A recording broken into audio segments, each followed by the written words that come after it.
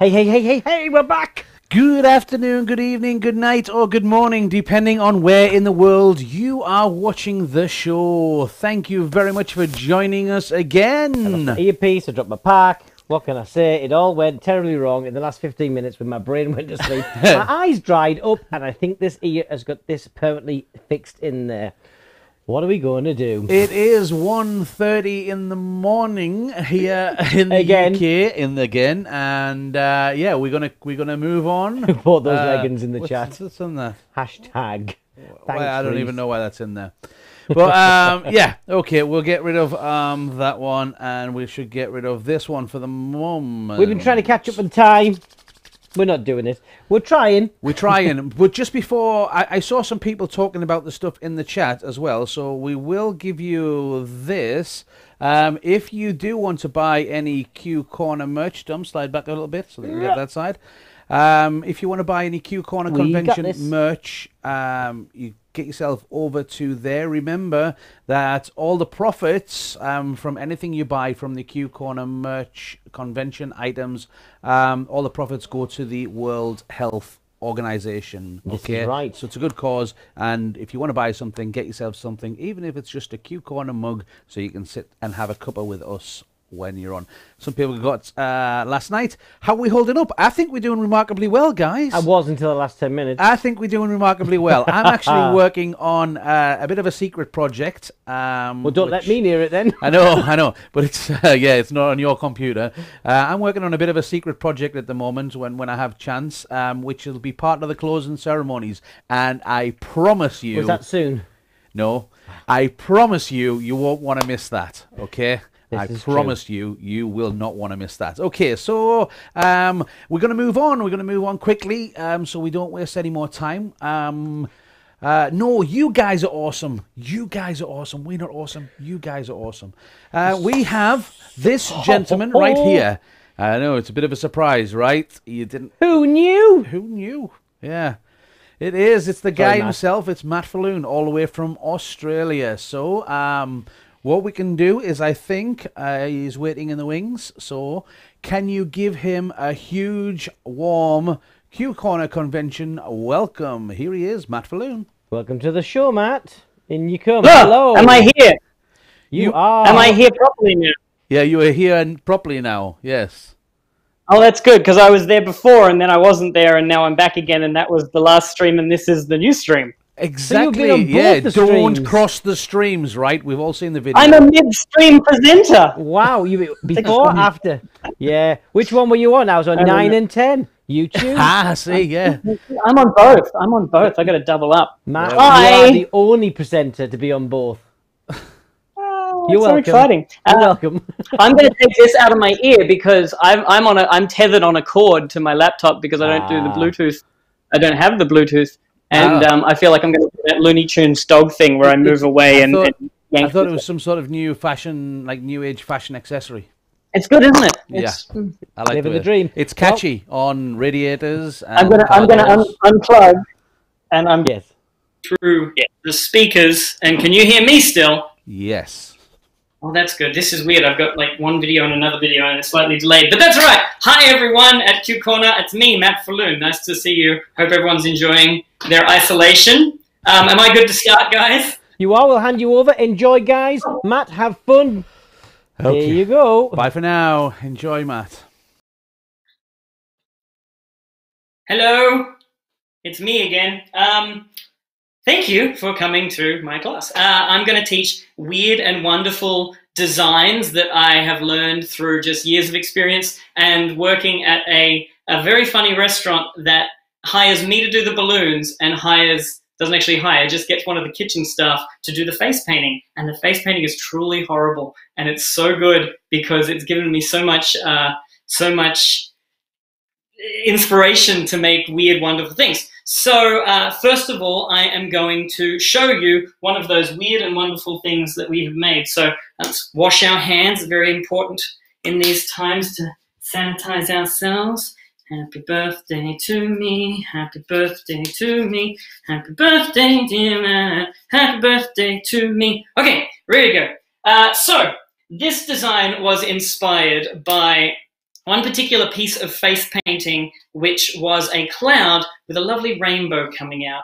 But neither the cloud nor the rainbow were drawn particularly well. So this is just something I came up with to make for the kid who happened to have that particular design on their arm. We're going to start with a white 260, inflated about halfway. I'm actually not going to show you what we're going to make before we get there because I want it to be a surprise because, you know, we need surprises to keep us going. And Mr. Squiggle never used to give it away until the end. And if you don't know who Mr. Squiggle is, time for you to get on YouTube. So this is a half inflated 260, and I'm going to turn this into a 7-petal flower just with tiny little petals, working that right round until we get all 7 petals. If you are twisting along at home, there isn't a materials list, I think, listed on my class, so you can have a look at that. So we come to 1, 2, 3, 4, 5, 6, 7.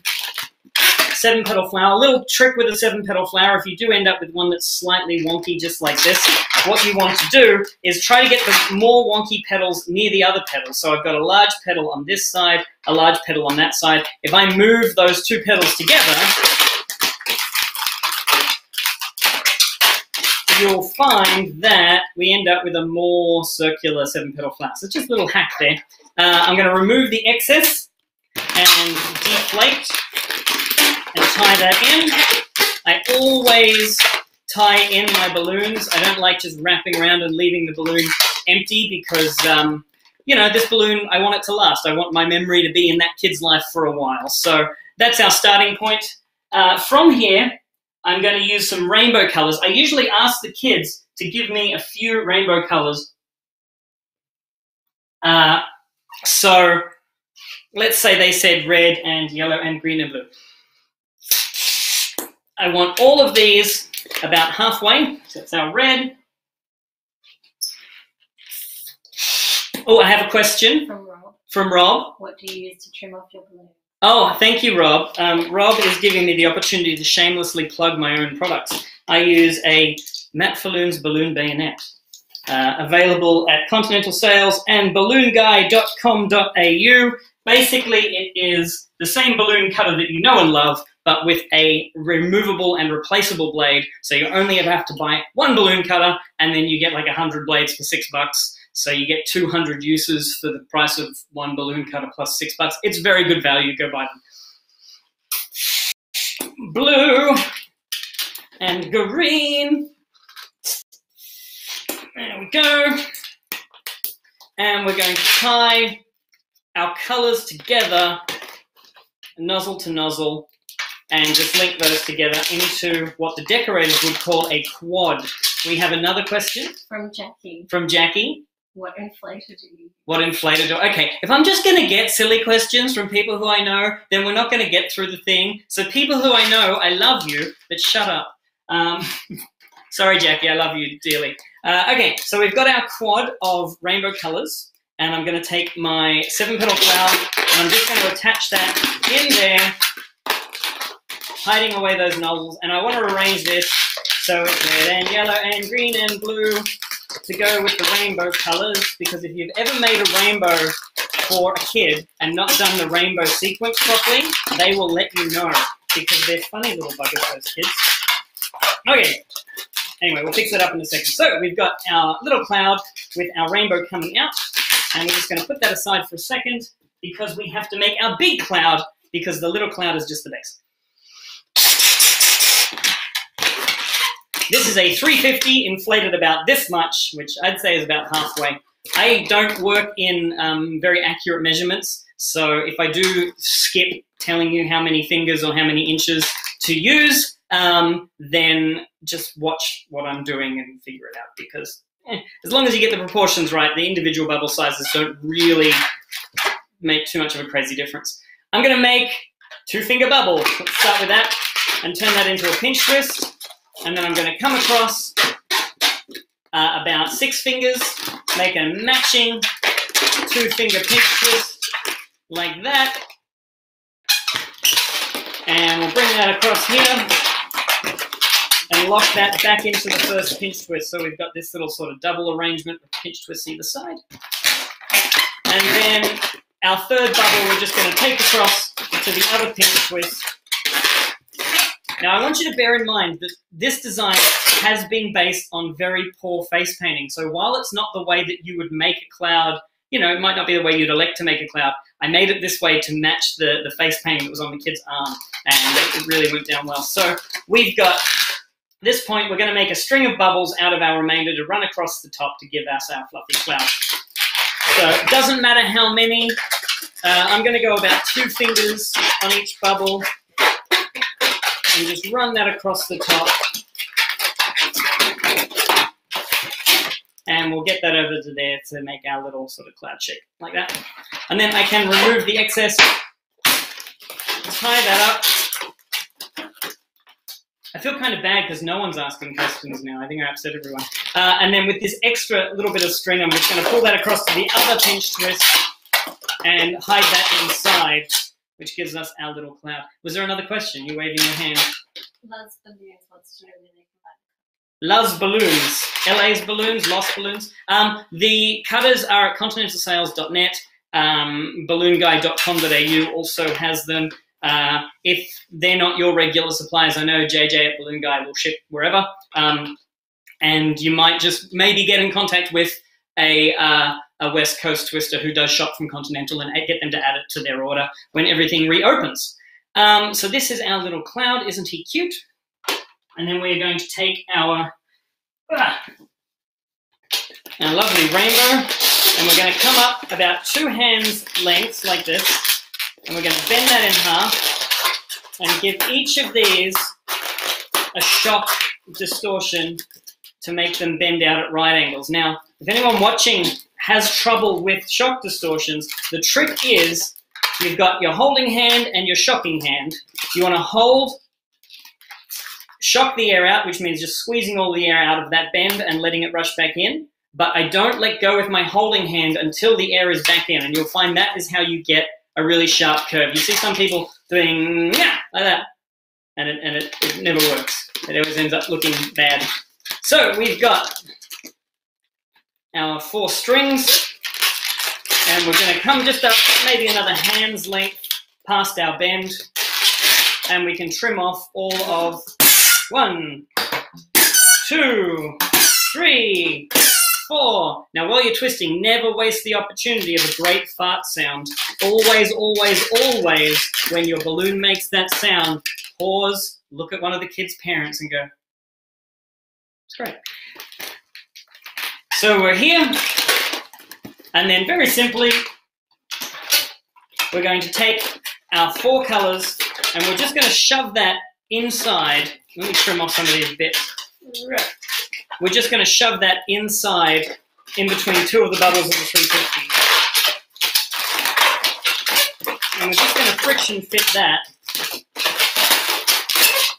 So that's in place. Look at that. That's a cloud with a rainbow coming out of it. But, like I said, this is based on horrible face painting. And when I saw this face painting done, I immediately thought, oh, that cloud is not having a good time. That cloud is being sick. And his vomit just happens to be rainbow colored. And that's really unfortunate.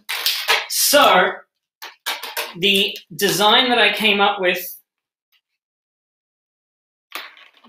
was to put a little very pained expression with a couple of sweat drops on his face. And that is a cloud vomiting around. Oh, sorry, I forgot one last bit. Sorry, there was one question? No, Marvin Hardy was saying hello.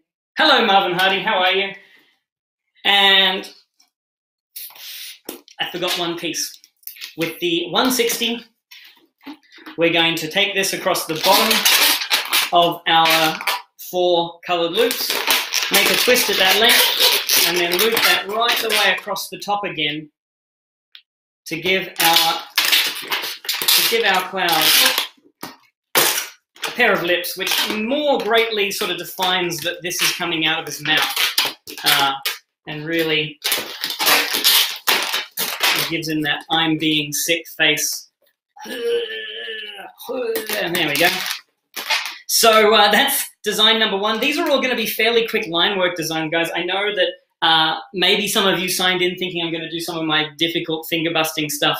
I'm not doing that now, but I do have some stuff which is scheduled to come out very soon, which will be your typical Matt Falloon ridiculously hard techniques that we should all learn anyway. So I've now just attached this onto a wristband so our little kid can have a vomiting rainbow. There he is, isn't he lovely, having a horrible time. And do I have another question? No, Edward's going to use it in the centerpiece. Oh, there we go, fantastic. So vomiting rainbow, having a horrible time, and I just think that's funny. Someone wants to know if you can put it on a headband.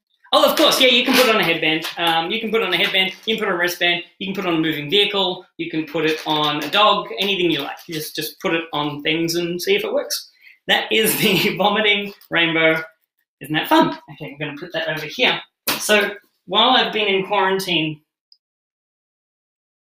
I've been learning some extra skills because, I mean, we all love balloons, but there's only so many balloons that you can do when you're sort of locked in without going a little bit stir crazy. So I'm working on some new download stuff, which, like I said, the difficult finger busting stuff. I've got some fancy stuff coming out, a whole series of birds downloads, which will be announced soon. And that's more difficult. But one thing I've also been trying to do is, it's outside my comfort zone a little bit. I want to add ventriloquism into my show because I do a lot of things in my show, but I don't do ventriloquism. And I'm pretty rusty, but I want to show you guys how I've been filling some of my time making Steph really annoyed at listening to me. Look, it's a koala. Hang on, I gotta think. I'm still at that point where I have to think what I'm doing. Hello, koala, how are you? Oh, I'm pretty good, Matt. How are you? Yes, very well. You're a little bit late getting here. Yes, I am, Matt. That's because I was quarantined. Oh, where did you come in from? Texas. Oh, I love Texas, but that's a strange place for a koala to be. It's because I'm a qualatex. I'm working on it. It's not great yet, but I'm working on it. Oh, hang on, I did the voice. Never mind. Okay, hi. Where do you get slapbands from? Where do I get slapbands from? You talk to the man, Zivvy Kivvy. You talk to him. He has the links to do the slapbands, and I'm going to move on to my next sculpture, but it's very important. Sanitize your hands. Never gonna give you up. Never gonna let you down. Never gonna run around and desert you. Okay, so this one is inspired by more horrible face painting. One thing that you see, I've seen some absolutely beautiful tiger faces, you know, with the gradient and the white and the orange, and then you see some that looks like Snooky ran through a hedge bush and it's just orange with black scarry stripes running out, and it's horrible. But it's fairly popular at my restaurant, so this is something that I make a lot at my restaurant. I'm going to make a tiger claw to match the face painting. Question? Q Corner want to know if you can do that joke with any marsupial. You can do the joke with any marsupial, but it does help if you find one with a backwards facing pouch. Right, we are going to start the tiger claw by making 3 tiny reverse inflated claw shapes. So that's just like a 4-finger bubble, and I've done it soft and tied it really close to the air. And I'm going to try to hold it not against my black t-shirt. So you get that sort of bean shape, that little claw shape. I'm going to do that 3 times. 1, 2. I do recommend not using your mouth at the moment, otherwise you'll freak people out. But hey, we're not going to catch anything over the internet. 1 of those, and 1 of these. Then what I'm going to do with each of these, once I've shaped them, make them a little bit pointy, I'm going to tie another knot about 1 centimeter down, and I'm going to remove the excess, but I'm keeping this scrap. So we end up with this, which is, let me get my head out of the way. It is a little tiger claw with 1 centimeter, well, 1/2 inch, 1/3 of an inch, that much, with another knot on the other end. And I'm going to do that 3 times on all 3 of these, just making that knot and trimming it off. 1, 2, 3. There we go. And then from there, I'm going to put those aside. I'm going to get my orange 321s. Now I've got 3 of these, and I'm going to inflate them, getting some of that taper in place, but I'm happy if there's a little leftover tip there, because I'm going to do a marriage twist in these, and I want that extra space for that air to flow back down towards that. So I've just cut that off. I've tied it about maybe 1.5 inches from the end, trim off the excess, I can get rid of that scrap, and then I'm going to take one of my tiger claws, and I'm just going to marriage twist that in, down about 2 fingers, like this, and using one of the black scraps that I kept from before, I'm just going to tie that in place to make sure that doesn't go anywhere, and I'm going to keep these strings, because these strings are important. So we should still have that nice tapering shape and our claw at the top. Doing that again for those people who weren't watching. There we go. And tying that off again, about 1.25 inches, 1.5 inches from the nozzle, trimming that off. And then we're going to do a marriage twist down inside. Oh, and I'm going to launch it across the room. Pardon me, just 1 second. Ooh. You have no idea how messy this room is. It looks very clean and lovely here, but I've been filming the birds download and there's just junk everywhere. Trim that in, push that in, and then using my scrap again, tie that off. Again, keeping my scrap nice and long. And then the third one, same deal.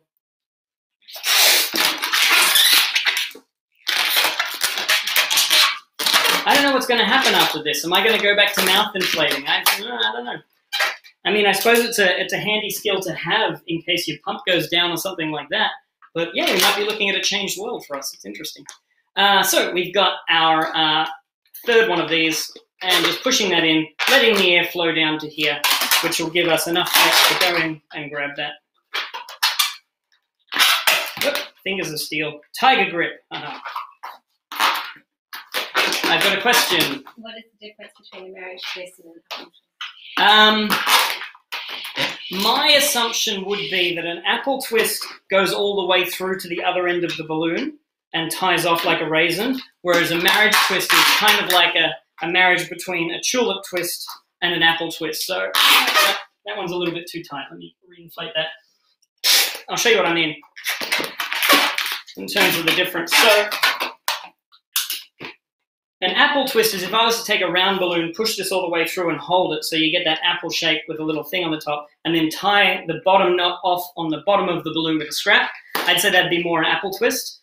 Whereas a marriage twist is when you, pardon? When you join two. When you join two together, yes.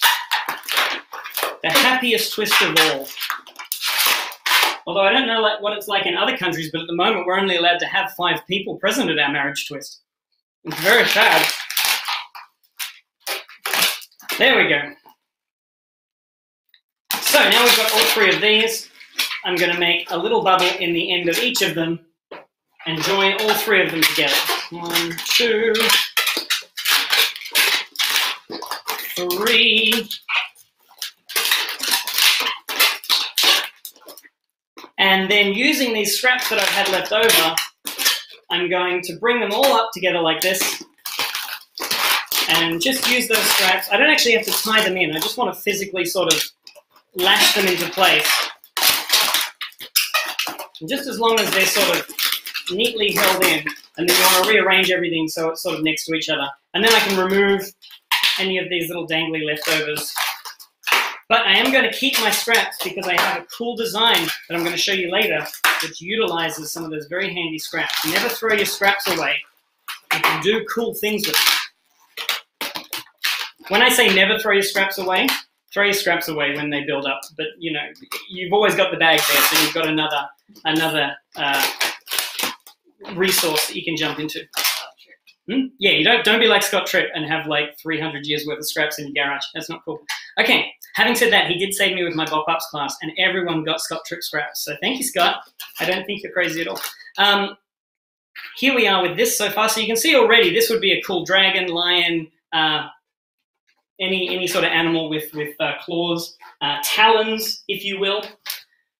We're going to take an orange 260, and I'm going to inflate it about 3/4 of the way, and I'm going to attach the nozzle into the back of the tiger claw like this.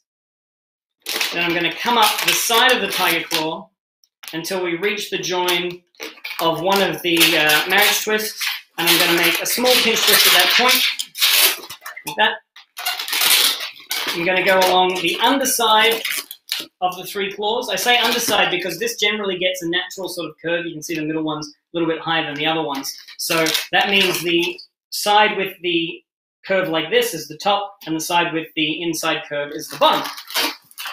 I'm just going to take that along the bottom like this, and make another twist like that. And then I'm going to bring that loop all the way over so that it neatly covers up the join and hides our mechanics. So you've just got one neat little loop running over there like that. I probably need a little bit more air in this, so I'm going to trim that off and reinflate. And that is just going to loop back and tie back into the pinch twist on the other side, which gives us our little handy holder, handy holder, little hand holder handy holder. I don't know, that thing you hold it with. Now, we're almost done. We want to secure this also to the wrist. Oh, hang on. Yeah, I forgot to make it symmetrical. I can get another orange 260, and you can see we've got a 260 running up the side. We want a 260 running down the other side as well. So lock that in, and just bring that down to the other side, and twist it in. And then I will resume what I was telling you about. Okay, so at this point, I want to make something that lashes onto the wrist. So you can hold on like this and have that wrapped around the wrist. The easiest way to do that is just with a loop of 260 like that. You just loop it around, twist it back into itself, and the kid's hand goes through like that and through the middle. What I like to do though is, because I have invested in slap bands, is I will now attach a slap band at that back point. That way, I'm giving away my marketing, and the kids go home not knowing that they've got it, just like tapeworm. So we've got this, it goes on here like this, and then that slap band wraps around the wrist like that, and that gives the kids their tiger claw. If you've got time, you can make 2 of these. A handy hint when I give these to children is I always, if I'm making like this, there's Thanos gloves and Hulk fists and all sorts of stuff you can make. When I'm presenting this, because every balloon I make is a surprise, when I'm presenting this, I ask them to put their hand out like this, palm up, and then I put this onto their palm, add the slap band, and then get them to turn their hand over. And that reveal moment, when they turn their hand over, that's when they react and go, oh, it's a Hulk fist or a tiger claw or something like that. Oh, we have a question? Flavia and Isabel ask, how many cups of tea do you need? Flavia and Isabel ask, how many cups of tea do I need? First of all, it's not tea, it's hand sanitizer. And second of all, I'm being very clean. Leave me alone.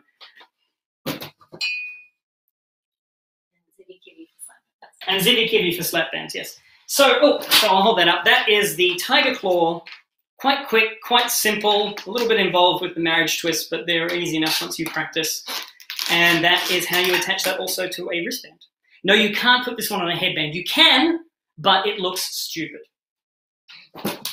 All right, what else are we going to do? Let's do, oh, very important. Everyone's got their own hashtags. I need to have my own hashtags. So I've prepared this because everyone's got, very important hashtags, signs of hope, but I want mine to be educational. So it's hashtag wash your hands and stay inside and cough into your elbow because we need to flatten the curve, but don't worry because we still have balloons, okay? So Keith and Dom, if you can type that out, put that up on screen because I want that to go viral. No, I don't want it to go viral. I want it to be popular on the internet. So that was, for everyone, hashtag wash your hands and stay inside and cough into your elbow because we need to flatten the curve, but don't worry because we still have balloons. Make that trend. Oh, fantastic. That's, wrong. Oh, I thought I was, there we go. Oh, I'm a mime. Look at that. Okay, that was, get rid of it now. It's gone. Oh, thank you. Ooh, that's like I swooped it away. That was amazing. Right, so let's move on. How are we doing for time? We have a question? Yeah, can I put it on leggings?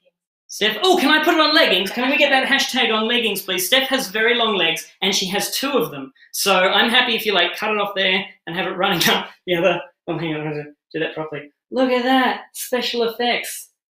Oh, I'm just messing around at this point. Okay, let's keep going.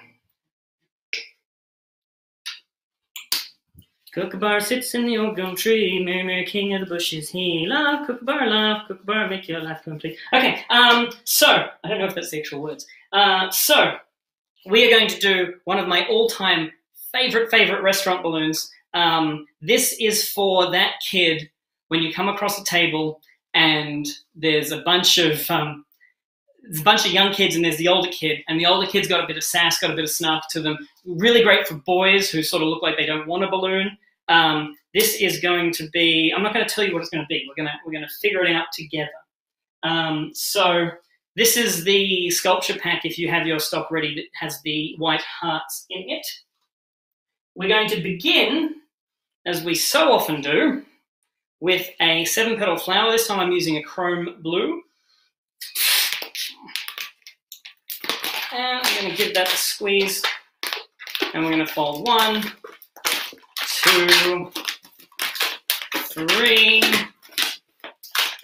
4, 5, 6, 7.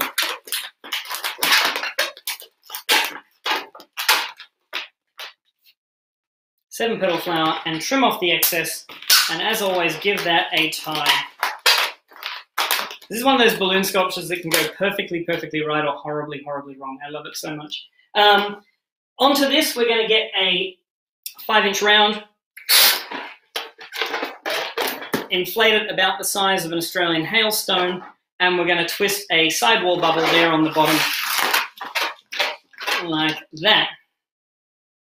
And then this sidewall bubble is just going to lock into the center of our 7-petal flower, and we just grab that, we push it in between 2 petals, bring it to the bottom, and then reverse those 2 petals to lock that in place. So you should be able to see a little 5-inch bubble there.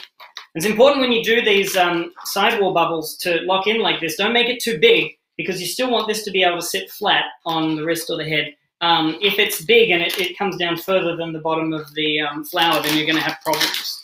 That's a general rule with headbands in general, is try to make sure nothing's coming down lower than the flower, otherwise you'll have problems. Now the way I do this in the restaurant is I actually use Pippity Pop's Panda Bear design, which I'm not going to show you because it's not mine to teach, and that's what we do. So I'm going to use a more simple head design for the teddy bear, but just so you know, this isn't the way I make it live. I usually do a more complicated head and talk to Pip about how to learn to do that. But before we do, I'm going to grab a grey 260. I'm just going to inflate it about 1/3 of the way, and then I have, oh, I'm losing air somewhere. That's upsetting. Quick, race against time. I have a red 160, which I'm just going to give a little puff of air so it is wobbly. Same with a pink 160, joining the 2 together, tying them in the middle. Now, the way I twist, I like to do complicated designs while I'm working, and every little efficiency that you can do along the way means that you've got more time to do your sidewall bubbles and your raise and twist and all that sort of thing. Where is that air coming from? Anyway, so when I'm doing marriage twists, the whole idea of tying these to this seems a bit like an extra step, when all you need to do is grab a chunk of balloons, line the knots up and drag them down inside, and then just grab all of the knots as if they were tied together. You get literally exactly the same end result, but you skip that step of tying. So for everyone watching along, what I've done is I've marriage twisted my wobbly pink bits into a grey 260, and I've just done that about 4 or 5 fingers, and that's going to sit aside. Actually, before we'll finish this off, I'm going to get a black 160 and make the following string of bubbles, 2 small pinch twists like this. I think we're good. I just got another grade 260 delivered, but I think we're okay. 2 small pinch twists. We're going to make a 2-finger bubble. We're going to make a 4-finger bubble, make another 2-finger bubble, and another 4-finger bubble. And we join those together into a little diamond shape. And we can remove the excess now and tie this off like this. Now, I'm going to show you something cool with this later. We're going to attach that to the tied end of the grey 260. We'll lock that in place, making sure that's not going to go anywhere, and trim off the excess. So we've got this. Cool, right? You don't know what it is. I know what it is. It's going to be cool. Trust me. Okay. We've got a 6-inch white heart that I've inflated all the way. So it's nice and big. And then I'm going to shrink it down so it's just past round. We'll tie that high on the neck like this. And I'm going to twist one of the lobes into a sidewall bubble. Now this is really important. I'm going to twist the sidewall bubble in half. And then I'm going to make sure that each half of this sidewall bubble gets its own set of twists. If you twist each half together, they won't stay in place. Whereas if you twist each half separately, that will lock into place. I'm going to do the same on the other side. Sidewall bubble, twist, and twist. And that makes just a really simple little teddy bear head. It's not as effective because it's got sort of double bubbles for the ears, but that doesn't really matter. It's an effective little teddy bear head. And most kids at this point will realize that I'm making a cute, itty-bitty, adorable teddy bear, which is great, except for the kid, that snarky 13-year-old who I'm actually making this for. They're thinking to themselves, I'm a 13-year-old boy. I don't want a cute little teddy bear. But tough luck. They're getting what I give them. We have got a half a 260 in white, and this is just going to wrap around the head and neck join. Because I didn't explain what I was doing. I tied the head onto the body. I may have not explained that step out loud. I just did it. And then tying that nice and tight and trimming it off so all you can see is a tiny little knot. It doesn't really get in the way. So we've got this so far. Now at this point, I'm going to get the grey end of this and push it up through the arm loop, and I'm going to start doing my artwork. I'm going to walk you through the artwork or the Sharpie work that I'm going to do, but I want to do it first. So I say to the kids, this is a very happy polar bears, because polar bears aren't very happy in general because they live on ice, which is very sad because ice melts, and the current climate problem means that they're losing their houses. So, you know, you've got a polar bear who's perfectly happy on his little ice shelf, and then his ice shelf melts, and he's in the water swimming, and he's very, very sad. But then he finds another iceberg, and he's happy again because he found another iceberg. And so he's on there for a little while, but then that iceberg melts, and so he's very, very sad. So they're constantly going through this process of being very happy, and then very sad, and then very happy, and then very sad, because they're bipolar bears. What? What's the black bit? Oh, I'm not finished yet. Anyway, this is going to be a very happy polar bear. I don't want to depress anyone. This isn't what balloons are about. We want this to be a very, very happy polar bear. And you can tell why he's so happy. I'll tell you why he's so happy, because he has got his favorite snack. And this is an educational balloon as well as a fun balloon. His favorite snack is seal. And so you can see we've got a bit of the seal here, and we've got a bit of the seal on his face, and most of the seal's down here in his belly. But that is the polar bear eating a seal. And usually at this point, you'll get a laugh from the 13-year-old. You can look at the parents and say, what, it's educational. Watch Attenborough. This is what happens. This is what it is. And we've got our polar bear chowing down on half a seal with blood spurting out. and the tail. Now, the reason I kept the tail as a diamond and twisted it together in the last moment is because I try to see every balloon as a routine, and I don't want to give away the punchline until the end. So as I'm coming up with designs, or as I'm twisting designs that I've seen or know, I'll look at how the pieces go together and sequence them in such a way that the whole thing is a little show. And that way, when I get to a gig and I know I've got 15 kids at a birthday party, I have 15 mini routines to put together into a bigger show. And I know the kids are going to get the balloons that I have a routine for because I don't ask the kids what they want. I don't give them requests. I simply say, no. My rules are everyone gets a surprise, but I have a special offer. If you don't like the balloon that gets made for you, you can bring it back to me next year at Timmy's birthday, and I will swap it for a balloon that I don't like. And I think that's fair. No, we weren't picking on bipolar people. No, it's... Oh, I'm sorry if you're offended by that. It's more of a play on words than an attack. It's it's wordplay. So there we go. We have our happy little bear, and there he is. He's very, very cute. I'm going to put that aside.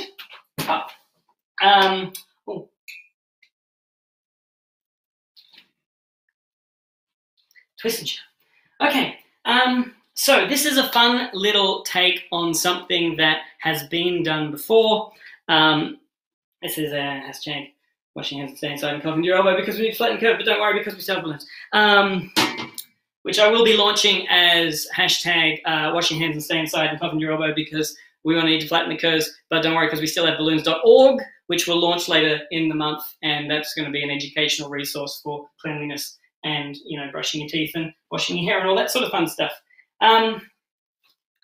If you have got your little balloon pack, which has the dark blues and the yellows, we are going to use that, and the chrome silvers, we're going to use that to do, I really love, there's been a whole bunch of balloon designs that have turned balloons into toys. So you've seen the bop-ups, which is my stuff. Buster's got his poppers, which are the little bouncy games. You've got all the spinning balloons going around at the moment. You've got the helicopter designs, just anything that has that level of interactivity. So it's not just an object, it's a toy, it's a game, it's something that does something. And there's one little toy that I've been fascinated with forever, ever since I got them. I actually learned how to make them as a kid, which we'll get to how to make one out of balloons, but let's step through this one. I'm going to use the chrome silver, inflate it all the way, burp it off, but don't do that on anyone at the moment because that's a problem. And we're going to space this out and create our clappy, noisy little duo. So we've got this, pop that aside, and with our dark blue 260, I'm going to inflate that almost all the way and give it a good stretch. And we're just going to make a small bubble, a loop big enough to fit your hand through, or your fingers, 4 fingers through. I have a question. Do you ever get the WTF question? No, we're lucky because we live in Australia, and Australia's a funny place because it's sort of laid back, but then it's also very, we're structured in a way, we've got a lot of the British in us, so we still have that sort of etiquette and politeness thing going on, but then we're also very laid back. So if you ask any of the twisters who've worked with me in my restaurant, Christopher Lyle, Andrea Knoll, Crystal Grace, Dave Bren, they've all been in Australia at one point and worked in my restaurant. And the stuff that I'm able to get away with, not just me, but Australians in general, we don't have the same formality. Like, it took me years of visiting the US to realize that when the server was calling me sir, he wasn't being snarky. That took me a long time because, sir, your table's ready. I'm like, all right, you don't have to, it's cool, bro. Just let me sit down. Jeez, chill. So yeah, I don't often get, upset parents. You don't push it too far. Plus as well, I work in Western Sydney, which is sort of the lower socioeconomic area. I work there because I live there and I'm a full-time entertainer and I can't afford to live somewhere nice. But the people there are also great because they don't have that air of, entitlement about them that your upper class suburbs do. I really love doing birthday parties in lower socioeconomic areas than I do higher socioeconomic areas because they almost can't afford me. So when I arrive, it's special and it's a big deal. And that's why I love doing the restaurant where I'm at, because it's special and it's a big deal, and it's something that the parents wouldn't necessarily have the money to give their kids at the best of times. So that was a fun little tangent. But no, I never get WTF from the parents. I usually get a laugh, them sort of coughing into their drink or something like that. And it's usually fine. Have we got time for a story? I'm going to tell a story about my... Oh, hang on, another question? Q Corner said, Matt, are we ready? Oh, are we ready? Oh, you want me to move on, do you? Really? You're hurrying me along? Okay. All right.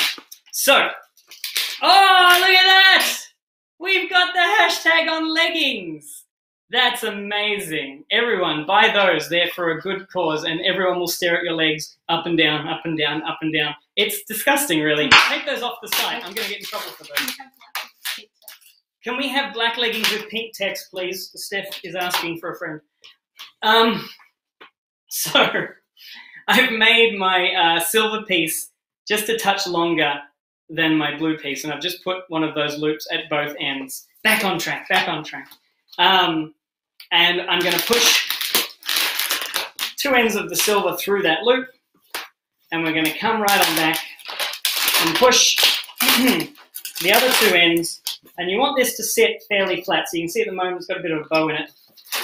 We're going to adjust and rearrange and adjust and rearrange until it fits fairly flat, and we're also going to just make sure that there's not too much of a separation between these two silver pieces. So we've got this. Now, I did tell you before, keep hold of your scraps. I'm going to put this aside and I'm going to grab a handful of scraps off the floor. Pardon me for a second. Okie dokie. So, I say to the kids, I say, do you know what recycling is? And they say, yes. And you say, recycling is when you get garbage that you don't want anymore and you give it to someone else. It's great. It's a great system. And do you know what this is? I've got this out of my little trash bag. Do you know what this is? This is garbage that I don't want anymore. I'm going to do something special with it. I'm going to put it inside your balloon because that's how much I like you, kid. We're going to take a yellow 260 and I'm going to inflate it only about a third. And I'm going to tie that off, trim it, and then I'm going to get a little bit closer to the camera as I do this. I'm going to take this little bundle of scraps that I've got and I'm going to push that down inside the balloon like that. And I'm just holding it there about a centimeter inside the balloon so I can grab it with my outer hand and hold on to that little ball of rubber and get my finger out. Now, I'm going to squish all of the air out around that ball, and what happens is the latex is compressing onto that ball in all sides, so it's turning it into a round shape. So you can see now I've twisted that off with no air in between the layers. I'm going to do that again. Now, a lot of people have trouble with this. That just goes straight inside. And I'll show you a little trick that I found really helpful. Before I take my finger out, before I grab it with my grabbing hand, I give the 260 like half a twist, and then I grab the little ball of rubber and I pull that out. And what that does, I don't know if you can see that, but it seals the balloon off. So you can see now that when I let the air out, you can't see the previous layer, and it's just got that little, looks like a cat's bum hole. It's just a little puckered in connection point before you twist it off. Then you push it in again and you twist your finger and then you pull that out and you twist it off again. So each time I'm adding a layer of rubber. Now you've probably done this before if you've been making super balls before. The difference in this design is I've added the scraps inside to add that extra little bit of weight. How many times has it flown out? So this uses a similar technique as the bop-ups. So you grab a handful of scraps and you end up putting the scraps inside the balloon to act as the weight. There is a danger point, though, when you're holding the balloon and you haven't tied a bunch of layers. And if you do let go, it shoots out and it's like New Year's Eve and there's scraps everywhere. It's happened to me once when it wasn't on purpose. So I try to do it in the class when I teach pop-ups just to show everyone what it looks like. But it has happened to me once at the restaurant. And luckily they were finished their meals, but they did end up with scraps all over their table. And I bought them a round of drinks to apologize. They thought it was funny, but I thought it was the right thing to do. So yeah, be very careful when you grab with your grabbing hand that you're grabbing nice and tight. And that's going to push in like that. And we're going to twist that off. And I'm I'm doing a bunch of layers. It doesn't really matter how many layers, but when you get to a point where you think there's enough layers on there, maybe 5 or 6, I'm going to put my finger in deeper than I did before, hold on with my grabbing hand, and then I'm going to hook my finger back and just pull. So what I did inside is I hooked my finger back like this, and I just pulled. And it's exactly the same motion as when you snap the balloon, but we're snapping the balloon on the inside. So now I've dropped that ball, is now loose inside that balloon, and I can push that all the way down, and I really try to push a lot of air down into here, make this nice and tight, and twist this off so it is a capsule shape. You see the capsule, and it has a little ball that rolls around on the inside. Now this is the coolest little toy. This will have people like jaws dropping. So at this point, I say, ta-da! Don't be disappointed, I'm not finished. And I'm drawing the face on. I'll show you what I'm drawing in just a second. Now a quick note with using edding markers and Sharpies is a lot of people try to separate their eddings and Sharpies, which is a good idea, and try not to draw too much on top of your Sharpie with the edding, or vice versa. A really great little trick is if you know that, like for example, with the polar bear, where's our polar bear? If you know you're going to leave white and put white spots on the eyes, just don't color those bits in. Like draw it out and then color in all the other space. That way you don't have to come back with your edding and put the white spots on. If you're doing a white balloon that has drawn eyes, you can just leave those spaces blank and you won't gunk up your edding and you won't smudge your Sharpie. And it's just with a little bit of forethought, you can get the eyes looking the way you want without actually having to change pens so much. And I'm doing the same thing here. I've drawn a white circle and a black trim around that. I actually usually use my silver eddings to do the trim.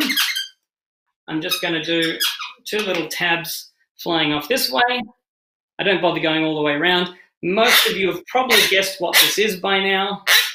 I have a feeling that minions will be a bit like Scooby-Doo. They will never die as much as we want them to. I'm going to grab a different color. I'm going to grab my blue, which actually doesn't work all that well. And I'm going to draw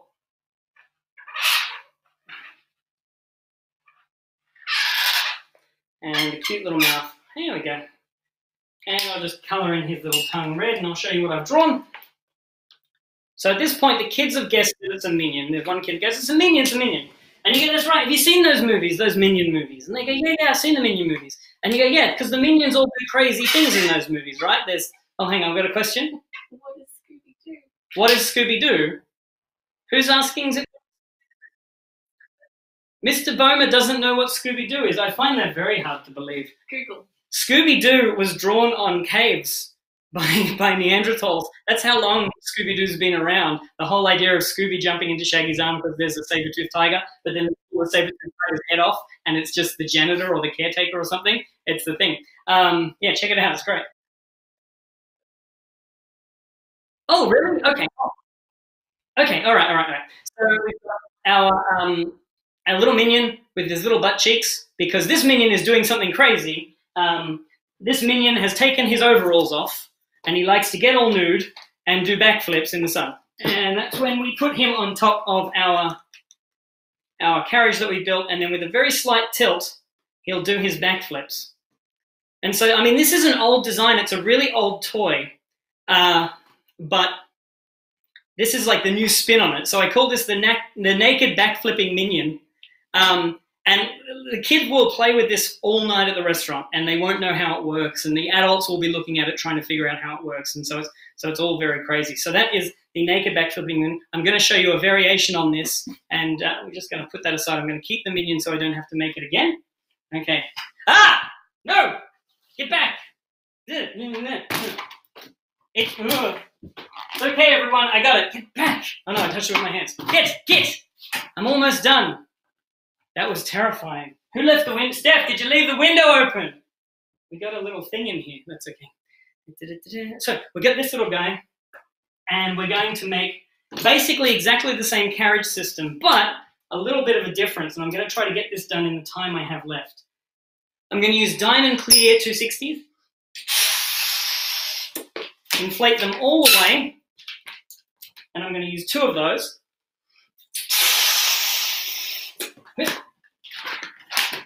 And tie those together, and then swoop over to the back here as well, and tie those to the other side. Now this is going to be the carriage for our minion, but obviously it's not going to link because there's that great big gap in between, so he's just going to fall out. So I'm going to use more diamond clear 260s, and I'm going to squish all the air out to make them into a ribbon and tie that up.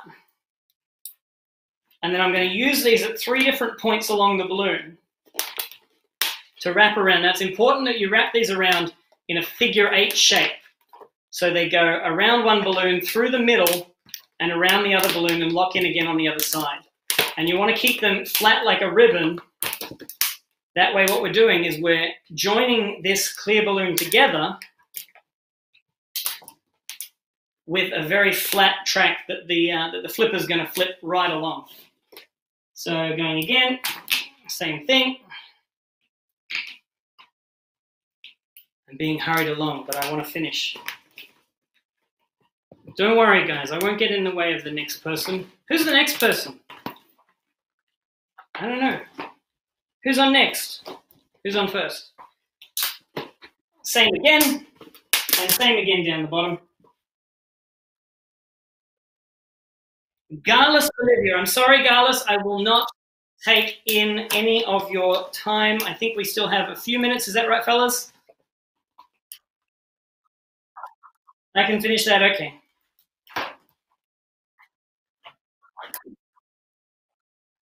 Okay. So I've lashed that together at 3 points. That way my little flipper will go along the whole length of this. Let me see if I can do it. And he'll flip all the way through camera and all the way off again, if it's perfectly lined up and flat like this. So from here, we're going to use blue and pink in this situation, but I do ask the kids to choose their own colors, because gender norms aren't necessarily what we think they are. But we're going to assume that the little girl wants a blue end and the little boy wants a pink end. And we're just going to make a simple little hat, which is just a loop with 2 pinch twists like that, looping that around, size of the kid's head, give it a little bit of a shock at the back, and that's usually enough to hold on to the kid's head.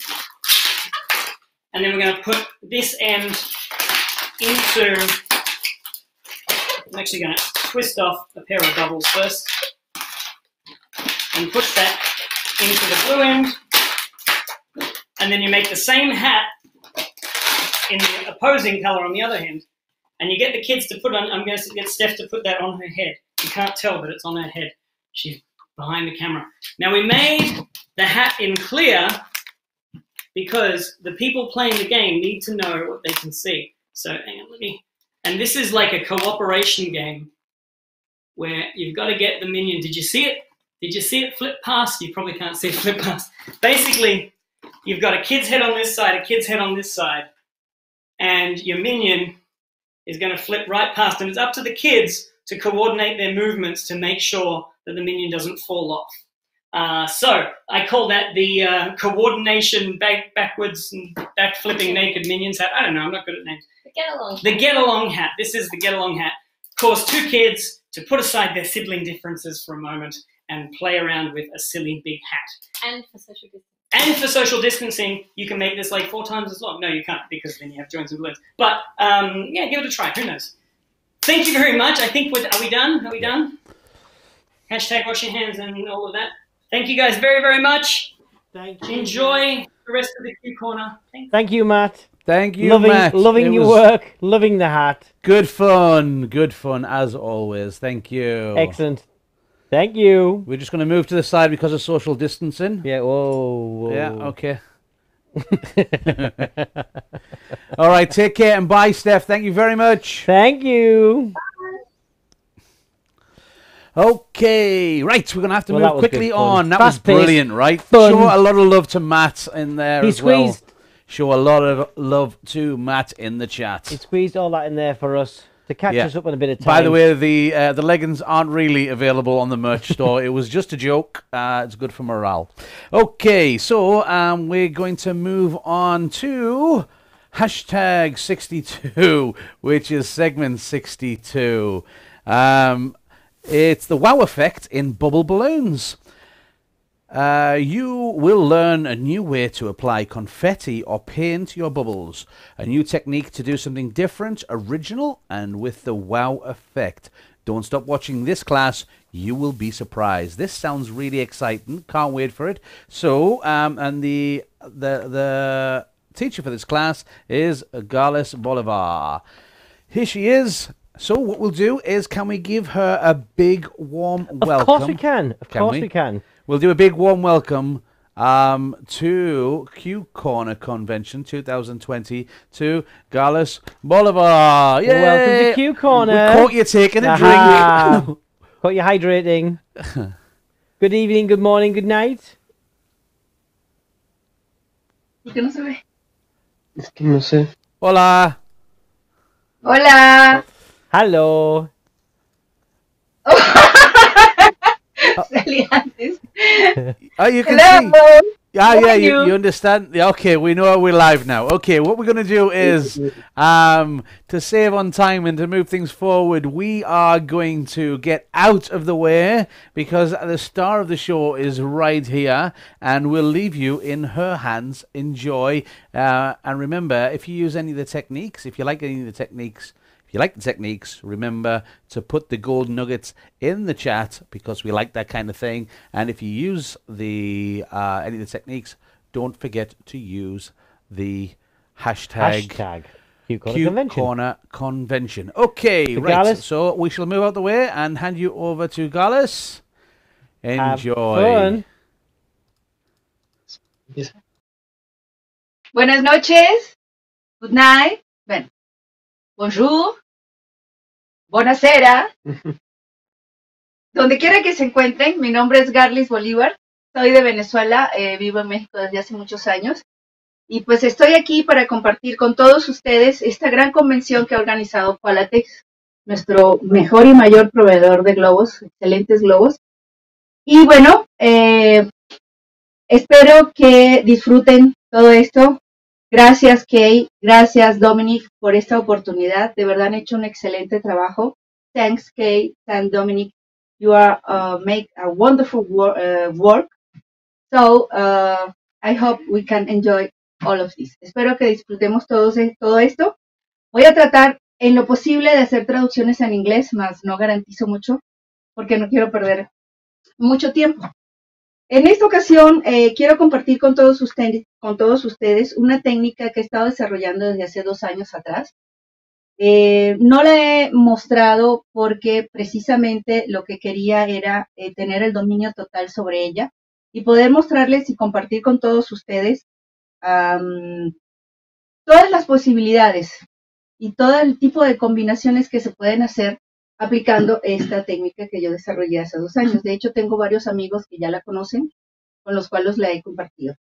Y bueno, para empezar y no hacer esto muy largo, vamos a empezar por decir los materiales que normalmente vamos a utilizar en este tipo para aplicar esta técnica. Vamos a trabajar con burbujas, bien sea de 20 o de 24 pulgadas. Vamos a utilizar jeringas de 3 mililitros y 5 mililitros.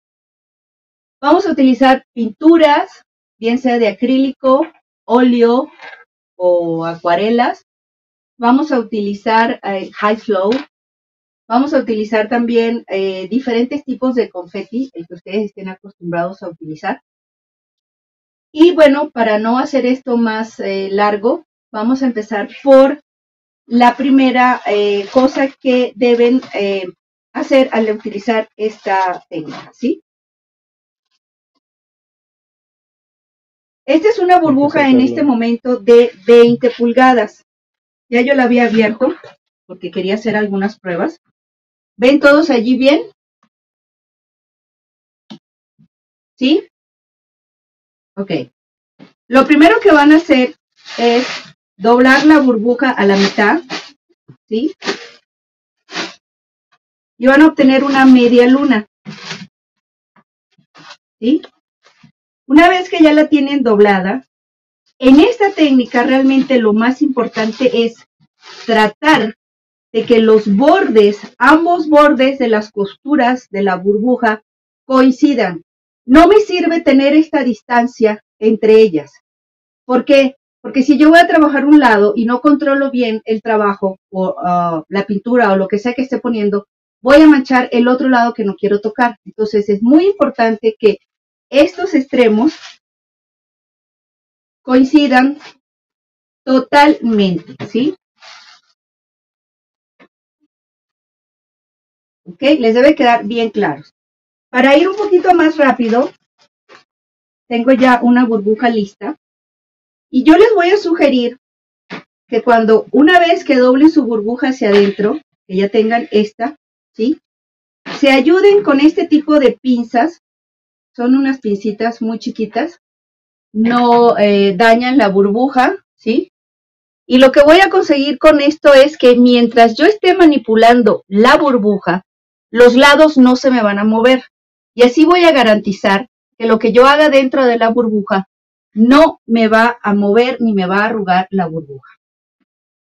Entonces yo lo pongo en los bordes y una vez más, cuando yo doble la burbuja, tengo que procurar que la boquilla de la burbuja me quede en el medio, no hacia un lado o hacia el otro lado. En este caso, este es un globo de 20 pulgadas.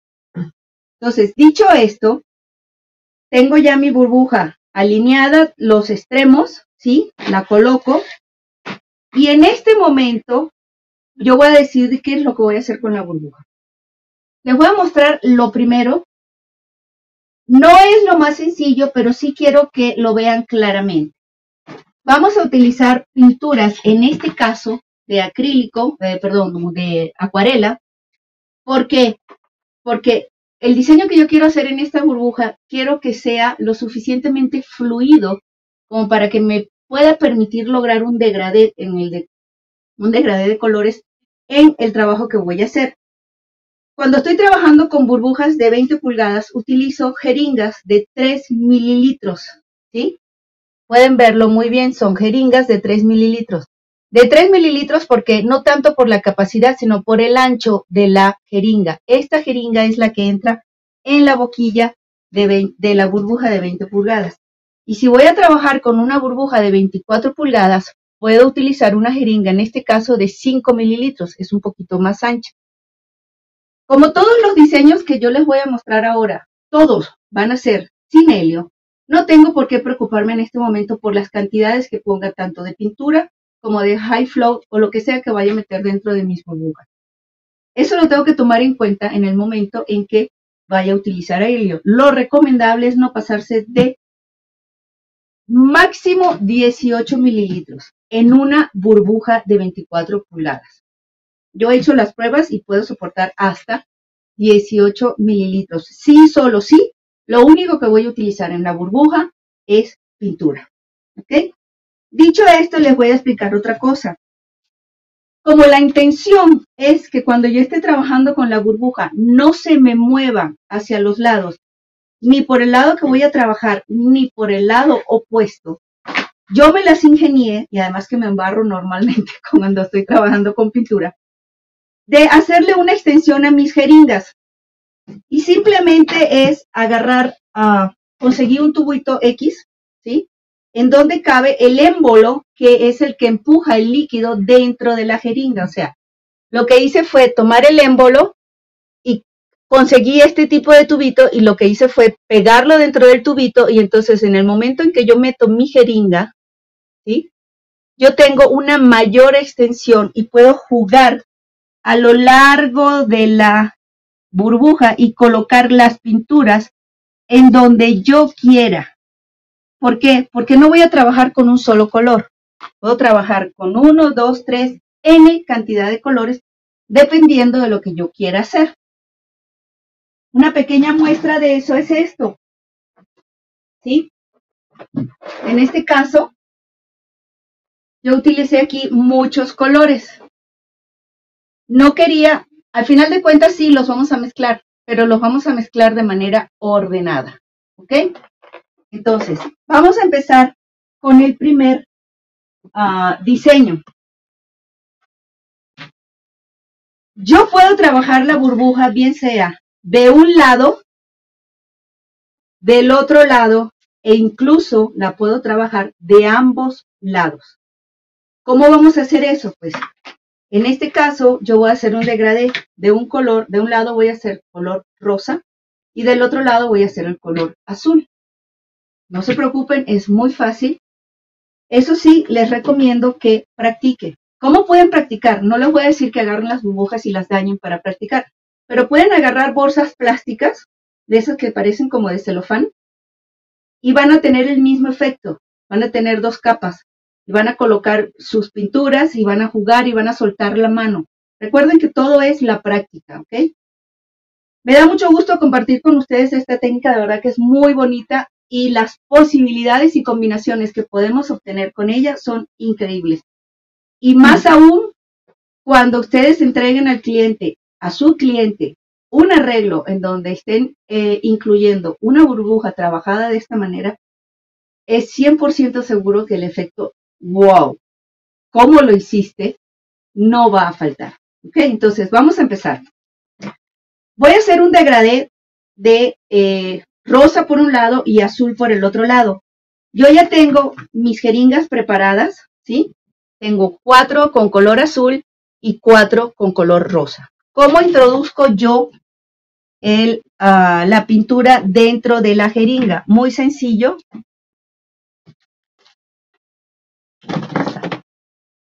Voy a sacar el émbolo. Voy a sacar el émbolo. Voy a colocar la pintura y simplemente voy a introducir la pintura dentro de la jeringa, ¿ok? Dicho esto, luego procedo a meter el émbolo. Ya tenemos listas estas pinturas. Dile a Armando que me saque este de aquí. Entonces, voy a agarrar mi primer color, ¿sí? Voy a hacer un degradé de más oscuro a más claro. En este caso, mi color más oscuro es este. Entonces, voy a meterlo. ¿Puedes enfocar aquí, José? Voy a meterlo en la jeringa, en la burbuja, y voy a llegar hasta donde yo quiera poner el color.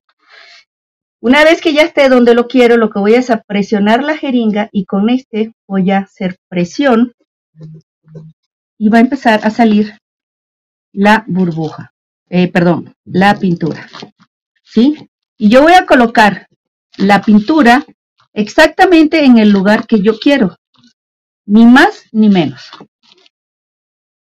Una vez que yo coloqué el primer color, tengo que tener cuidado de cuando voy a retirar la jeringa, quitarle el exceso que queda en la punta para que cuando yo la saque no me manche en el recorrido en el que la estoy sacando. Voy a seguir ahora con el siguiente color. El siguiente color es este.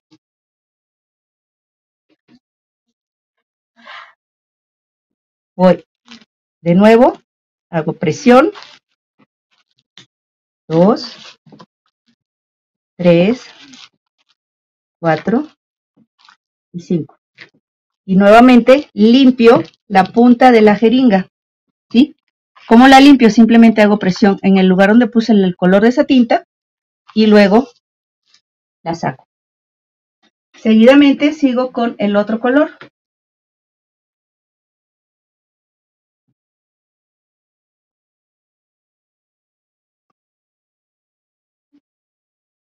Introduzco el tercer color.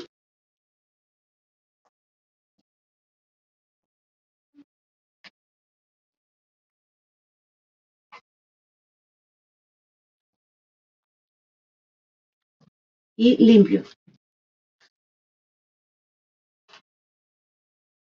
El cuarto color. ¿Qué clase de pintura? El tipo de pintura que estoy usando en este momento es acuarela. Acuarela, ¿por qué? Porque la acuarela es mucho más fluida. es mucho más fluida y me permite a mí poder desplazar más fácilmente la pintura. Pueden utilizar acrílico, pueden utilizar óleo. Yo en lo particular me encanta el óleo, es el que más trabajo por su particularidad que tienen de que los colores no se mezclan con mucha facilidad, lo que me permite a mí, como quien dice, tratar de dibujar o tratar de realizar el dibujo que yo quiera dentro de mi burbuja. No quiere decir que ustedes no puedan utilizar acrílico, ahora sí que va a depender mucho de cómo se acomoden ustedes más con las pinturas.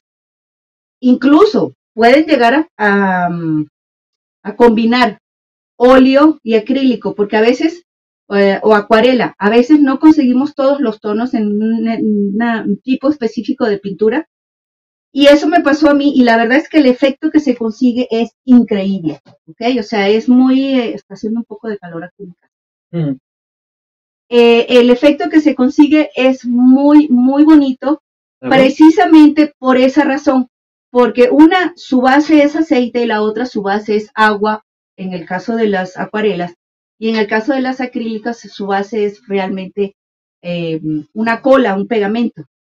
Entonces, ese hecho de que ellas no se puedan mezclar permite que ustedes puedan lograr efectos muy bonitos cuando están haciendo este tipo de trabajo. Entonces, voy a seguir con el otro color, el último en tono azul, ¿sí? Y el último que va es el blanco. ¿Dónde está el émbolo que me acomodó? No, el más delgado. Ajá. Y el último color que voy a utilizar es el blanco. Entonces, tomo la jeringa, introduzco el color. Tienen que tener mucho cuidado porque precisamente por ser acuarelas, las tintas son un poco más diluidas. Entonces, si lo meten y empujan el émbolo muy rápido, les aseguro, y me ha pasado, que la pintura va a salir por todos lados, ¿ok? Entonces, ya tengo el último color que voy a agregar, que es el blanco.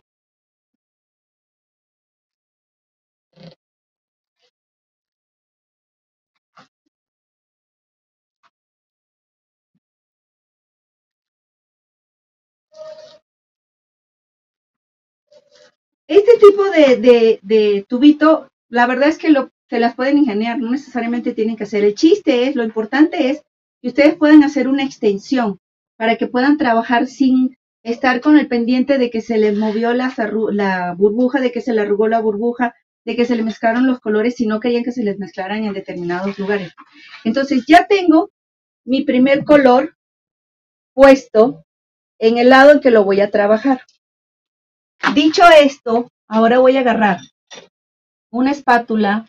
Muchas personas trabajan con tarjetas de crédito o esperemos que tengan fondo, sí, o con espátulas.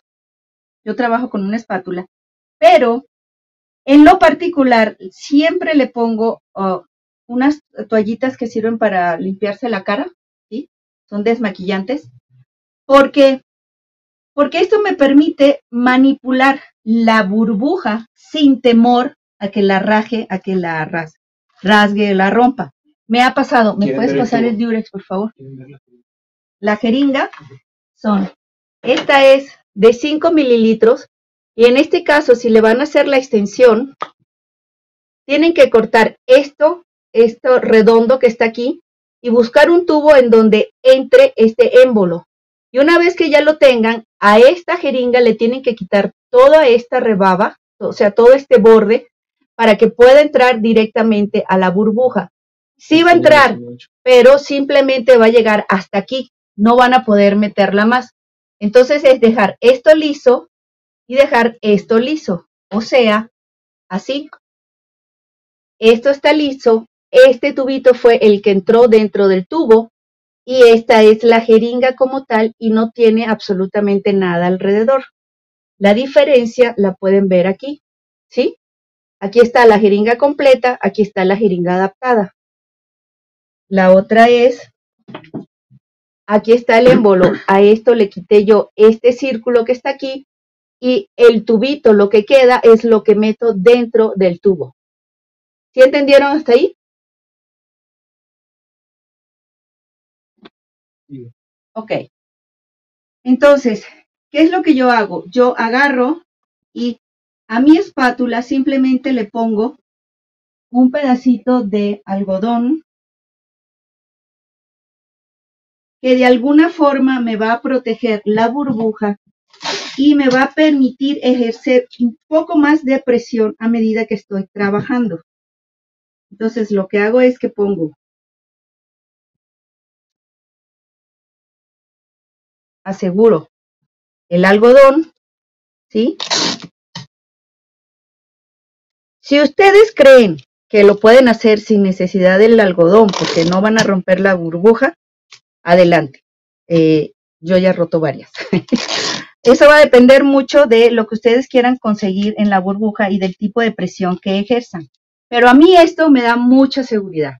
Ahora bien, ¿se acuerdan que les dije al principio que lo ideal es que las puntas o las dos costuras de la burbuja estuvieran unidas, ¿sí? Esta es la exterior y esta es la interior. Yo tengo que tratar siempre de que esto esté así, lo más pegado posible. Mas no significa que cuando yo esté trabajando con la burbuja o con lo que sea que yo esté introduciendo, voy a llegar hasta el borde. Y eso lo vamos a ver ahorita. ¿Por qué? Entonces, para asegurarme que mientras yo metía todas las pinturas o los colores dentro de mi burbuja, yo utilicé estas pinzas que en este momento puedo retirar sin ningún temor, porque de alguna forma la burbuja ya está pegada porque ya tengo la pintura adentro. Ahora voy a empezar a jugar, ¿sí? ¿Cómo empiezo a jugar? Lo primero es extender un poco la pintura y recuerden, es acuarela. Es muy fluida y no me puedo ir de una y ¡chum! Llegarme hasta la esquina. En estos bordes no tengo problema. Tengo que tener especial cuidado cuando estoy trabajando en las orillas. Entonces, ¿qué es lo que hago? Que muy despacito voy llegando lo más que pueda sin tocar el borde externo, sin que sea totalmente hasta el borde. ¿Sí? Me voy a ir hasta ahí, me voy a ir y sigo regando. ¿Qué tanto voy a distribuir yo la pintura? Pues va a depender del efecto que yo quiera lograr. Aquí ya me voy hacia abajo y empiezo a jugar con los efectos. Me puedo ir hacia la derecha, me puedo ir hacia abajo, puedo subir para mezclar un poco, me voy hacia los lados. Y aquí es verdad, ahora sí que en este momento ustedes van a sentirse Picasso, porque hasta yo, que nunca he pintado, me siento Picasso cuando estoy jugando con esto. ¿Qué pueden hacer? Incluso ustedes pueden poner toda la pintura aquí en el centro nada más y trabajar del centro hacia los lados. Y lo que van a tener en la burbuja o en una de las paredes es como algo radial. O sea, pueden saco del centro, mezclo los colores en el centro y empiezo a jugar sacando rayos. O sea, en este momento yo lo que quiero es hacer este degradé. Pero eso va a depender mucho de lo que ustedes quieran hacer, de su creatividad, como siempre se los digo cuando les doy clase a algunos. Nosotros les enseñamos las técnicas, la creatividad, la aplicación, ahora sí que va a depender mucho de ustedes, de lo que quieran lograr, ¿sí? ¿Se dan cuenta? Luego les voy a mostrar la diferencia cuando están trabajando. Yo aquí no estoy haciendo mucha presión en la burbuja, porque precisamente esta pintura, si se dan cuenta, cuando presiono mucho, lo que hago es que me salen claros en la burbuja, entonces tengo que empezar a jugar y a tratar de tapar esos claros. Me voy despacio hasta el final, lo más pegado que pueda y sigo hacia abajo. El último color es el blanco. Voy a tratar de no llegar tan lejos, tan cerca de la boquilla para que no se me pase hacia abajo y al momento de inflar la burbuja me vaya a manchar la boquilla, bien sea de la bomba o de la infladora eléctrica, si es lo que usan. Entonces, aquí llego, ya llegué, ¿sí? Ahora, aquí es donde yo voy a empezar a jugar y a hacer los degradés, porque aquí está el blanco muy marcado. Es más, este blanco, le digo la verdad, no es acuarela, es acrílico porque no tenía acuarela blanco. Y vean la diferencia, todas estas eran acuarelas y aquí yo tengo que hacer más presión para tratar de diluir el acrílico.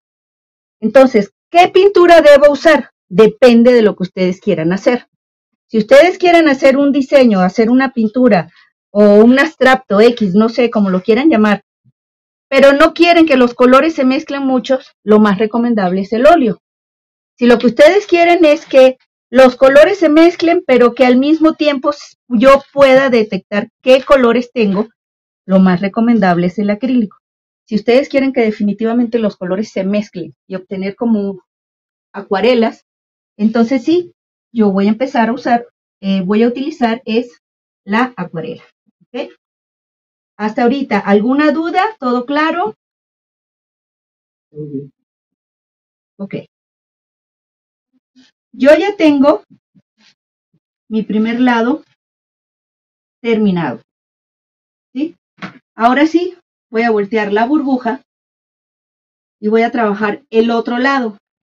El otro lado lo vamos a trabajar con los tonos rosas. Vamos a empezar con el más fuerte.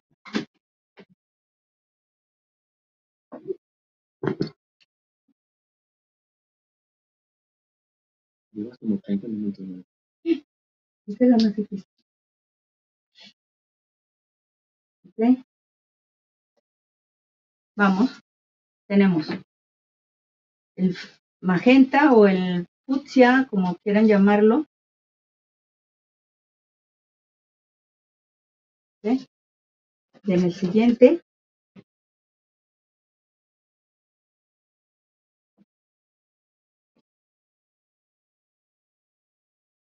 De la punta.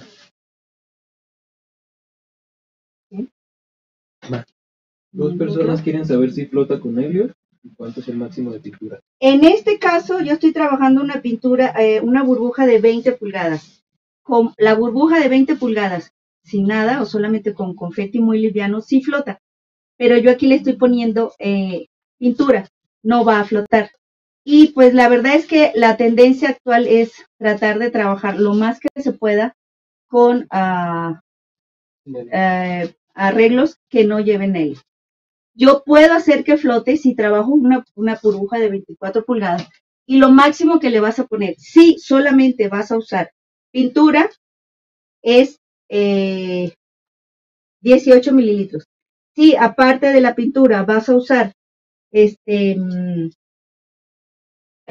confeti, vas a usar, le vas a poner una guirnalda, le vas a poner vinil, lo máximo que te puedes soportar es 12 mililitros para que te flote sin ningún problema. Okay, y la última es el blanco.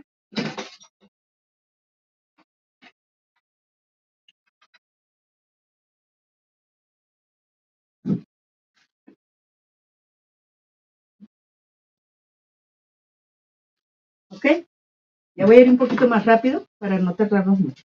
Y de nuevo el proceso va a ser exactamente igual. Voy a tratar de llegar lo más que pueda al borde sin llegar hasta él. ¿Sí?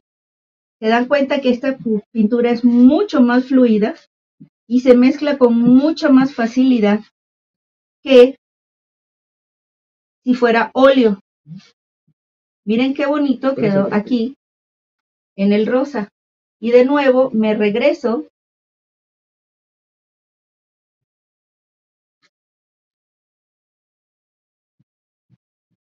y empiezo a jugar con los movimientos que yo quiera.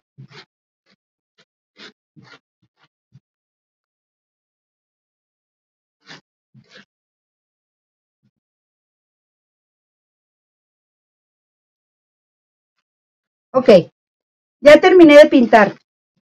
Una vez que yo termino de pintar, tengo que empezar a cuidar, o mejor dicho, me tengo que fijar en los bordes y el centro de la burbuja. Yo no puedo agarrar y inflar la burbuja así, porque obviamente, están buenos los guantes, chicos. Luego les digo la marca. Sí. Yo no puedo agarrar e inflar la burbuja así, porque obviamente yo voy a tener un diseño simétrico. Si yo inflo la burbuja en estas condiciones, lo que va a pasar es que voy a tener una raya que definitivamente no quiero que se me vea. Y los bordes no van a estar bien definidos. Entonces, ¿qué es lo que voy a hacer? ¿Por qué me pongo los guantes? En particular, yo me pongo los guantes porque yo tengo las manos muy secas y se me resbala la burbuja entre mis dedos. ¿Qué es lo que yo voy a hacer? Quiero que se fijen muy bien. Aquí está la costura exterior y por aquí tengo la costura interior. De este lado está el azul y de este lado está el fucsia. Lo que yo voy a hacer es empezar a mover y a tapar los bordes para que ellos queden cubiertos. De tal manera que cuando yo infle la burbuja, no voy a tener blancos en todos los bordes, ¿ok? O sea, voy a hacer que se toquen sin que lleguen a mezclarse, ¿ok? Diluyo, y esto lo tengo que hacer si realmente quiero entregar un trabajo bonito y muy bien hecho, ¿ok? Entonces, aquí sigo, si se dan cuenta aquí no tengo fucsia o no tengo rosa, aquí no tengo azul, entonces voy mezclando. Y esa es la razón primordial por la que ustedes tienen que tratar de que los bordes se toquen para evitar que los colores se pasen de un lado a otro, ¿sí? Entonces, hecho esto, termino, trabajo todas las esquinas de mi burbuja.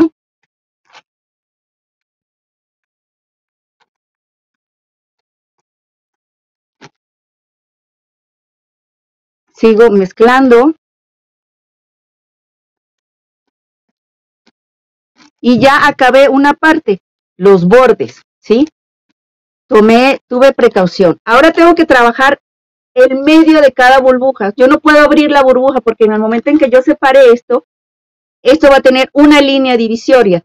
Yo no quiero que esa línea se vea. Entonces, ¿cómo hago para que esa línea no se vea? Simplemente mezclo, muevo la burbuja en ese punto para evitar que se mezcle, que se vea una línea divisoria. Simplemente, sin temor alguno, me muevo la pintura y me aseguro de que esa línea que va en el medio, de alguna forma yo pueda disimularla un poco más. Sí se va a notar que obviamente o sea, el resultado que vamos a tener es un dibujo simétrico, pero eso no quiere decir que yo en algún momento no pueda disimular ese. Ya terminado esto, entonces sí, voy a agarrar y ahora sí puedo inflar mi burbuja. Sin abrirla, simplemente la voy a colocar en mi inflador.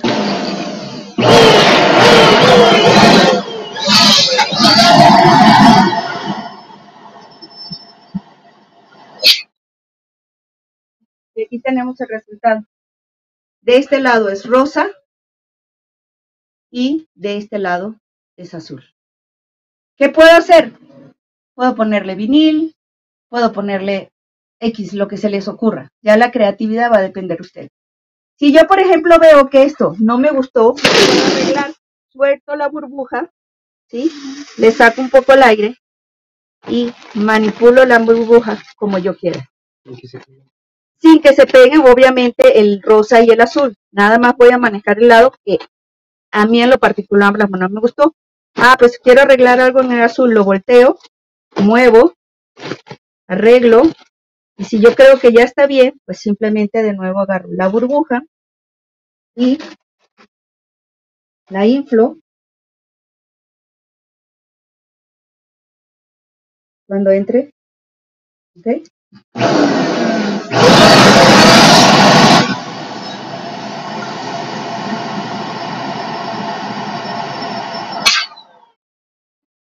Dice que se la mandes a Copecha. ¿Qué dice? Quiero que se las mande. Mejor que venga y se lo enseño. Entonces, agarro mi pedazo de 260.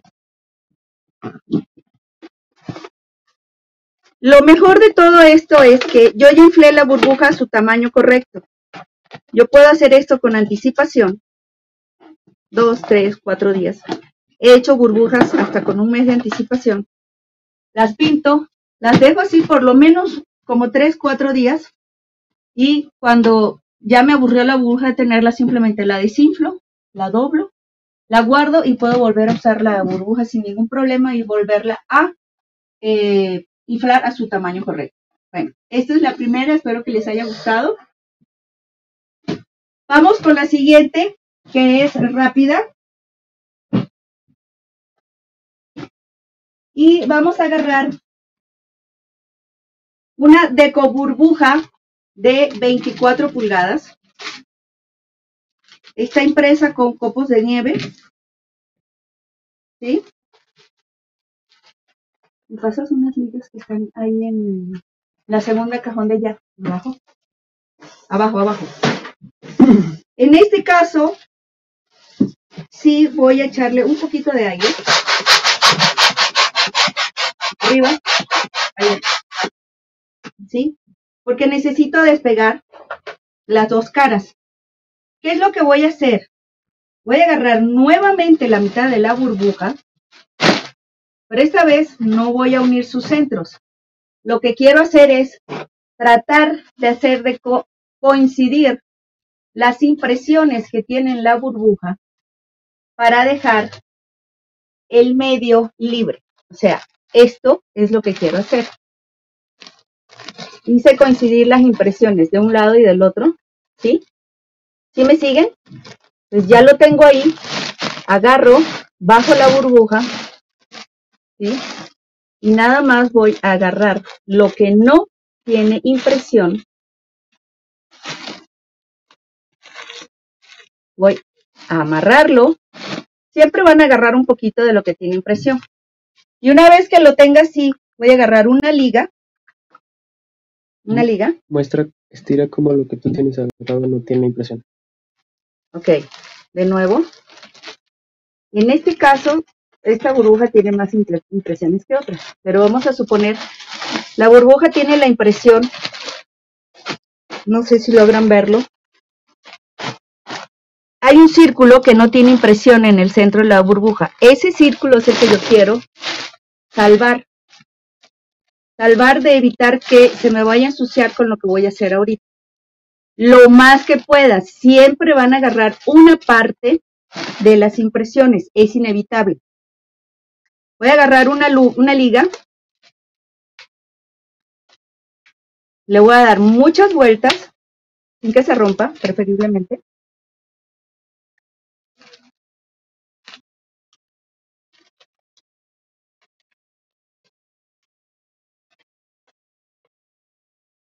¿Sí?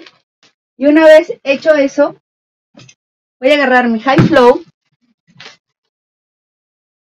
y lo voy a meter dentro del cuello de la burbuja, hacia adentro, y voy a echar high flow a todo el resto de la burbuja. Cuando logre abrirla. Ok, ahí. Introduzco, hecho,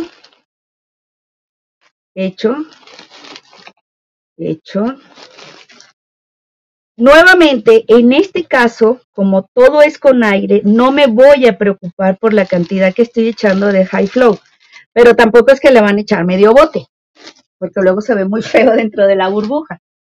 Entonces, ya eché el high flow. Nuevamente me pongo mis guantes de muy buena calidad. Por ahí debo tener otros. Si los logran encontrar, me los pasan. ¿Sí? ¿Otros guantes? Ahí. Ok. Entonces, ya que tengo mis guantes, y recuerden que la razón es esa, o sea, realmente necesito tener muy buen contacto con la burbuja. Entonces, una vez que ya tengo esto, permiso.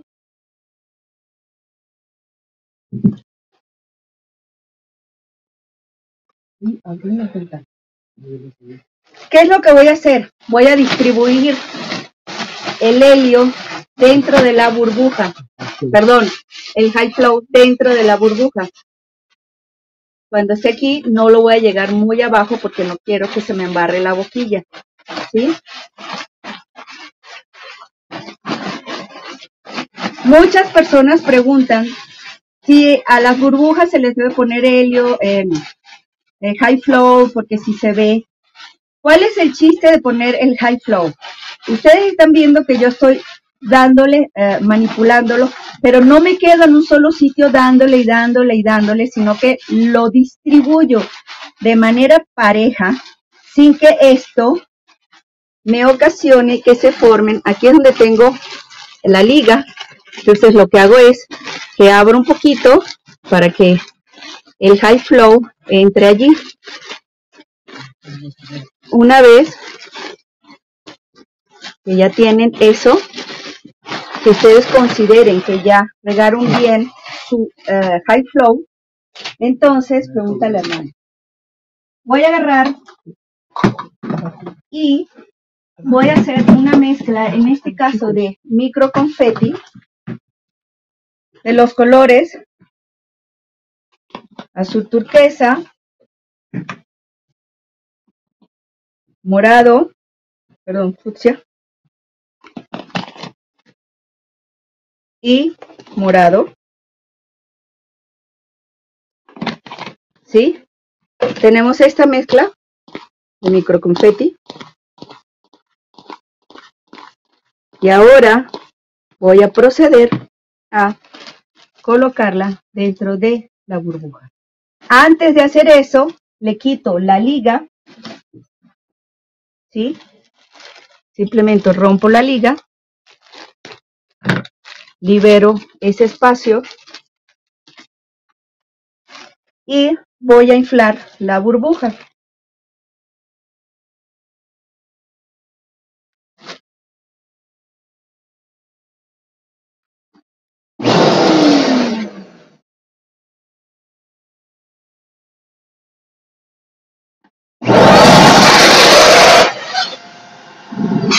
Cuando yo infle la burbuja, yo puedo revisar si en todos los espacios donde yo quería que hubiese el high flow, lo hay.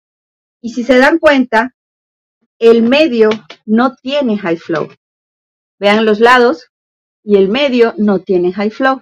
Ahora voy a echar el confeti. ¿Dónde voy a poner el confeti? Tengo que tratar de que el confeti caiga lo más, o sea, tratar de jugar, voy a meter el embudo y tengo que colocarlo o enfocarlo de tal forma que el confeti me caiga en el centro donde no tengo el high flow. ¿Cómo lo hago? Posiciono el embudo justo encima del hueco. No preparé mucho confeti, pero lo que quiero es que vean es cómo se trabaja. Y con un poquito, un palito, voy a introducir el confeti.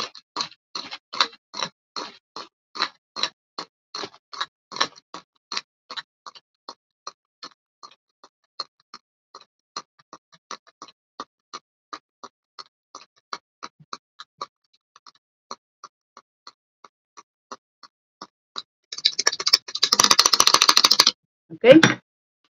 Ya que tengo el confeti, ¿cómo voy a inflar mi burbuja? Primero, tengo que echarle aire con la bomba, pero cuando le eche el aire, tengo que enfocar el aire hacia arriba, no hacia donde está el confeti, porque si lo enfoco hacia el confeti, lo que va a hacer es que me lo va a esparcir y probablemente no se riegue bien. Entonces voy a echar el aire hacia arriba.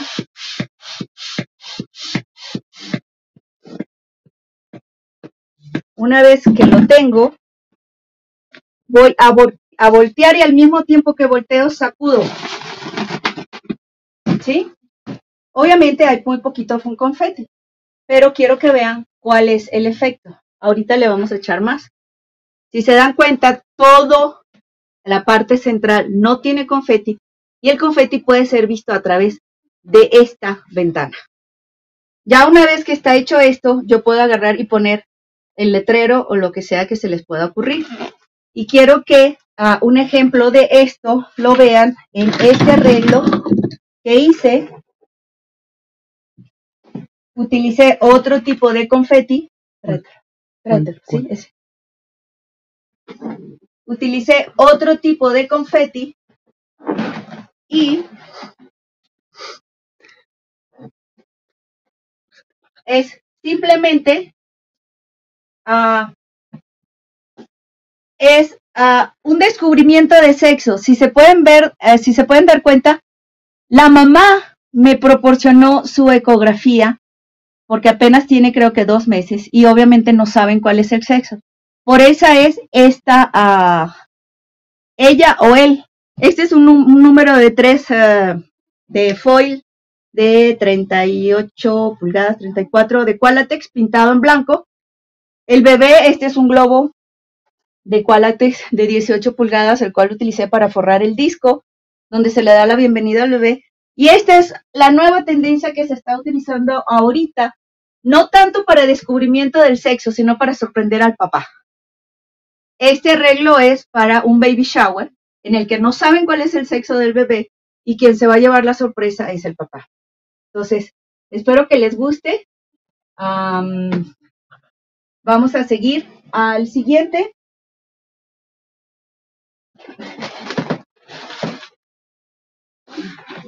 ¿Ok? Ahora bien, tenemos otra forma de... Muestra el tipo de confeti que usaste aquí. Eso ahorita lo vamos a ver. Ahorita lo vamos a ver. Vamos ahora a agarrar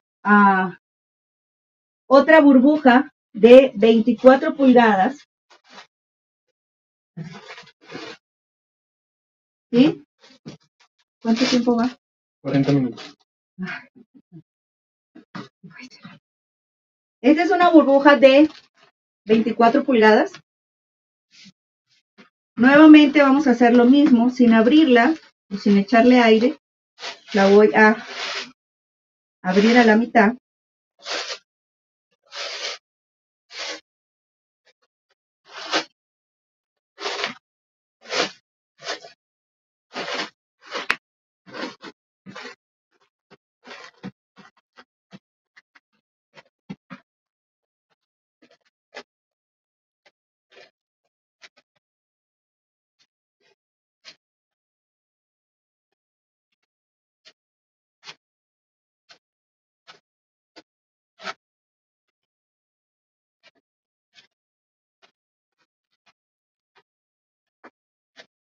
Le voy a echar un poquito de aire para despegarla, porque este sí vino muy pelado. Nada más ligeramente.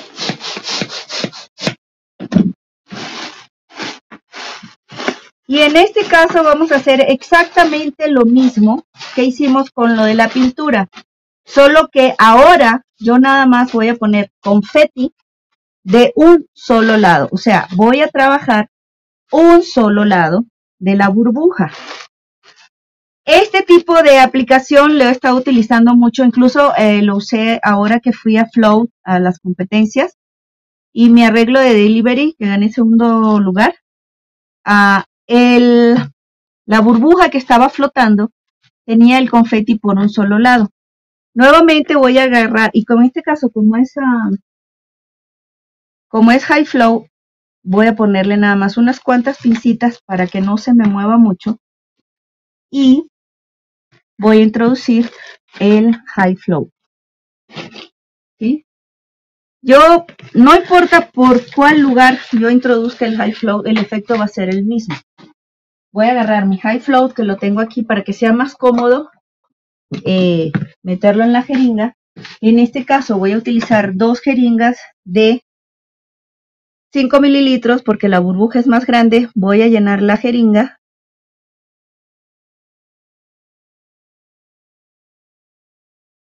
El high flow, como es más espeso, pues sí tiene su chiste. Una recomendación es que en el momento en que vayan a introducir el high flow, limpien la boquilla, porque si no la limpian, cuando entre por la boca de la burbuja, se les va a hacer un embarreadero de esos buenos y no muy agradables. Y voy a distribuir el confeti como sea, solamente quiero que me abarque toda la burbuja, porque obviamente todo este lado va a ir.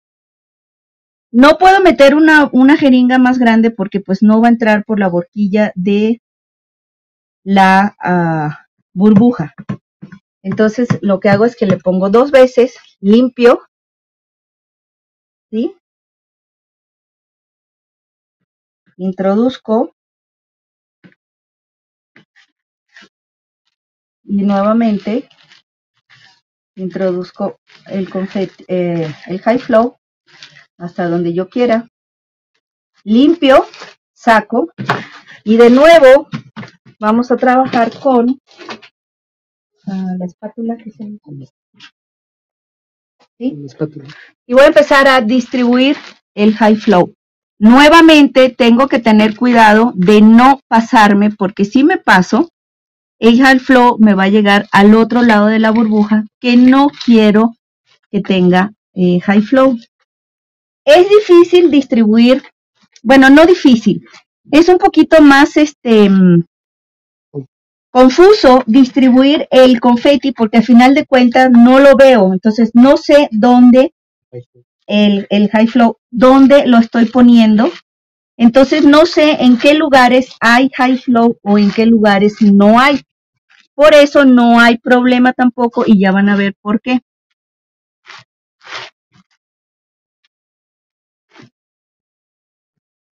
Voy a tratar de llevarlo un poco más hacia las esquinas.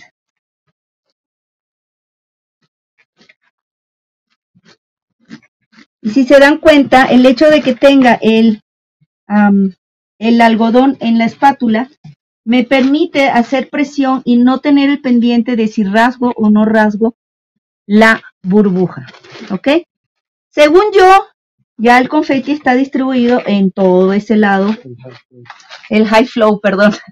Está distribuido en todo ese lado de la burbuja. Nuevamente me pongo mis guantes. ¿Sí? Y vamos a hacer el mismo proceso que hicimos cuando les expliqué lo de la pintura. ¿Sí? Voy a abrir mi burbuja y nuevamente me voy a fijar, si se dan cuenta, aquí hay confeti, pero aquí high flow, pero aquí no lo tengo. Entonces, ¿qué es lo que voy a hacer? Voy a rodar el borde hasta donde tengo confeti y voy a manchar los 2 lados que necesito que tengan confeti. No me voy a detener mucho en este punto porque quiero que veamos otra cosa. ¿Sí? Pero de nuevo, con confianza, ustedes van a tratar de que el confeti llegue lo más cerca del borde que quieren que el high flow llegue lo más cerca que quieran del borde en donde van a colocar el confeti. Se ayudan, lo distribuyen lo más que pueden.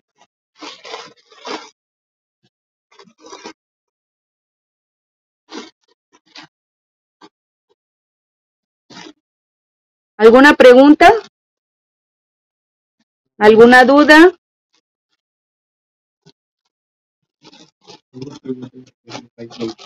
El high flow es un producto que se utiliza para introducir dentro de los globos de látex, y en este caso lo estoy poniendo en la burbuja, porque este producto nos permite sellar el globo internamente. Recuerden que el globo de látex es un globo poroso, o sea, el látex es poroso.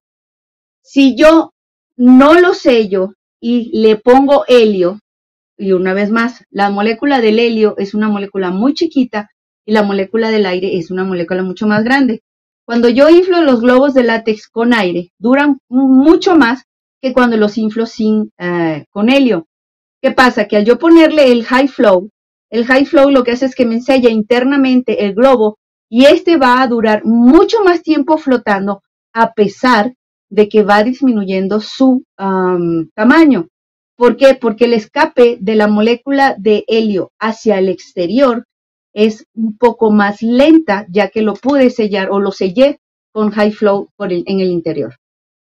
Para eso sirve el high flow. El high flow solamente se coloca en los globos de látex y en las burbujas. Nunca se coloca en los globos microfoil. Ok, entonces continúo regando.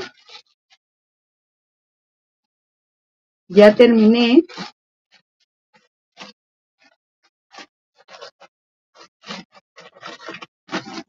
¿Sí? Hago lo mismo en el centro, nuevamente. Y voy a inflar mi burbuja. ¿De dónde compraste? Los venden donde venden cosas de médicos, de artículos para hospitales y eso. 8:30, ¿eh? Ok. Entonces, vamos a proceder a poner este.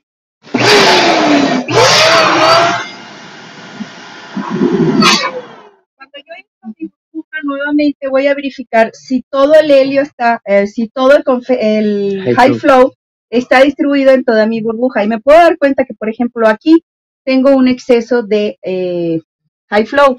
Entonces, desinflo nuevamente.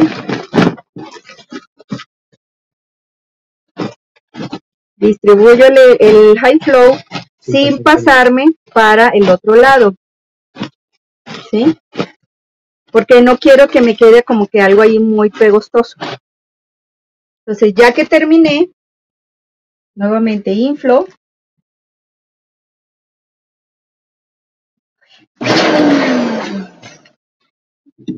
Nuevamente inflo.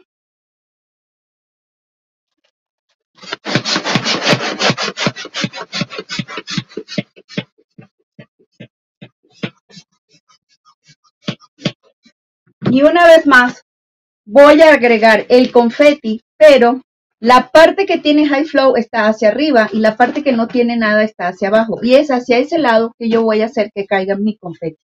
En este caso vamos a utilizar el confeti de perlitas de unicel o microperlitas de unicel. ¿Me pasas el bote que está? Es una combinación. Entonces voy a apuntar nuevamente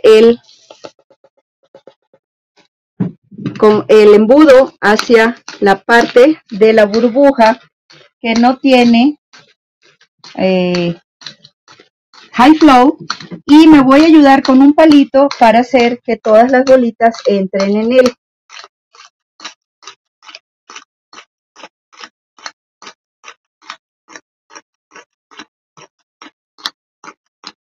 ¿Sí? ¿Cómo? Repito, yo no estoy usando helio. Yo puedo echarle la cantidad de confeti que yo quiera, la cantidad de confeti que yo considere que se va a ver bonito. Yo les recomiendo que no le echen demasiado porque luego las burbujas como que pierden la gracia y no se ve que es una burbuja con confeti y no confeti dentro de una burbuja, que no es lo mismo. Entonces, váyanse con cuidado y no exageren en la cantidad de confeti que vayan a usar. Es el toque, es el detalle, lo que ustedes quieren mostrar en sus arreglos. Entonces, ya terminamos y nuevamente voy a inflar apuntando hacia arriba para que el confeti no se me alborote. Voy a inflar, inflo. Y una vez que tengo suficiente tamaño, voy a voltear y al mismo tiempo que volteo, tengo que hacer un movimiento muy rápido para distribuir.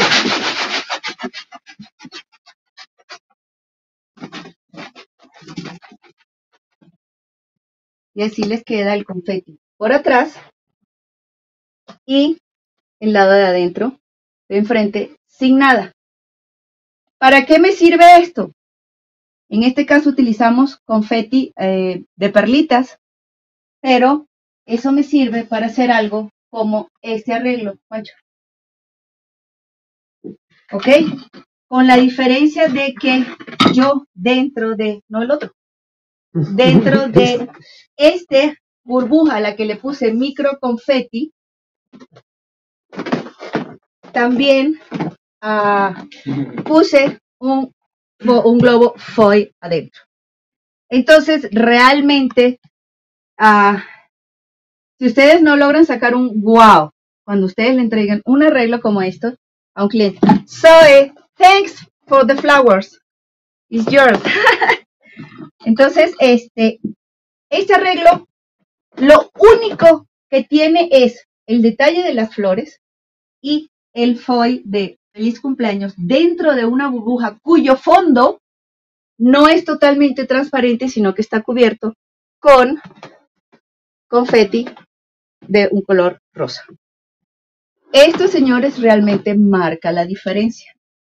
Así como yo puse confeti, ustedes este tipo de confeti pueden utilizar confeti de estrellitas, confeti de círculo, pero una vez más, no exageren en la cantidad de confetis, porque el chiste es que se vea que el confeti está dentro de la burbuja. Es una burbuja que tiene confeti, no podemos perder el concepto de la burbuja. Si yo tapo completamente la burbuja, ya no va a tener la misma gracia. ¿Ok? Este es un ejemplo muy bonito, muy elegante, y como ustedes ven, no tiene más nada, y ya con esto es suficiente. ¿Ok? Entonces ponemos este por allá. ¿Qué hora es? 8:33. Ok. Les voy a explicar brevemente cómo introducir o cómo llenar un globo foil en la parte de adentro. Este es otro ejemplo. Este sí vamos a ponerlo a ver si lo ven por allá. Todavía no lo enfoques. Y lo pongo aquí en la mesa, si alcanzas a tomarlo. Pero quiero que se vea. Ahorita van a ver otro arreglo en el cual yo pinté por detrás. No, suéltalo. Ahí se agarra. En el cual yo pinté por atrás la burbuja, le introduje un globo de 14 pulgadas y le puse vinil. Entonces, realmente es algo que llama mucho la atención. La base del arreglo es un globito, es un mosaico con globos, con la silueta del perrito inflándose, está muy bonito. ¿Y cuál es el chiste? ¿En qué me baso yo para escoger estos colores? Hay un globo de qualatex que lamentablemente se les agotó, que es un globo de foil y tiene todas las figuras de los perritos y dice Happy Birthday. Entonces yo tomé los colores que estaban en ese globo foil, los reproduje en la parte de atrás de la burbuja, como ya les expliqué, nada más pinté por un lado. Y les repito, y se los enfatizo muchísimo, ¿qué es lo bonito de pintar por dentro y no por fuera? Que yo mantengo lo cristalino que tiene la burbuja, lo brillante que tiene la burbuja. Yo sé que esto está pintado por dentro, obviamente se ve la simetría, pero en cualquier momento yo la puedo romper. Yo la puedo romper, ¿por qué? Porque si yo agarro y una vez que ya pinté, introduzco colores en otros lados y los mezclo de manera aleatoria, ya no va a haber simetría en los dibujos, ¿ok? Entonces están mis perritos que reproduje del globo foil. Las letras son idénticas a las que tiene el globo foil. Yo las trabajo con cameo, yo creo que ya muchos a estas alturas sabemos manejar la cameo, la silhouette. Y esto aquí lo que traté de disimular es precisamente lo que tengo aquí adentro, como que salpicados de pintura. Esa es la idea, en eso fue lo que me inspiré. O sea, yo dije, ¿cómo hago para poder hacerlo? Simplemente tengo los clúster, los colores que tengo aquí los tengo acá abajo. Este es un regalo que cuando esto ya no exista, el cliente lo va a seguir teniendo. A lo mejor los globos están trabajados con high flow, ya tienen como 3 días, 4 días hecho. Entonces, pues es un regalo muy sencillo, No les va a tomar mucho tiempo hacerlo. Si no tienen esto, pueden utilizar otro tipo de vasos, no hay ningún problema. Pero el chiste es que ustedes exploten. Y más ahorita en esta situación en la que estamos. Recuerden lavarse las manos, por cierto. Pues hay que darle alternativas al cliente. No se preocupe, no puede hacer una fiesta. Yo le voy a llevar un arreglo muy bonito, muy espectacular. Y va a quedar muy contento. ¿Ok? Entonces, dicho esto, les voy a explicar cómo se mete un globo foil dentro de... ¿cuánto tiempo tenemos? 8:36. En 20 minutos. A ver si nos da tiempo. Rápidamente. Este es un globo foil que ya tiene el vinil impreso. Lo enrollo. Lo recomendable es cuando ustedes van a trabajar con pintura o con high flow, con confeti, de un lado de la burbuja, y le van a meter un globo foil, lo recomendable es que lo hagan con cierto tiempo de antelación. Dejen un rato, como si pueden un día mejor, van a introducir el globo dentro de la burbuja, pero en este caso yo voy a poner el confeti hacia arriba y voy a introducir el globo hacia abajo, ¿sí? Me puedo ayudar si me cuesta. Tienen que tener en cuenta que tienen que enrollar el globo para que pueda entrar dentro de la burbuja, ¿sí? Todos los globos tienen el shine, Balloon Shine. Eso es un producto que realmente le da otra vista a los globos. ¿Lo puedes mostrar? Es este. Se llama Balloon Shine. Es para darle brillo a los globos. Esto es lo único que tiene, Balloon Shine. Lo pueden conseguir en Qualatex. En el catálogo lo tienen. Y la forma en la que lo he hecho es con un atomizador. Este atomizador que simplemente pulveriza el shine. Y en el momento que ustedes aprietan aquí, el shine sale como que si fuera Spray. Pero un spray muy, muy pulverizado, o sea, como una nube se forma, y economizan muchísimo producto con eso.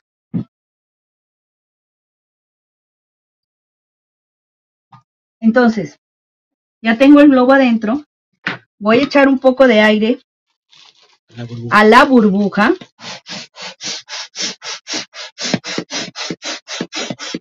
Porque necesito hacerle espacio al foil para desenrollarlo, ¿sí? Lo desenrollo, pero siempre tratando de trabajar en la parte de abajo. No se desenrolla. Con un palito lo meten y lo desenrollan sin problema alguno.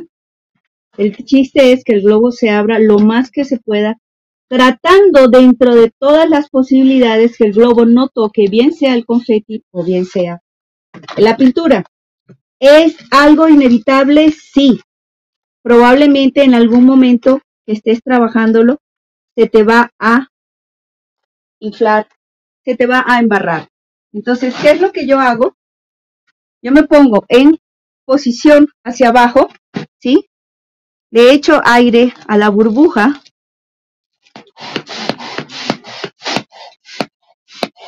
Y una vez que la burbuja tiene cierta cantidad de aire, empiezo a inflar un poquito, no mucho, el foil. Lo que pasa es que me quedó para atrás el cuello del foil. Ahí. Le voy a echar algo de aire al foil porque quiero que se termine de desenrollar. Y si se dan cuenta, a medida que yo inflo el foil, también se infla la burbuja. Una vez que yo tengo algo inflada la burbuja, yo lo que hago es que primero inflo prácticamente todo. Voy a voltearlo porque estoy trabajando un poquito incómodo. Y además la impresión me quedó para el otro lado.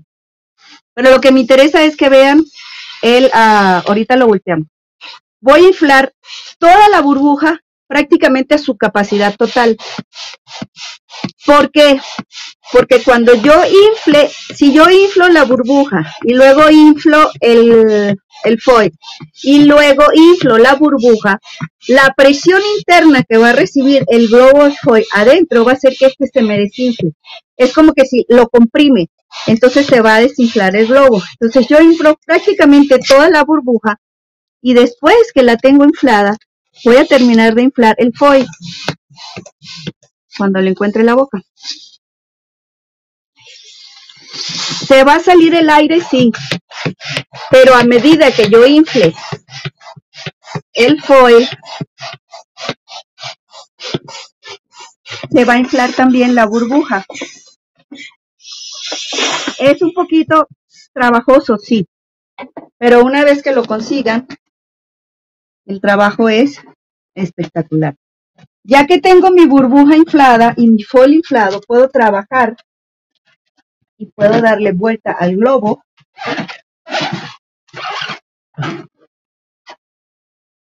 Puedo darle vuelta al globo y hacer que se ponga en donde yo quiera, cuando quiera. Nos quedó torcido, pero bueno, así quedaría dentro de la burbuja. Una vez que está así, tengo que asegurarme muy bien de apretar con 260 aquí. Y una vez que yo asegure con 260 muy apretado,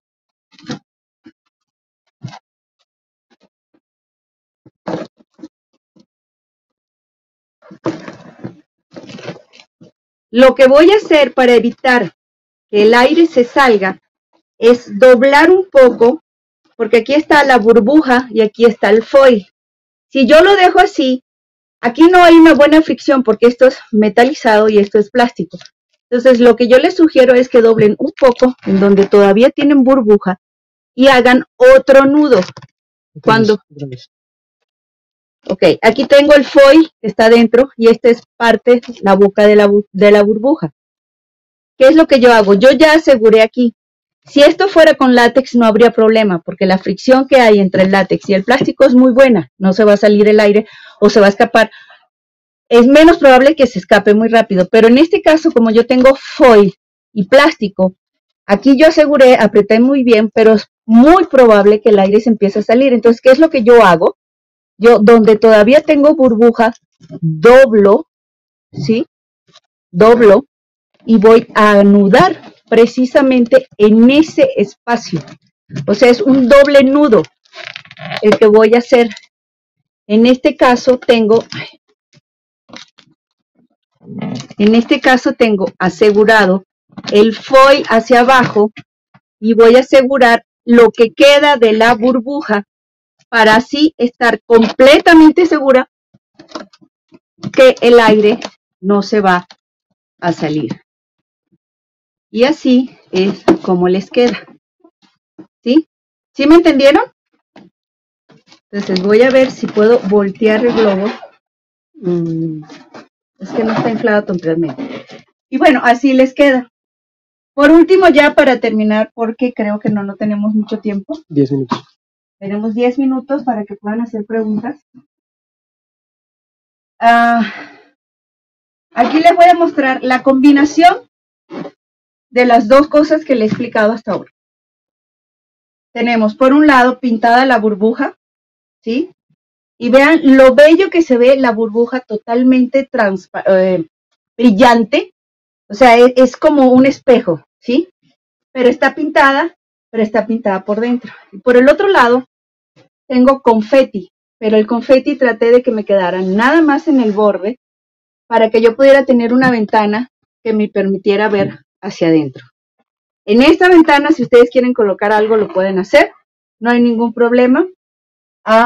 Se me pasó un poquito el confeti, el high flow para este lado y en algunos lugares se me pegó confeti que no quería. Y lo que hice fue que abrí la burbuja y con un palito fui despegando lo que no quería, o sea, lo que estaba en los lugares que yo no quería.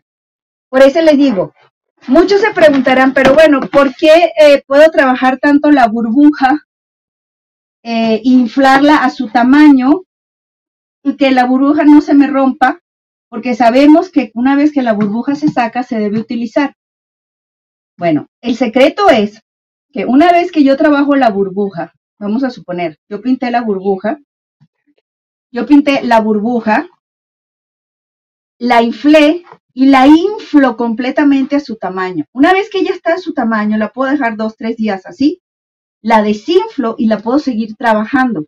Cuando yo la vuelva a inflar, aunque ella ya se haya secado, la burbuja tiene como una especie de memoria. Ella sabe, aunque ustedes no lo crean, que ella fue inflada a su tamaño correcto, preciso, y que una vez que la desinflaron y la quieren volver a inflar, si yo la llego a ese tamaño, a ella no le va a pasar nada, no se va a punchar. Entonces, si por ejemplo yo estas burbujas, que son muchas las que he hecho, las desinflo, las guardo, las que tienen confeti, probablemente lo que pueda llegar a suceder en el caso del high flow es que se seque un poco más y a lo mejor cuando las esté inflando empiecen a caerse el confeti, pero no es nada grave. Les repito, yo puedo desinflar la burbuja y con mi jeringa larga poner confeti, poner el high flow en los lugares donde se cayó y agregarles confeti exactamente en ese lugar. Entonces, espero que la clase les haya gustado. Voy a subir los arreglos con las pruebas que les hice para que los vean y puedan darse cuenta de todas las posibilidades que existen. Es más, otro tip. Yo puedo pintar esta burbuja. Lo voy a explicar así. Yo tengo ya mi burbuja doblada, ¿sí? Este es un lado derecho, lado izquierdo.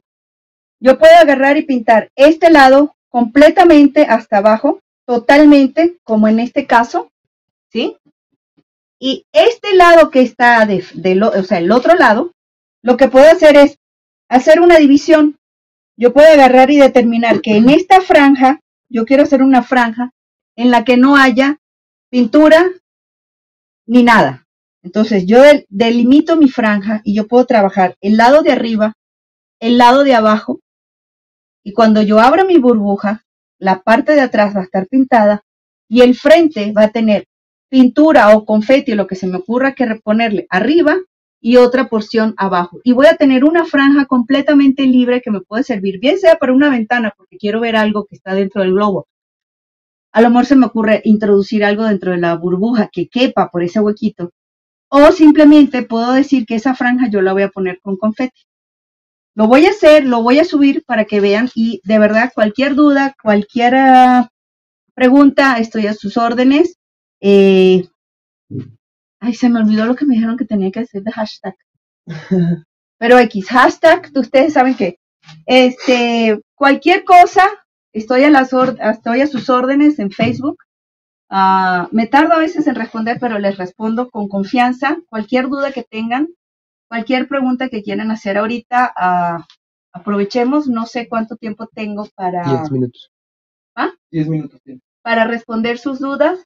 ¿Qué les pareció? ¿Les gustó? Muéstrenme sus trabajos. Muero por ver lo que hacen con esto. Y les repito, la creatividad es parte de ustedes. Yo ya les enseñé la técnica, me encantó compartirla con ustedes, porque pues sí, muchos amigos me decían, pero Garlis, ¿por qué no la enseñas? ¿Por qué no la muestras? Le digo, es que todavía quiero saber qué otras cosas se pueden hacer. O sea, nada más la mostré utilizando el confeti por un solo lado, pero yo quería ir un poco más allá, y pues ese poco más allá es el poder trabajar la burbuja de dos maneras diferentes por ambos lados, en una sola burbuja, y pues el resultado es todo esto que ustedes vieron aquí. Cualquier cosa. Preguntas. ¿Tienen alguna pregunta? A ver. Estamos leyendo los comentarios. Balloon Decor pregunta, ¿cuál es el peso máximo que puede aguantar una burbuja de 20 pulgadas y 24 pulgadas para ser inflada con Ellie? Ok, en el caso de 20 pulgadas, lo máximo que le puedes introducir a la burbuja para que te flote sin problemas son alrededor de 3 gramos de confeti. De pintura no te garantizo que vaya a flotar a menos que le pongas un máximo de 3-4 mililitros. Y no muy pesada, no te recomiendo que utilices óleo en ese caso. En ese caso tendrías que hacer utilizar una un poco más fluida, más con menor densidad, como la acuarela, por ejemplo.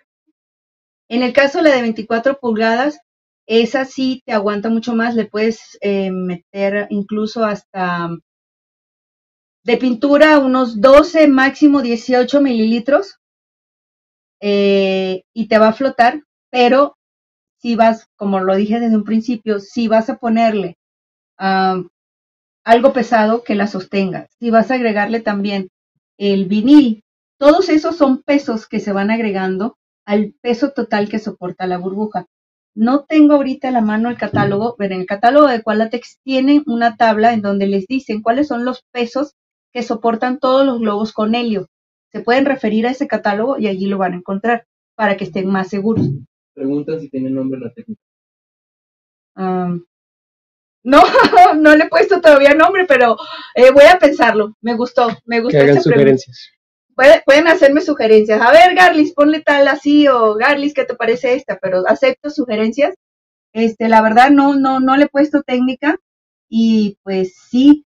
Y todo esto me surgió a partir de que empecé a hacer el confeti. Empecé a hacer mis confetis y a venderlos. Y hice una burbuja y le puse el confeti y entonces me pregunté, ok, pero si yo no quiero el confeti por todos lados en la burbuja, yo nada más lo quiero de un solo lado, ¿cómo hago? Y fue allí cuando dije, bueno, ¿y qué tal si yo doblo la burbuja así? Y ya después que la doblé y el resultado que tuve me encantó, empecé a jugar con otras cosas. Dije, ok, vamos a pintarla de un lado. Y se veía espectacular. No era fan de pintar burbujas porque soy pésima y además me ensucio muchísimo. Pero una vez que le agarré el gustito, me encantó el óleo. Me gusta mucho trabajar con óleo precisamente porque es muy manejable. El hecho de su consistencia, como se los expliqué al principio, te permite jugar mucho y tener mucho más movimiento y hacer como que más creaciones. Si tienen oportunidad, ¿ya? Ya. Ok. Entren a mi Facebook. We're sorry. We'd love. We want for you to go, more. But we have to move on. I'm afraid. Sorry. Thank you. No, don't worry. Thank you. Guys, please show your appreciation in the chat. We saw the golden nuggets flying past there in the chat again. So much chat that I didn't understand, but it looked fantastic. The techniques there were absolutely incredible. Love you. Love you. Thank you. Thank you, Dominic. Thank you, Qualatex. Yes. Thank you, Garlis. Bye-bye for now. Bye-bye. Wow, crazy speed. They're just thinking, we could do with, 7 weeks sleep. And there's probably the fastest bubble demonstrations in the I've ever West. seen. Okay. Are we having fun? Look at those golden nuggets. Look at those golden nuggets. Absolutely fantastic. Remember, guys, if you use any of the techniques or anything, if you're sharing your work, please, please, please, we would love you to use the hashtag QCornerConvention. Please, that would be absolutely fantastic. It certainly would. Thank you very much. Okay, right, we need to move on as quickly as we can. We try and play a catch-up as best as we can. So next is, we got segment 63, which is the Majestic Gala wall. Join these party sisters for tips, tricks to creating a sensational star point wall with Alex and Ellie Ventura. Hey. So, please, can you give them a very warm Q Corner welcome? Yes, watch out, careful. I thought it was an airplane. It's okay. No plane. Okay. Canada. Right. Give a huge, warm Q Corner welcome to the girls, Alex and Ellie Ventura. Here they are. Hi. Welcome to Q Corner. Thank you. Thanks for having us. We just wanted to say, first of all, thank you so much to both of you. You're only saying that because you know we have the power to switch you off. We understand. Yes, it's true. Isn't that what you told us? I know you try to catch up for us, but we rehearsed this, guys. Well, pay the dollars. We were playing catch up. Yes. Right, we'll leave you two lovely ladies to get on, enjoy, have fun, and we'll see you at the other side. Guys, have fun with these two, okay? Learn lots. All right. And be nice. Hello, everyone. Hi there. Hi. and we're CPAs from Toronto, Ontario, Canada. Yes. And so first of all, we just wanted to thank everyone for watching. Thank you all for staying home and staying safe.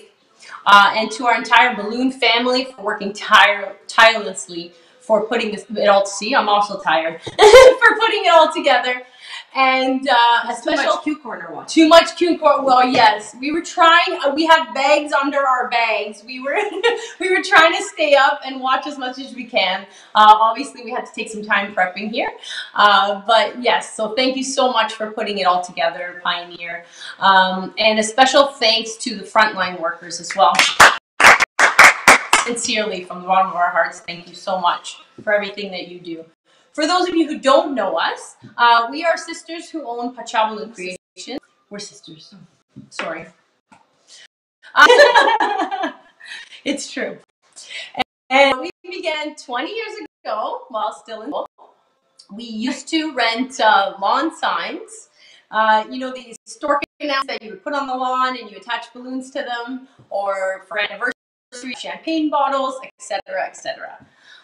So that's how we started adding balloons to our lawn signs. Then we took a balloon basics class with Karen from SKS. Yes. And we fell absolutely in love with this industry. A few years after that, and we went to our first ever balloon convention in 2004, and that was amazing. Wow. Yes.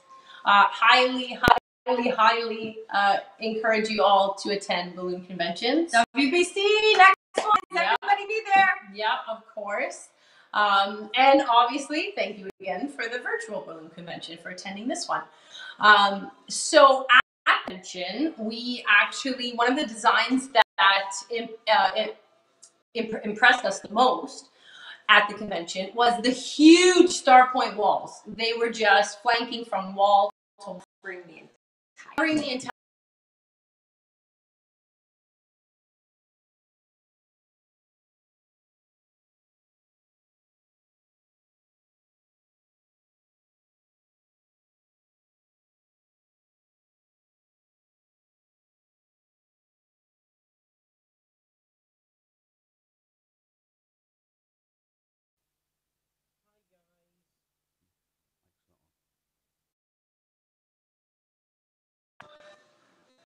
Okay, we're back. We're back.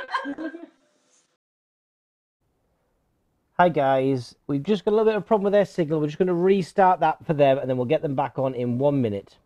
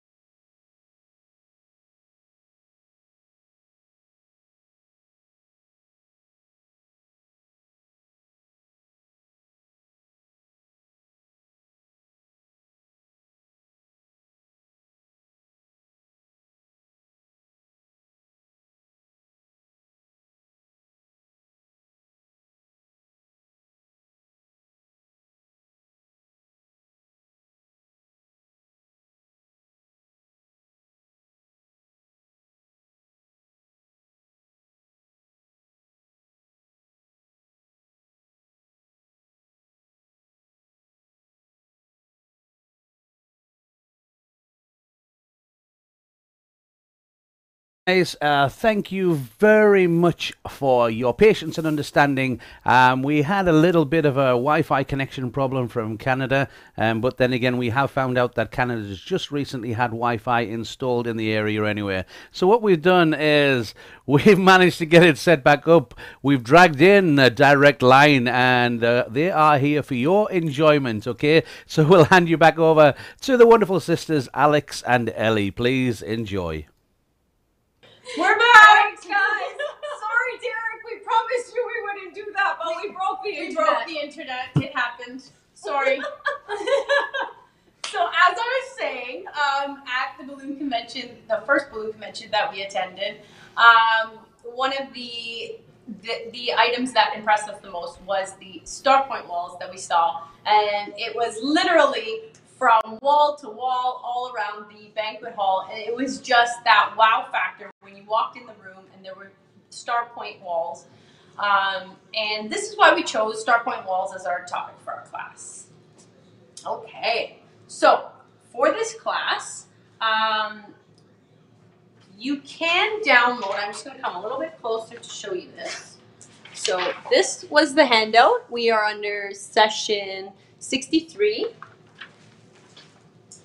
And so that's the handout that you see under our class notes. I believe you can download the PDF version.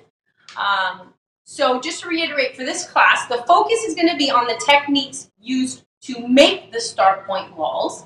But obviously it can be applied to columns, arches, ceiling decor, centerpieces, buffet pieces, etc., etc. So obviously we are sculptures, yes, of course. So we are just sort of giving you the basic techniques to jump off of, okay? And so on this handout, you will find the recipe for the amount of rounds and star points that we combined here in the photo, as well as an estimate of the bags of balloons you would require to create this. This is a large scale design, very, very large scale. We won't be demonstrating a technique this large. It's going to be on a smaller scale, just for ease of following along at home. If by chance you want to follow along, we're also going to be using a hand pump rather than an air inflator. And for space restrictions, because we didn't want to be like really, really far from the camera. So we're concentrating on portions of the walls and the techniques, just so you know. Okay, so we're going to begin with just a few photos to get us started.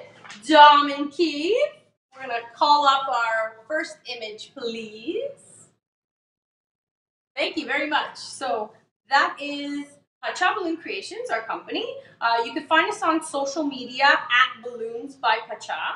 On Instagram, sorry. And we're not very active on Facebook, so I'm just going to suggest if you want to contact us, Instagram is the place to go. We may also post some little tidbits from the class afterwards on our Instagram. So again, it's at Balloons by Pacha. And on to the next photo, please. Thank you, Edward, for writing that. Yes, thank you. I just saw that. So I'm also going to be just checking in on the chat as we go along. So, okay, so this is the first image of a star point combined with rounds, similar to the one in the handout. Again, this is design-wise only. So these are the techniques to create this design. Again, the size will not be this size. Correct. And then also keeping in mind combining the walls with other items such as organics. Very, very, very, very popular these days, of course. So we just incorporated that there as an idea. Next one. Next photo, please. I don't know if there's a delay, but let's see. Okay, there we go. So that's an example to show you how the star point walls can just make a plain, simple backdrop of a wall, a plain wall pop. One of the patterns that we are creating today is this simple one. And for the next photo, on to the next one. Yeah, okay. So that's just to further exemplify the backdrops and the wow factor within a party setting. This is a Studio 54 disco theme. So you can also keep in mind themes when building your wall. Okay, on to the next one. Okay, branding and customization. This is very important also, especially when dealing with corporate clients, for instance, or if you could imagine like monograms for weddings, etc., etc. So birthdays, yes. So print work. Okay. And on to the next picture, please. So for this photo, we're just showing you the different patterns that you can use when creating star point walls. So think of the negative and positive space as an area to play with when you're dealing with, so in this case, it's the star points combined with the tapers. So the way they fit together, I like to think of them as building blocks or Lego pieces. And you can have a lot of fun with creating different patterns with star point walls. Okay, and next photo, please. So, okay, so again, with holidays or seasonal items, you can easily add any embellishments to your walls, create extra embellishments. In this case, there's columns to flank it, and those ones actually lit up. And on to the next photo, please. So a backdrop for a sweet table. Again, this one, we've been teaching for qualatex for about 5 years now. Yeah, 5 years. And this is taken from one of our classes years ago. And then for the next photo, please. Okay. So we just wanted to end on this one. We are such a creative industry. We can build anything we can dream. On that note, let's start building. Yay! All right, so I'm going to take over a little bit. Yes. So the star points are exclusively created by Qualatex. They are an incredible design, and there are so many things that can be done with them. They come in 2 sizes. This is the 20-inch. And this is the other size, which is the 40-inch that I'm too short to hold up properly, maybe. I'm going to have to help her there. Did you see this? Now, some of those images are taken from a while back. So now, currently available, the colors for these are rose gold, show you here, silver, and gold.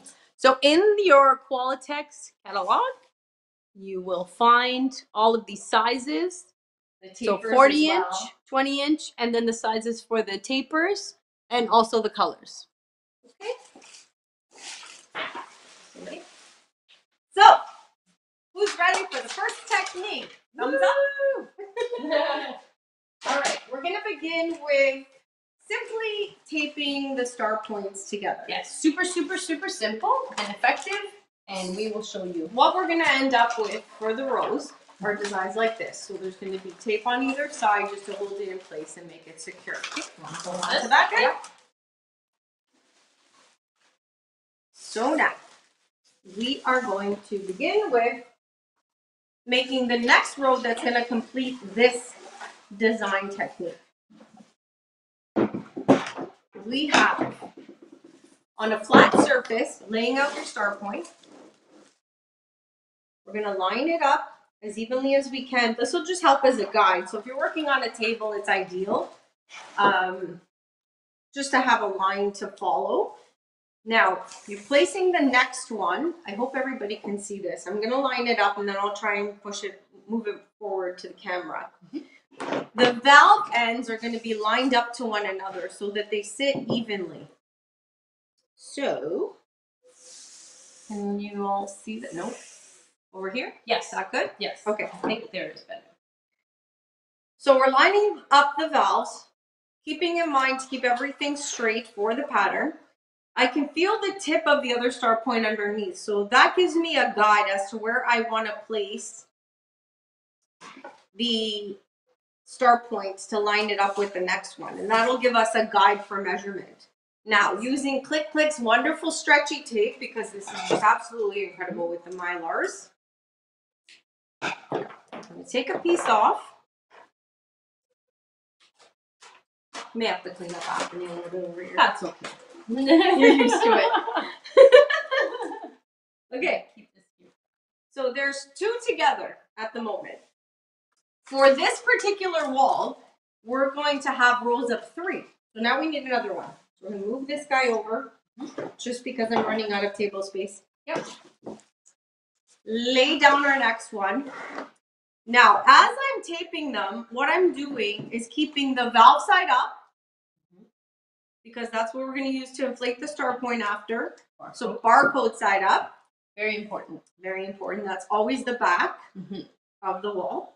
A little bit of detail, but the extra detail makes a difference.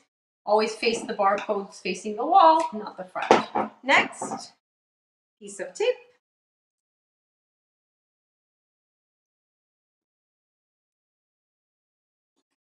Tape it down. Now we have where am I here? There we go. Okay, maybe. Now we have basically a garland of 3 star points taped together. For the next row, to make sure that your measurements are the same, this becomes your template now. So we put the next star point up on top. Feel free to interrupt us if you have any questions as we go along here.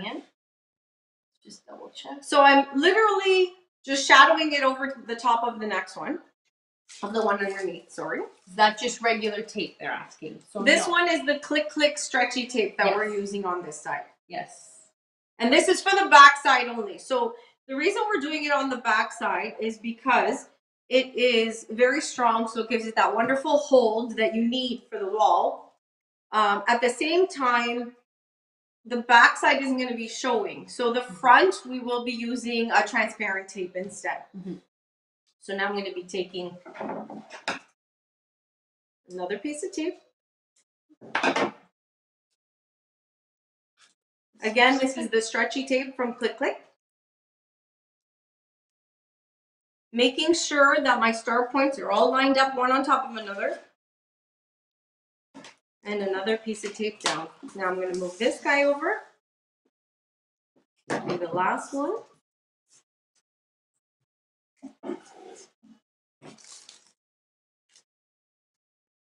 If any of you know us well enough, Ellie's the tech one. If I were doing this, we would definitely be breaking the internet. She might shut it off again, so I'll be answering. No worries. So the next one now, on top. All right.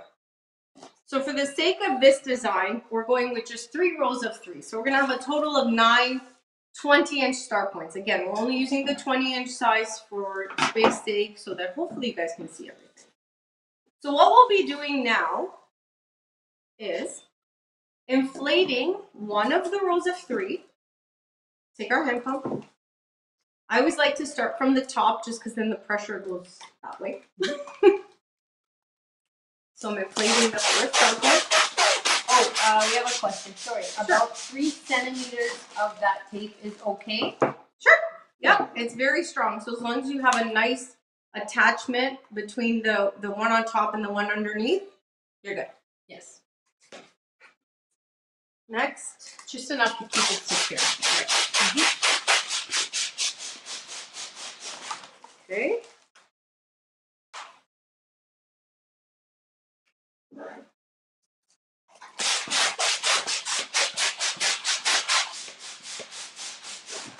All right. Okay. So now we have a row of 3. Anybody see what's wrong with this? If we were using it in a wall? Yes. Okay, so we're gonna have Ellie flip it over now. Yep. So we're gonna flip it over. And now you want to keep the front secure. So now that we created the measurements that we did, when Alex was, she was just feeling for the star points, the ends of them. The good thing about that is they're measured properly for now the overlap on the opposite side, which is perfect. So if we just hold that down. Now you can either use, I got this. Yeah, thank you. So we have just, this is just a packing tape. This is just scotch tape, packing tape. For the front, Or you can use, because Just this is regular the Scotch front, tape as well. just Yeah. regular Scotch tape is nicer because it's not as much of a thick. Sure. Alright, so we can do that now. And again, make sure it's transparent. Very clear, obviously. We don't want that fogginess. Yeah, that frosted. We said at the same time. That frosted tape look on the front. You definitely want it clear because you don't want it to show. So we'll just make sure it's nice and secure on that side. So again, just holding it in place, hold it down. You could either tape it this way or this way, whatever you're more comfortable with. And that's another thing. We're showing all these techniques, but we're showing them to give you all options. Any one, there's one, not one is better than the other, I would say. I think it's more of a comfort level. There's Many ones ways we to do something. prefer, but there's all different reasons. So there's positives and negatives. Okay, so now we flip it over, and we're gonna have to tape. No, this one's done. Oh, sorry. That's right. So now we flip it over, and I just wanted to show, okay, That they're locked on both sides. Yeah. So if you see how floppy it was before, Now they're locked. we have the angle, and they're both connected. I'll start doing properly. this one. Okay. Yeah. Go ahead. Okay, so we'll do the next one. I'm just gonna check in on everybody again.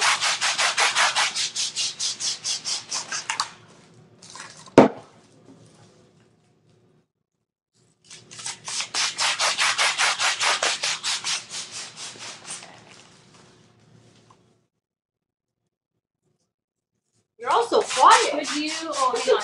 So could you use double sticky tape, or will it not hold as long? Yes, you definitely can. I would say on a smaller wall, it would be more secure because you don't need as much support, which is as we move on with the techniques, some are more stable than others, I feel. So I would say for this simple purpose of a wall this size, yes. That answers your question. Okay. Shortly. We had a question about the rose gold. We're getting to that one shortly. Can't you use double-sided glue dots to attach the front side? Yes, you definitely could. So it could be basically any adhesive. Again, it's a matter of size. With the taping method, I suggest it only for smaller sizes. You're making a big wall. You want everything very secure, so you may prefer the other techniques we use like the later on. packing tape. Or even the Me other for the front. options. Yes. Okay, so we have 3 rows. Okay. Here we go. Hopefully we're gonna fit here in screen. All right. Yeah. Now, like I said, with this technique, we are using only. The valve side down. Yep. Okay. We are using only the taping method. Okay, so we're keeping the valves on the same end of the row. Okay. So we're on the front side right now. You can start the front or the back as long as each row is the same way. So all the backs should be one way. Yeah. Okay. Want to hold this? Yep. So we're gonna go along. For time's sake, we are just going to go through this part really quickly. Yes. So basically, we're doing top and bottom. Yes. So when you're overlapping, you don't want just the ends to be taped because then it's just going to be very floppy and not sturdy. If you could see where the actual air is in the start point, overlap those. It's stronger. And so we're going to overlap them. Again, this one. Go ahead.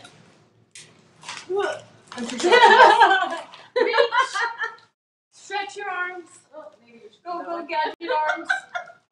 You're going to bend the whole thing. There we go. All right, now we'll move it over Bottom. into this side. Yep. Go ahead. So we're keeping this the same way as well. So because we started with this side on top of this start point, now we're going to start with this one on top of this start point. Consistency. It's little things in the design, but in the end, we feel like it makes for a finished product. Yes. Little details. Great. turn again now? Yeah. I need the bottom. Yep. All right. So we know a lot of the classes have been talking about knot lengths. Okay. Just to support this up while we demonstrate further, we have the baby versions. Yes. Babies. Hang on, I'll show you a. So this is an IKEA product as well. This is the Homo lamp. Basically a smaller version of the knot lamp. Yes. They're ideal for suite tables and centerpieces. But for now, we're just going to use it to hold up our displays. Correct. So again, this is a smaller design. We can use the knot lamps, for instance, in the handout. The knot lamps, I believe we used, just assuming you're all familiar, that these come apart in pieces for ease of transportation as well. So that's why we like using them for walls. So there we go. So you can see 2 parts. So when we were using the knot lamp in the handout, I believe it was seven of these parts on one base. So what we're doing on the back over here, actually, maybe turn it around. Turn it around. Do one. Go ahead, and I'll turn it around. It's easier that way. 1 second. Yep. So we're just lining up the bottom. So there's a lot of extra at the bottom of the valve. You want to kind of line up the bottom where the air basically begins on your star point. And we're holding the star point very flat against the pole. And then that's where we tape it up. Yep. So let's flip this over. The chunk of packing tape on the back of this is more secure. Yep. So you're going to demonstrate that one now. Well, it's on your side now, so hang on. All right. I'll demonstrate this one. All right. Okay. We have to. There we go. This even better. Yep. You're gonna have to tape it backwards, and we're gonna have to do this backwards. So hopefully we can do it. Fun. So the way we're holding it, if you can see here, very, very, very Thanks. Very, very flat against the pole. You don't want to tilt it, or your whole wall is just gonna go very wonky. Yeah, you put this. So we don't want. Can you hold this? Yeah. Okay. I can't. Peeking my head through. Hello. Okay. All right. Yeah. The next one. So I'll hold this one. And again, I'm holding it straight. We don't want to bend it out of place. So when we are building the large walls, we won't do it this way. We would most likely lie it on the ground and rest the pole on top and make sure that someone is securing the star point so that it's flat with the pole.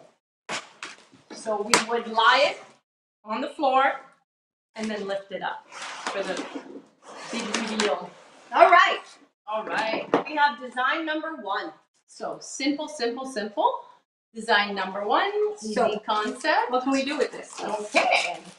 So, actually, we need, there we go. Straighten it out. Okay. So now we're kind of squished on this table. So we're sort of buckling it a little bit, but normally we'd be stretched out a little bit more. So, how about a photo wall? Photo op area. That's kind of cute for your guests. And now if you wanted to fill in these spaces, we can put, so with the 20-inch star point, the 18-inch round mylar fits exactly perfectly in the area it's supposed to go. Now, if you were to be using the 18 inches, I'm probably out of camera right now, but maybe you can see my hands. See? Nope. Good? You can see it. Okay. Yep. So, you can see it. We would be using, if we're doing the taping method, a piece of tape to tape this back around so that it stays in there, and then use a piece of tape over here as well. That's if you're doing tape only. Yes. Again, same thing. With any of the embellishments that you're adding, make sure the barcode is facing the back You can always fill in with hearts. All you twisters out there, super, super talented twisters, imagine like a rose in the corner here as extra embellishments. Even if you left this open and had twisted items. I'm sensing a Beauty and the Beast theme here. That's what I'm feeling with these colors. Now for something a little extra fancy, if you did want to put color and make it a little bit more special, yes. How about a super shiny rose gold? You know? So this would be, y'all hold it here. Yep. So this could be one of the colors added. So you can do this technique with any of the, actually maybe put it in this one so that we can. Sure. You talk here? Yeah. I'll talk through this. Okay. So this adds a really beautiful glossy shine to any of the latex. So whether it was a solid color, pearlized like this rose gold one, it just adds a beautiful finish, just a little extra touch. But how did you do it? I will show you. So just sort of off topic from the star points, but we just to show you an accent technique that you can use. And it's a beautiful technique even for organics, for extra additions onto a column. Okay. So we have, and just to show you color-wise how amazing it looks with the rose gold together. So well together. All right. Matches very nicely. So the click slide and side, sorry, say that 10 times fast. We're going to use right now, just because we're using a hand pump. So, thumbs up who uses aqua bubbles. Anything? Oh, I'm not there yet. Anyone? All right. Well, I hope you do. These are beautiful. With this, we're going to use a 16-inch latex balloon. And we are going to basically use a double stuffing technique, but now this is with an aqua bubble in a latex. So double stuffing is putting one balloon inside another that normally would change the color of the balloon to get a different shade, for those of you who aren't familiar. For this, we're just using it to get that beautiful shine onto the latex. So I'm just using a balloon straw just to put the 16-inch inside the aqua bubble. So the aqua bubble's inside. I have the neck out. This, those of you who aren't familiar with the aqua bubble, is just a protective coating because the aqua bubble is sticky. This will come off when we inflate it. So now you inflate the 16-inch only. You want there to not be as little air as possible from the latex to the aqua bubble. So start inflating. Now if you see that coating is coming off already, so we need to peel that back.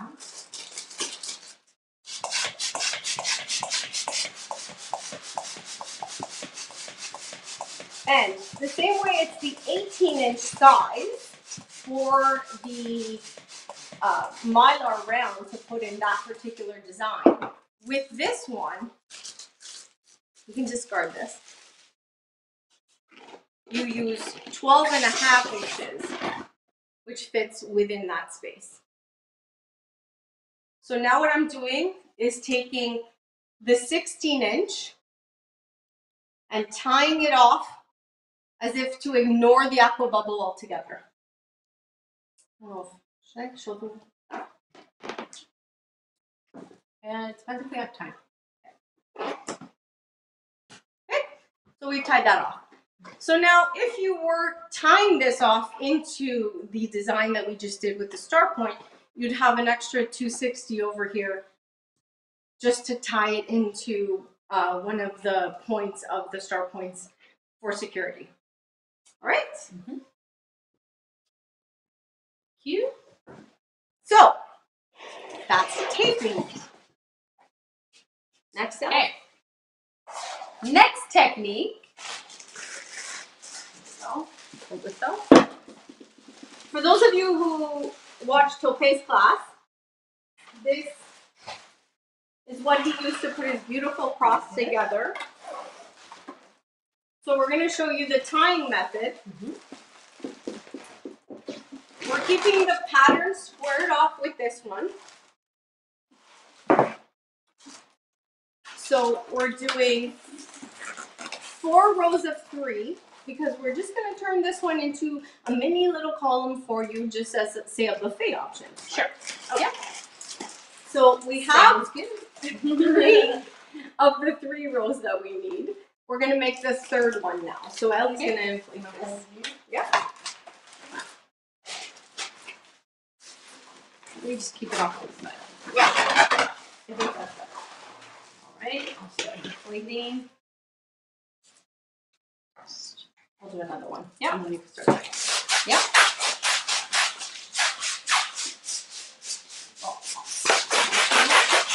Okay, so also keep in mind when inflating these, you also have to consider hot and cold in the room, the temperature in the room. Mylars are very sensitive to that. Yes, much more sensitive than latex, of course. So keep that in mind. If you're gonna, if it's there we go. So if I inflate it too much, okay, and then I go, well, let's not do that because I'm gonna pop it. And you know, if I'm delivering this to a very, very, very hot location, a warmer room, obviously it will expand and it will pop. So we don't want to do that. So just keep that in mind. Okay, go ahead. All right, start you off. So just the tying method. Again, with this, we're doing the same thing. So we're going to keep the barcodes on the back. We are going to keep the valve sides apart from one another. You don't want to put tension on this. It just risks causing it to deflate and ruining the balloon. So the less you can work with that, the better. So leave that alone. Don't tie 2 valves together. So now you can really, if you notice, when she's tying, we're not tying just the little ends together. You can really, really get some grip on it and tie it further in.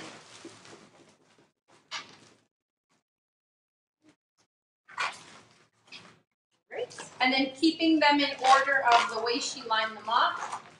So we've got valve, valve, valve. Yeah. Okay, keep going.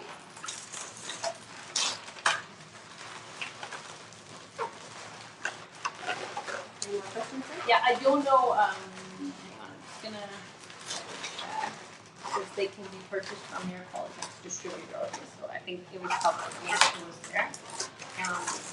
Yes, these are exclusive to this Starpoint design. All right. So we have the last row that's going to make our home. Yes. That home. This. Now again, this design can be used as just a small wall. So that's way. Oh, it's backwards. We have the barcode. There we go. Okay. Just a small wall this way. Yeah. But just for this demonstration, for this technique, we're going to be making a miniature column out of it. Yes. Oh, but also imagine how pliable they are as an arch. Create a tunnel effect. Imagine if you have a wall going this way, a wall going this way, a wall going this way. It's like a complete tunnel effect. 3D balloons. 3D. And because it's almost like a corrugated sheet of paper, you can actually form the stems, so your base plate and pole, in such a way that it actually makes a circular backdrop as opposed to something just flat. Yeah, shapes. All right. So now, I'm going to those 260. Yep. So, with this technique, it would be too difficult to tie the leftover parts of the knots together. So for stability for this one, we are going to have a 260. Now we're using rose gold, chrome rose gold. We like to match the 260s with whatever star point we're using. That way, if something does show, at least it blends a little bit better. Imagine if you had a piece of orange 260 hanging out of here, may not be a good idea. So I'm just adding a little slit to the tip of this just to let all the air out.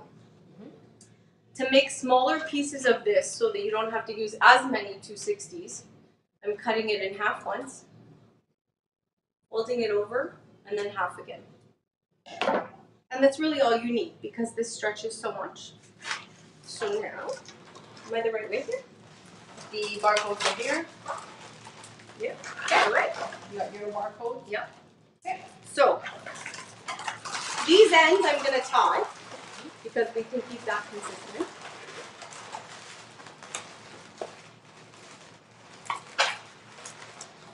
This next piece, I'm going to use a 260.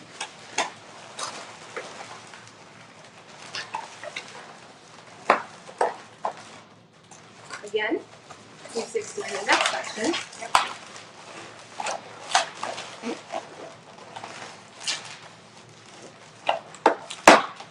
And then tying off the top.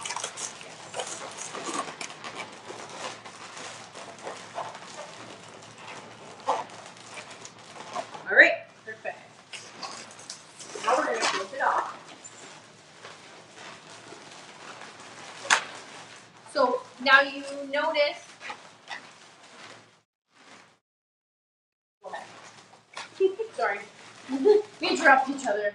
I thought you were about to speak. Go ahead. So I'm going to tie. Is that okay? Sure. Go ahead. All right. Thanks. Now, sister. Did I just throw that on myself? I did. And I have to clean up after you then. So I'm closing off the other side. Yes. Okay, you can do that when you're allowed. Thank you. I'll let you. Oh, thank you so much. All right. So I like to knot it a few times. Keep it secure. And the end. Oh, we didn't finish the end. You did yours. I was just checking to see if you got yours done. Right. Just making sure. Keeping an eye on you. Okay, and we can just tuck in these little necks. Yes. You definitely can't cut them off because you may have the balloon. Yes. You can also take them down if you want to really make sure it's secure inside. All right. We can let this go. Okay. So for this design, again, you can add embellishments to it, organics on the side or whatnot. This is a small one, so let's imagine this is more like a buffet piece. Oh, let's just cut these in. So we had used the hole and base plate idea earlier, but for this, because it's smaller and tabletop, let's say you're making a cross the same way Truque did, but his was quite large, so or even a letter of some kind, anything a little more on a smaller scale. We can use weights. Again, we're matching the color. And literally just within the corner, you have to turn it this way. Yeah. Yeah. So just in the corner, but on the back side, because we don't want it close to the front where you might be able to see it. So just kind of tuck it in the corner there. And we would tape it in place.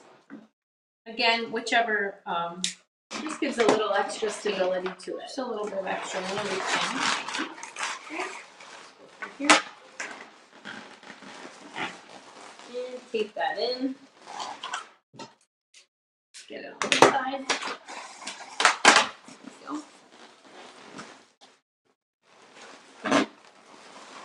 Okay, but what if, okay, we don't have a weight that matches the color? What do?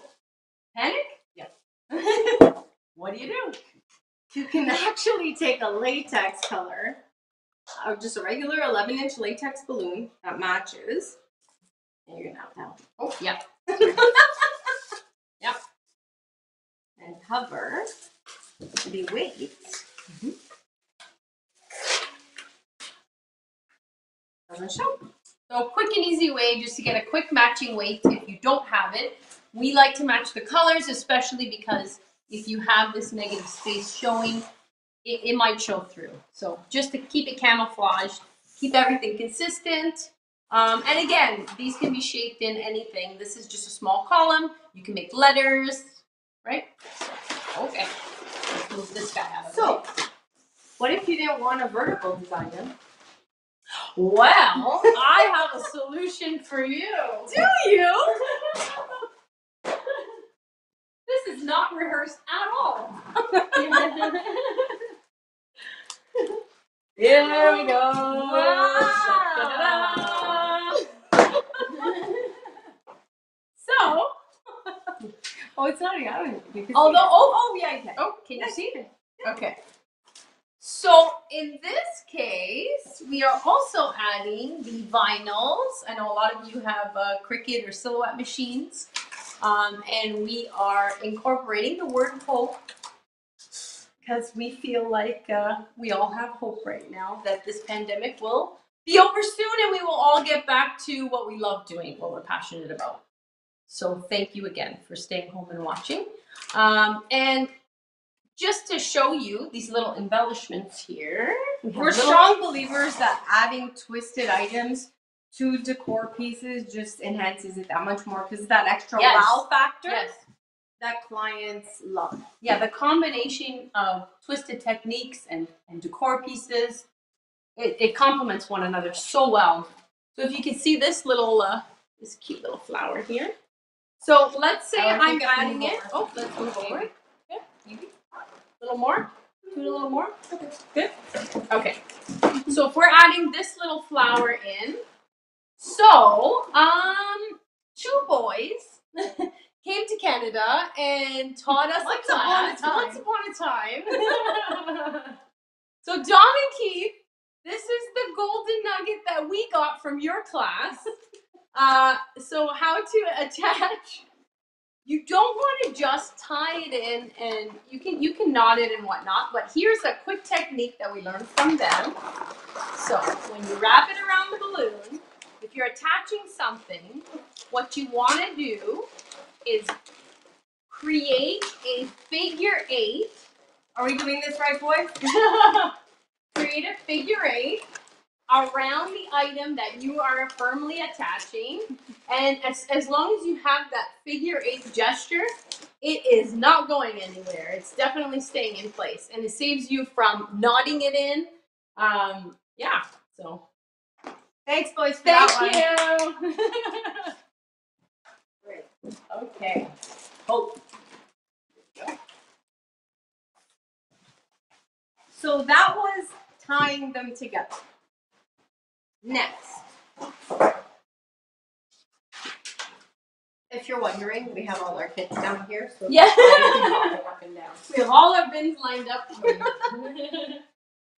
So next, what we're gonna do for our next design is another tying technique, just to make it a little bit more secure. So if you can see, actually, Elle, if you can get me that column back again, sure, please. Thank you. So with the tying technique, it is very secure. It's awesome to work with. It's quick and easy.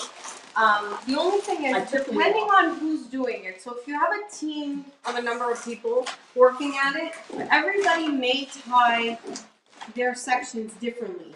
So to be able to actually put this in an even order may be a little bit more difficult than the next technique that I'm going to show you. Okay. So, oh, that's what I meant. Sorry, I needed this for a reason. Because this can be off, so it would actually make the column off tilter if it was pulling in one direction more than the other. Right. So that's why the even spacing is important. All right. So for the next one, we have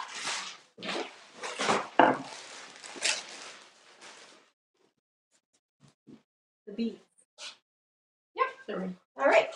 There you go. So for this technique, we are going to place beads in the points of each of the star points. This is going to give us a tying point. So now we're going to once again cut the tip of the 260. And we make 4 pieces out of it. Oh, thanks, guys. Sorry. Oh. Okay, go on. Oh, Let me show you. we're using Yes. plastic Come up BB closer. pellets, but you can find beads perhaps. They're 6 millimeters just because it's a nice size, so it's not too big in making the tying point, and it's not going to disrupt the design. Yes. But any bead this size would work as well. Right. Yeah. 6 millimeters is about right. So I do need those beads, though. Yeah. Whoops! Now you grabbed it already. No, they're gonna roll around all over the table. No, I was gonna put them in here. Oh, Relax. that's smart. Isn't it? Oh, See that? at least one of us is. All right. So add a few pumps of air into the start point. This is just to open up the valve and to open up the start point, just to make it easier to get the pellets inside the start point. Yes. So now we're gonna put in. I'm gonna try this. Just get a little closer. Yeah. We should have got you a stool. What? You think I'm not tall enough for this? Okay, so I don't know if I'm going to be able to do this without dropping it, but you see the valve open. I'm going to place the bead. Ignore the fact that I need a manicure right now. Well, we've been washing our hands a lot, so ignore how dry our skin is. So now we're going to push the bead up into the valve. All right? Oh. Yeah. What kind of bead is that? Are those foam beads? No, These so are plastic. Yeah, they're plastic. They're actually from, I guess, a BB gun, right? Yes. Yeah. So the plastic gives a little bit of weight to it, which makes it easier to manipulate it through the start point. Yeah. So we have, It says airsoft BBs. this is still in the valve right now, so I'm still pushing it all the way down to the bottom. Yeah. Okay. Now I have to feel for it at the bottom here. So I have it right to the tip. Want to show them that? Sure. All right. Okay. And you see that it's right at the end where you can't go any further. So that's where the air goes in. Okay. Okay. Just to make sure.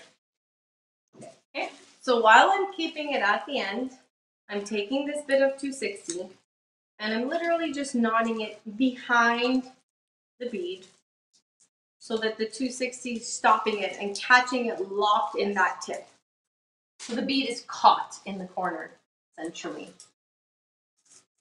All right.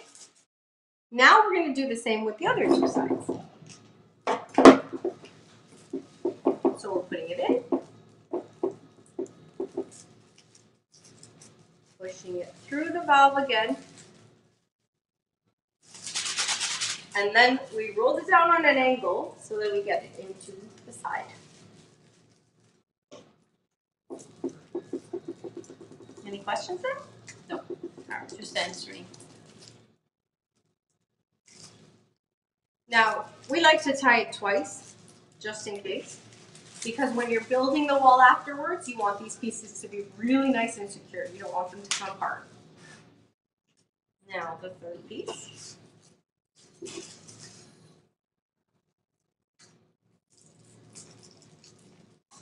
Okay. All right.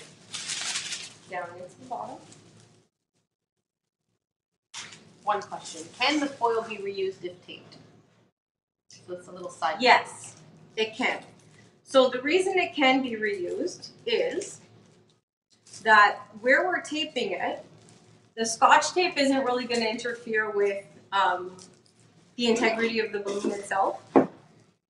And where we taped the stretchy tape on the back is actually so far underneath the valve and the hole that it can be cut right here. So if you picture the other one underneath it, you can cut it right here and then still dismantle it to reuse them. Okay. And once they're inflated, they last a really long time. So yes, you can definitely take them apart and reuse them for something else. Okay. So here's one complete beaded start point. So now, when you inflate it, you have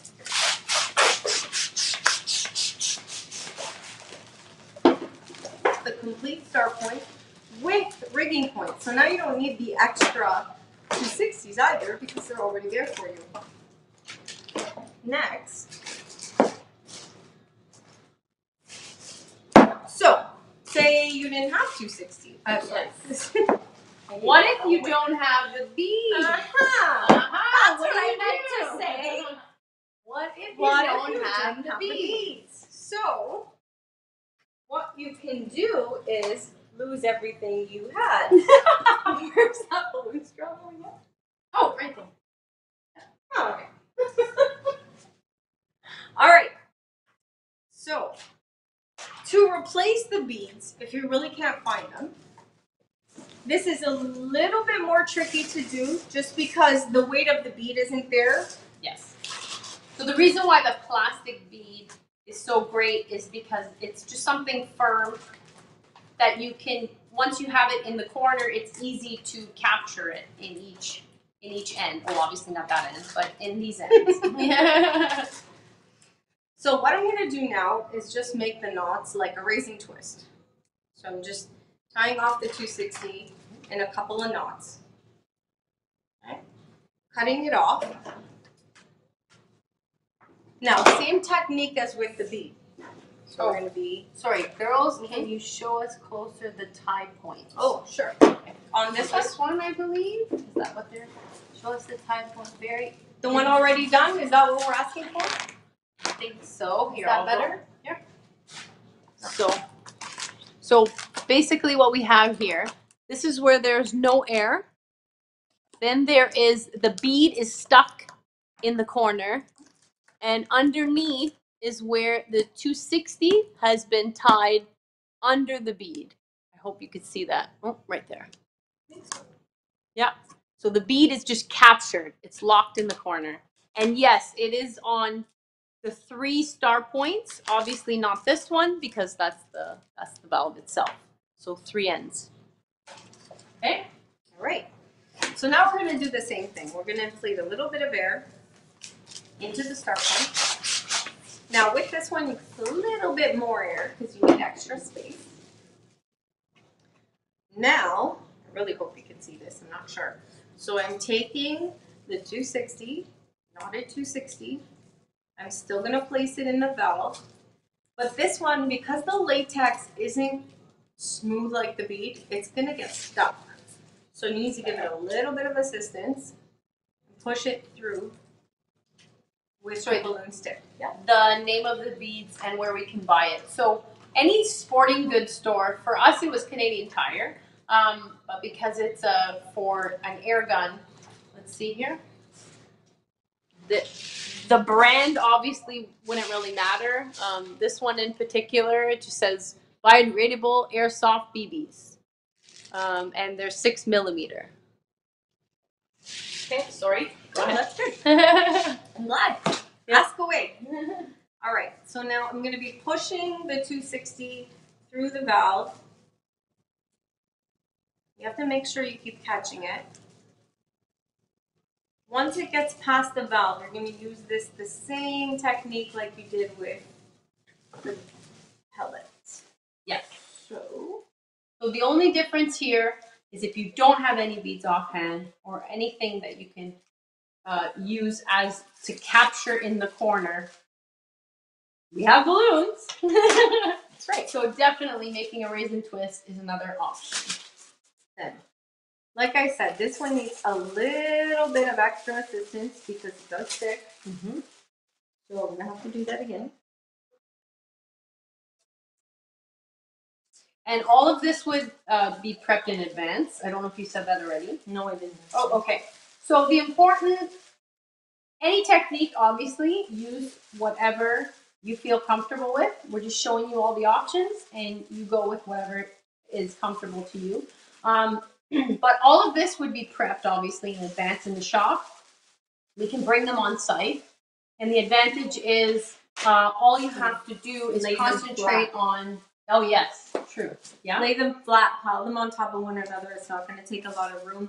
You can make a massive wall and have it just like a stack of straw points. And if you don't have a huge van, cargo van, or anything to deliver, and you need everything compact, then this is a good option because it's a lot of prep work in advance, but convenient once you bring it on site, and then you can inflate it on site.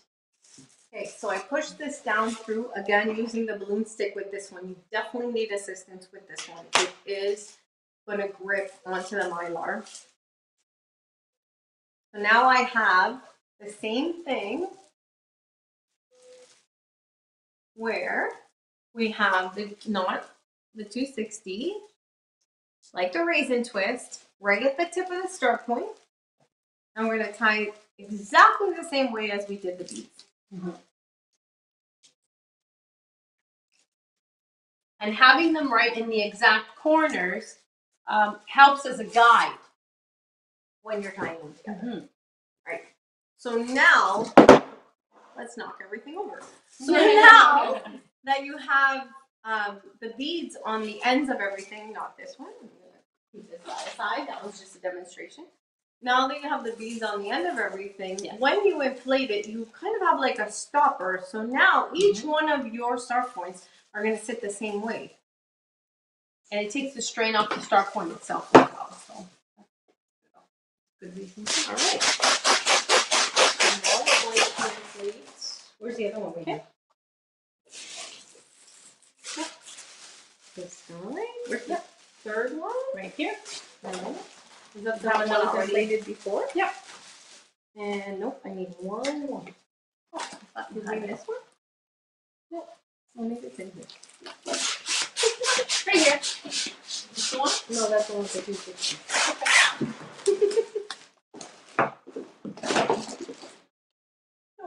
Nope. Okay, so we'll finish that one. Yep. Oh, we are going to finish this one after all. I'll put beads inside this guy just for time's sake. I have it ready. Oh, right here. Sorry. Yep. She's the one that said that was she my was fault. organized. I kicked it. That was my fault. I'll admit that one. Okay. So now we're going to be making a third row, which is part of our wall, our next wall. I'm taking tying.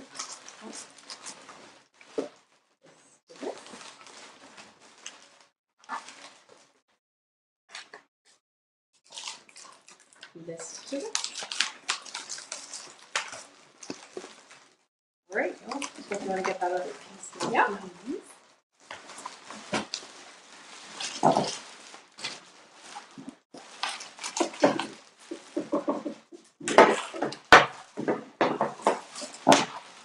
Ever notice there's never enough workspace?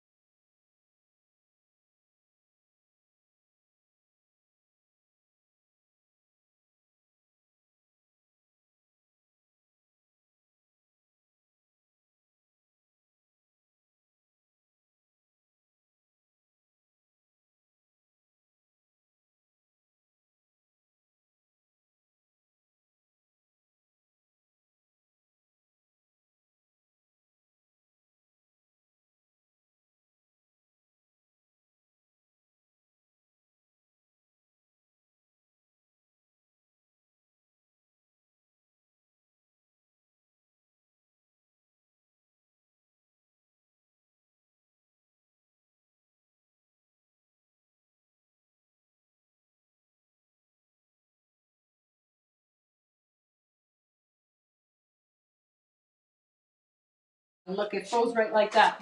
Oh, great. Are we back? Are we back? We broke, Derek. We broke the internet. Sorry. Sorry, Derek. Are we okay now? Ladies, you should be fine now. You're back on. Ah, there we go. Okay. All right. I can hear you. So, we have one question. Can you only use a hand pump with the Mylar balloons? No. We mentioned that in the beginning. We're working smaller scale, so we're just using a hand pump for ease of even following at home. But definitely use an air inflator for sure, especially for large wall decors and everything like that. Definitely a time saver. Everyone needs to invest in one if you don't have it already. We are strictly using a hand pump just for the sake of when you are able to get some supplies. Even if you do want to do it at home, you can do it with just a hand pump on the smaller scale, just to play around with the designs and techniques. So as we were saying, oh no, what happened here? So with this technique, How will we fix this? because they aren't really connected to one another, they're each an individual pocket. So we can cut this start point off. Yeah.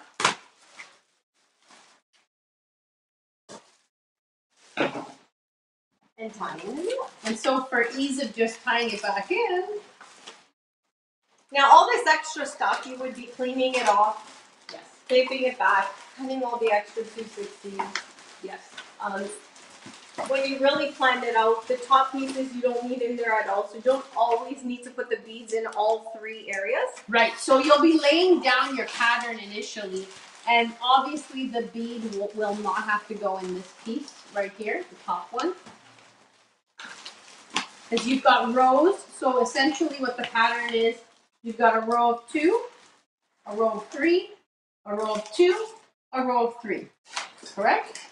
Did I hold this right? Yes. And then we have to add the 3 on the next one. On the next one. So on your side. My end right You're here. going to do that. Do you have them already attached? Yes, you do. We have the barcode facing back. Remember that. Facing back. And we're filling in the Going right. against gravity. Yeah. Do you want to work on the table? Yeah, maybe. All right. Perhaps. Just like that. All right. Just like that is good. Okay. All right. We're just wrapping it around. And I like knotting it twice. Or just tying it twice. So Security. with this pattern, we're literally putting each start point into one another so that you have this teardrop shape. Yes. Taper shape. Correct. Correct. Okay. Yeah, knotting it twice. We've got the other point there. And when adding on the embellishments in the corners, this also is an added bonus because you've got the 260 pieces already there if you have to attach anything. Getting ahead of myself. Yes, I'm excited. Sorry. All right. I think Derek will appreciate that. Yes. He wants us to move this along. You guys have a great class ahead with him. Yes. Can't wait to watch that as well right after. Okay, here we go. All right. Hold that, and I will grab the. Again, we would be attaching to the pole and bases. So you would line it up so that the pole doesn't show through the negative space. Are we doing that now, or are we attaching the? No, let's tape them up just so we can hold it better. Okay. Right.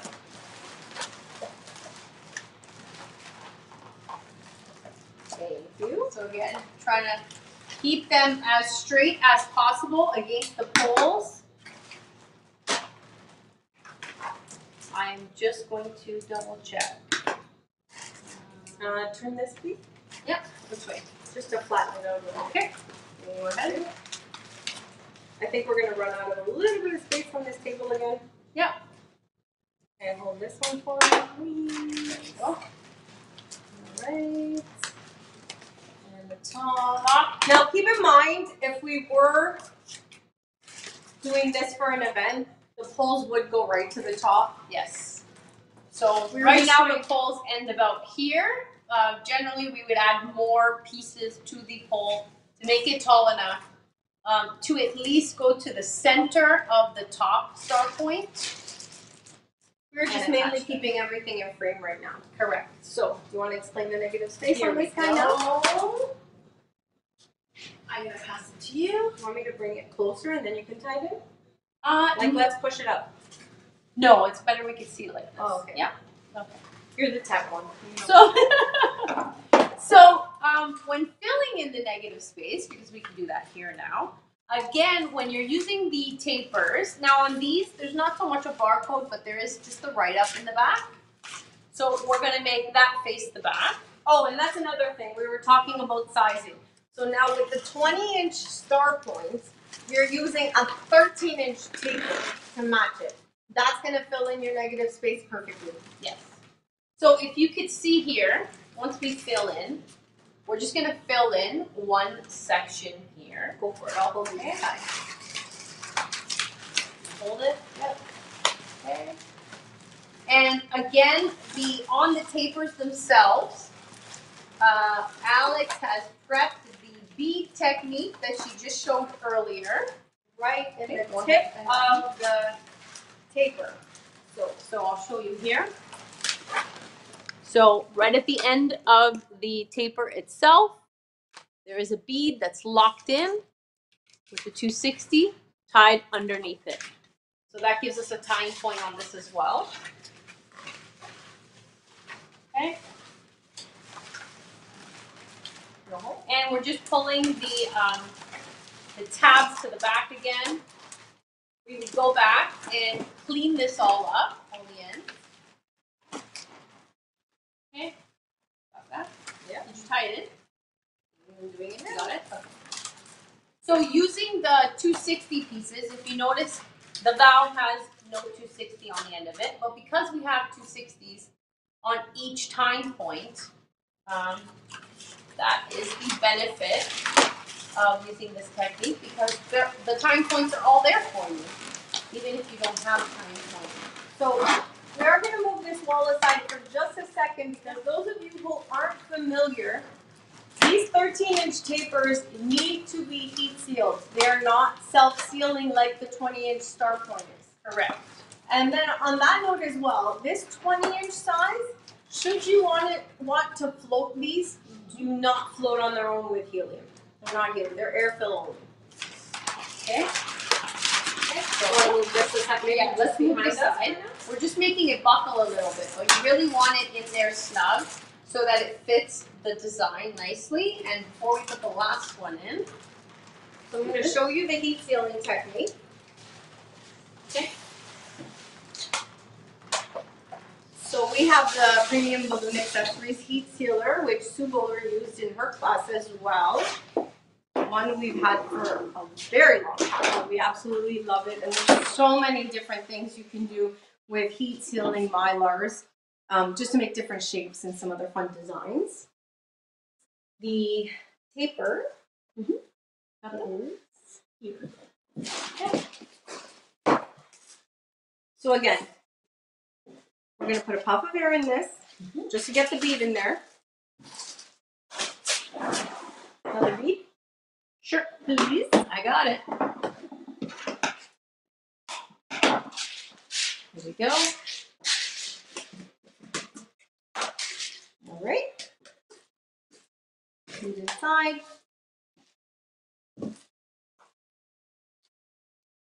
This one doesn't have a valve. That's why you have to heat seal it. So it goes straight to the tip. Tie it off.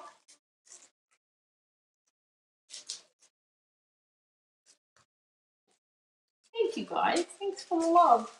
I'm catching some of them. I must have missed some, so I'm sorry. So when you're heat sealing, you want to make sure you hold the pressure of the air into the Mylar.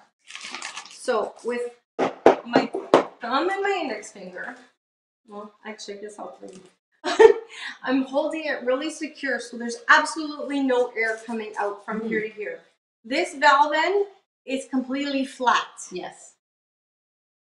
My heat sealer is set on 3. That's what works for us. You can go up to 4. You just play around with the heat sealer that you have. But you don't want to overheat, because then you'll melt it and rip it right off. So there's a question. Sorry. Sure. Go ahead. You can do that. But is the sealer the only way you seal balloons? No. So there are many irons you can use to seal the balloons as well. So I used it right at the tip. So again, I just want to show you. So the valve is right at the end of the valve that I'm heat sealing it. And you put it lower to the end of the valve. This way, should there be an error, you can cut this off as you're further down. Oh, is the silver balloon different from the gold? Sorry, I just caught up to that question previous. Sorry. No. So the star points come in different colors. It's not a different type of balloon. The star point is just a different color. Okay. It's not a different kind of balloon. They're all called star points. Yeah. So now you have the taper heat sealed and ready to go for the other piece of the wall. Okay. Here.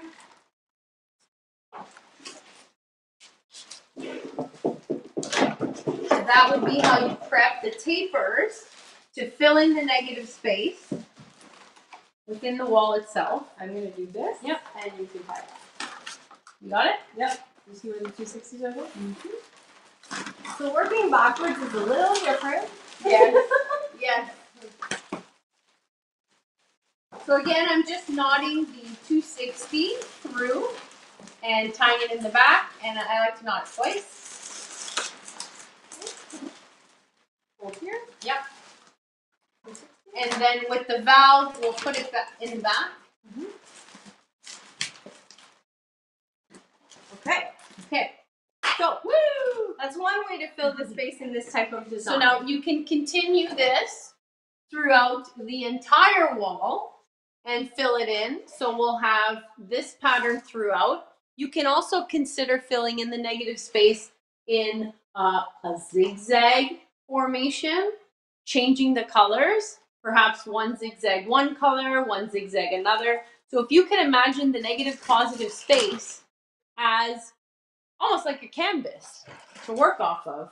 So on that point with the colors, if you did want to change the colors to a zigzag pattern or any other type of pattern, because the tapers only come in the three colors, the rose gold, the silver, and the gold, you may feel like you're limited, but you're not. Mm-hmm. So we could definitely inflate a taper with a latex balloon on it to change the color. Now, if we have time at the end, we will show you that to demonstrate.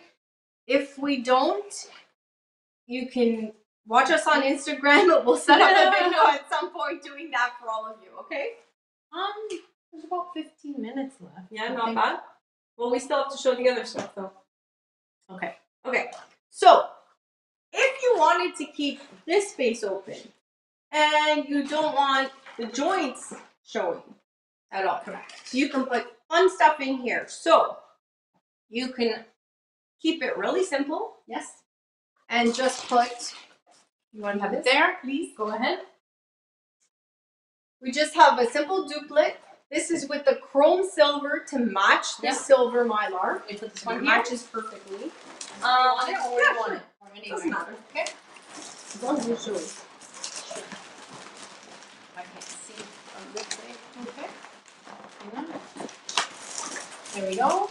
All right. So she's tying that one in, but that's only because we have a taper there that's in her way. Oh, sorry. I'll move it. That's okay. It's fine. Right there. Yeah. So now I'll reach over for this one while she's tying that guy in. And what you do is take your duplet, put it into the negative space, take it through the four, so the entire joint, wrap it one behind, one in front, and then you have it locked into place. Yes. So 2 methods. So for this one, if by chance we have the tapers here, so it's tilting one way, but that's because there's no tapers in the other sides. So what order would you do this in? So I would tie in. Yeah. Mm-hmm. So tapers first, then tie in your accent pieces if you wanted to still add it even when it had the tapers in there. Correct. Okay. So now if you want to finish these guys. Oh, there was a question, sorry. Mm-hmm. If you just tie it, you risk losing air. as it isn't kind of a seal. Is that I'm what not the heat sure. sealing? Should I show the heat sealing I again? think that might have been the heat sealing. I don't know if Thumbs up. Should I show the heat sealing again? Maybe I went too quickly with that. Yeah, so basically you do have to heat seal these. If you just pump air and tie it, you will risk losing the air. You will. It Yeah. is possible though. With a 260, you can do it without heat sealing. I've done it if we were really stuck in a pinch. But to be safe, the best way is to heat seal them. Okay. And again, we're kind of buckling on the table here, so I apologize. This would normally sit nice and straight, sort of hitting it against my laptop. So we have some size questions here. Okay. What size do you recommend for the small latex silver balloons? Oh, so Okay. those are the chrome silver. Yes. So Yeah. this is the chrome silver. These So ones. for this one in particular, I'll actually pull one out. What I did was, where did I put that now? Can they be reused after sealing? Okay, so that's yes, Yes. definitely. And what size? And you can actually seal them well in advance because they're going to last a very, very long time. Can we move this wall out? Is Yeah. it okay if we move this wall out of the way? Yeah. All right. Move the wall. We can bring it back. So to answer the question of the sizing, for that particular size, you don't want that duplicate to be really overpowering in that joint. It's more of just an accent if you want a touch of a color. You don't have to match silver to silver. It can be whatever the color scheme is of the event. So for that, we used the 7-inch just because we wanted to match it. We used the 7-inch chrome silver, and we basically just did one pump. Now, when you're pumping it, just to keep that shine, make sure you take the entire neck all the way up to almost the tip of the balloon. You want to hold that in there, and that's going to also hold its shape and help you hold the air in there. If I had it just out here, I would do this, and then it would be a different size, as opposed to holding it all the way. One pump, nice and round, it's shiny. I'm giving it a twist to lock it in there. And then I'm tying off the balloon. Okay, and then what size tapers for the 40-inch star points we have? So for the 40-inch is a 27-inch. So in the catalog, Add it right here. we have the 27-inch size. There's also a jumbo 30-inch size, but for the 40-inch size, the 27 inches Show what you fits. again. So we have them there. So there's 13-inch, 27-inch, and 38-inch. Those are the three. Oh, I hope I'm holding that right there. And Sizes. for There helium, we go. for the tapers, because we do them often for New Year's Eve, just as beautiful arrangements, just strictly tapers, the 38-inch size is the helium size for those as well. So that is in the qualatex catalog. All right. So that's Yes. that size. Now, should I show the heat sealing again? What did it? Oh, sorry, let me double check that. Good job. If you seal it close to the end near the hole, you can cut above the seal and reuse the balloon and seal it up again. Yeah. Okay. I think that answered it. Release. Okay. Yeah, I think, yeah. So we're good? Yep. I All think right. we're okay. Thumbs up if we're all good. Any other questions? No, I think we're okay. All good? Okay. Yeah. In that case, I can show the. And we've got about 10 minutes, I guess. 10 minutes. So do you want to continue? Should I show the latex? All right. Yeah, let's do that quickly. Okay, so if you do want to cover, Where did we put the, and then we will do our big reveal. where did you put that? So what do you need? The black 11. Oh no, I put it in. You got it right. Yeah, I got it. Okay. So we have them organized in the bins. We did. Logically, it's in the bin. We're ready to go. Yeah. All right. So this is now to change the color of the taper, should you need to change it in the design. So we're gonna just stretch out. Sorry, one more question. Can you heat seal a balloon by dragging it through the sealer? Yes, actually, I do it that way. Just for a little bit extra security. You know what? I'll go through that method again. Maybe the camera wasn't far back enough. I'm going to do that. So I'm just going to heat seal again quickly just to show you all again. Let me see the heat sealer like that. I think so. Yeah. Looks like, wait. No. I think that. So I'm not going to put the bead in this. It's just simply to show you guys the heat sealing technique. Yeah. So I'm pumping it all the way. So you got all full air in there, and I'm holding it so that the pressure stays there. Now, I'm also, wow, it's different when you do it slowly. See? So now the pressure, I'm holding it really tight so that there's absolutely no air left here. Yes. Okay? Have the heat sealer onto 3, like we said. We have number 3.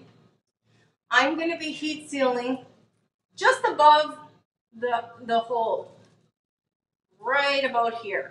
Just so that, like I said, in case there is some kind of leak or something, you can cut it off and try again. So, I'm putting it down, and what I do, I know everyone does this differently, but for me, I press it down, the light's already off, but I just slide it through just a little bit. So if you can see, the part where I've heat sealed now is about 1/4 of an inch of a seal. I don't know if everybody can see, maybe show them. Yep. Just in case. So you can see.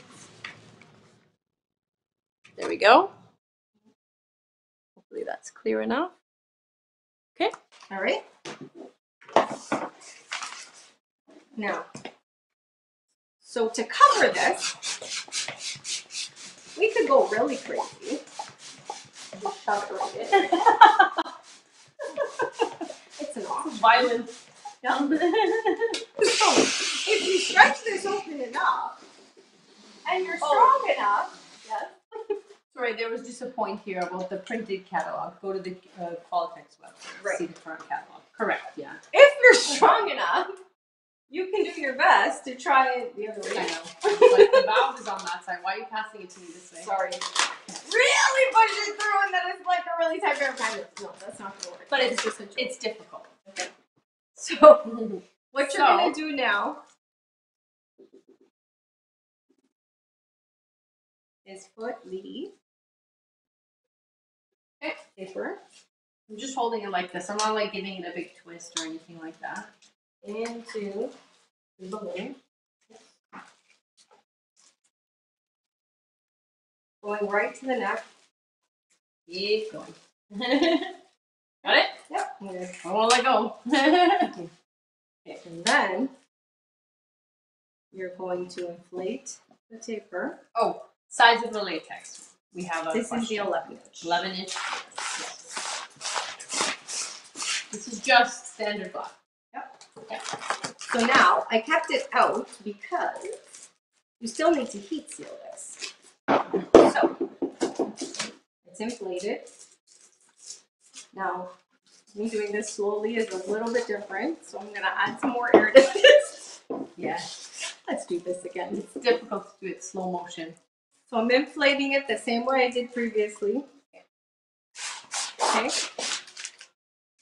Hold it. Keep. Push the air up. Push the air out. Make sure there's absolutely no air left in this valve again. Mm-hmm. You're heat sealing again. Same thing. Press for me, pull. But some people just do it once. Mm-hmm. Okay. So press and pull. Okay. And again. There's something happening there. All right. Got it. So now it's locked into place.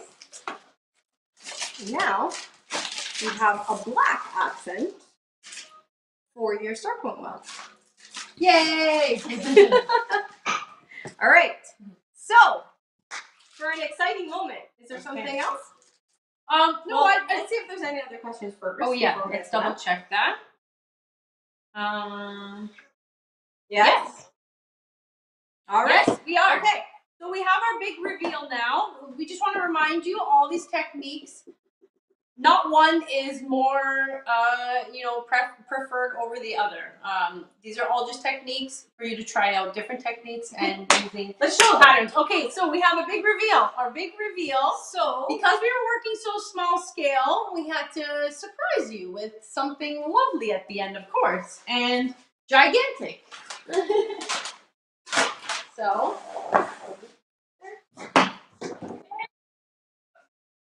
here we go. Okay, one moment. Let's see if we get this done right.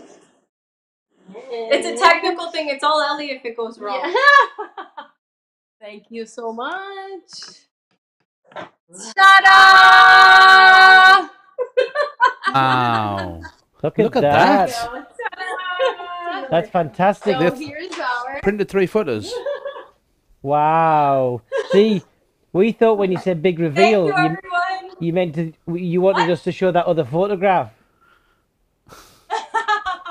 It was. You did miss the cube, didn't you? No. So one last thing we just want to reiterate, as we were mentioning earlier, here you have your start point wall, and as we all know, organics are super hot right now. So we just added an embellishment to one side as an example of how you can incorporate them together, and why not? Thank you everyone so much. We had so much fun. Thank you for having us. Stay there. We're coming into the studio. Yeah, you can't go anywhere until you've been back in the studio. See, you've been magically teleported all the way to the UK. Wow. So, ladies, are you going to jump on the chat afterwards? Yes? Yes. Well, you do need to, because I think you need to explain to people why you suggested that we put the giant picture of a ketchup bottle on there. It's because you were playing ketchup.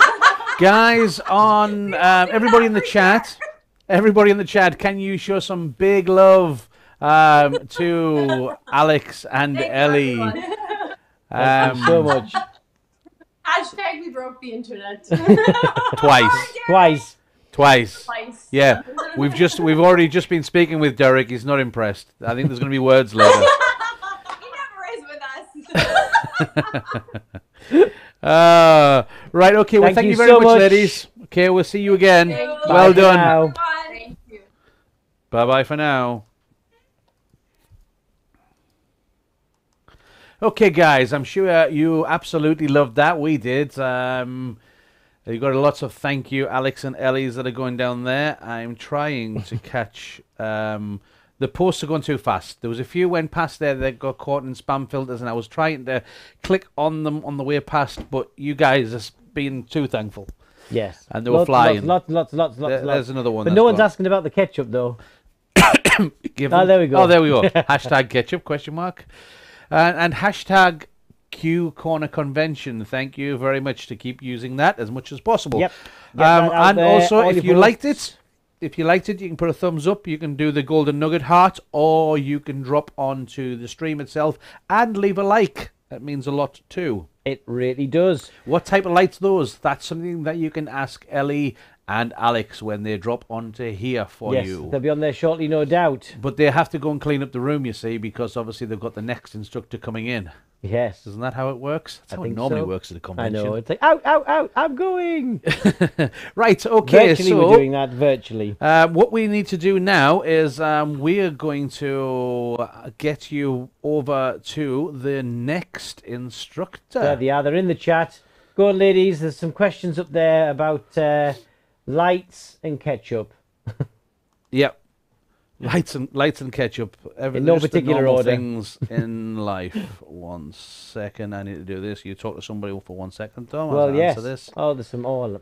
Look at this. The chat just can't cope with all the love. That's what it is. As they're coming through, there is a whole lot of love in the room. So if your comments are blocked, it's just because the chat looks for things that are going out too often. So we'll do our best to unblock those and make sure that those girls get all of those thumbs up, hearts, smiles, and everything else. Okay, we're still running behind. So what we're going to do is we're going to jump straight over, and we're going to introduce you to our next instructor. I've lost my cheat sheet. Here we go. We're on segment 64, sculpting with chromes. Oh, I've seen some of this stuff. Absolutely. It's the one and only Derek Wong.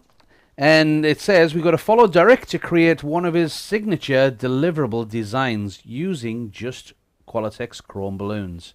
He will also show you how to create a base that will add extra impact to your deliverable sculptures and centerpieces. So, please give a very big, very warm Q Corner welcome to Mr. Derek Wong. Hello, Derek. Welcome to Q Corner. Hey. Oh, we could do with a bit of sound on there as well. Hey. Why have we lost soloed on Call of Fordom? How are you guys? Go. We are fantastic. I think everyone heard you but us. That was the problem. Yeah, we still had the girls chatting in our ear for some reason. We're great. We're fantastic, and all the better for seeing you, Derek. How are you? Good. Good. Well, it passed 12 a.m. midnight here, so I guess good morning, everyone. Yes, you're as confused as we are. Literally had my pajama on just like 5 minutes ago. Excellent. He did, because we saw him in the side things as well. We were trying not to look, but he was just right there. Yeah, I don't know how you guys do it with. I don't know. Like, I'm not even sure if you two of you are there. Like, are you real? Like, are you? No, we've said this. We're actually androids. We're androids or Apple, whichever one you want to go with. It's a question that we haven't established yet. Yeah. we're beyond whatever it was we were. So let's go with that. Okay. So yes. We have the saying, right? One more segment. That's all we got to do. Just get through one more segment. We are very much looking forward to this one. Keep us awake for another couple of hours. So make sure you guys stay on. Yeah, well, you know that we are all about the chrome. So you guys can be all about the chrome too, as we hand you over to the wonderful Derek Wong. Here we go. Okay. Okay. It looks a bit weird on my screen, but all right. Let me get away my. Okay. Good morning, everyone. I'm Derek. I'm from Canada. If you don't know me, so first of all, I would like to thank Qualatex to. By the way, this is my first time live, so it's a bit odd work because I'm talking to my camera here with no one. So that's my first time teaching live. So I would like to thank Qualatex and to give me this opportunity and have this wonderful convention. I don't know how Keith and Dom did it. Like, they must have like multiple version or clone of them. So one's going to sleep and the other one's going to eat, and then the other pair were just sitting in front of the camera. But regardless, I want to give them my most appreciated thanks. So to host this convention, and also like anyone who worked behind, like Eve, Susan's, and Sue Boiler, Ellie, like everyone, and plus the most importantly, I would like to thank everyone who joined us and try to like get through these difficult situations here. So today my class is going to be sculpting with chrome. Now, some of you might already watch the other segment from segment 24, I believe that's from Nicole Gray. Somehow coincidentally, when I put in my my class there, I didn't realize that she's also teaching a Chrome class.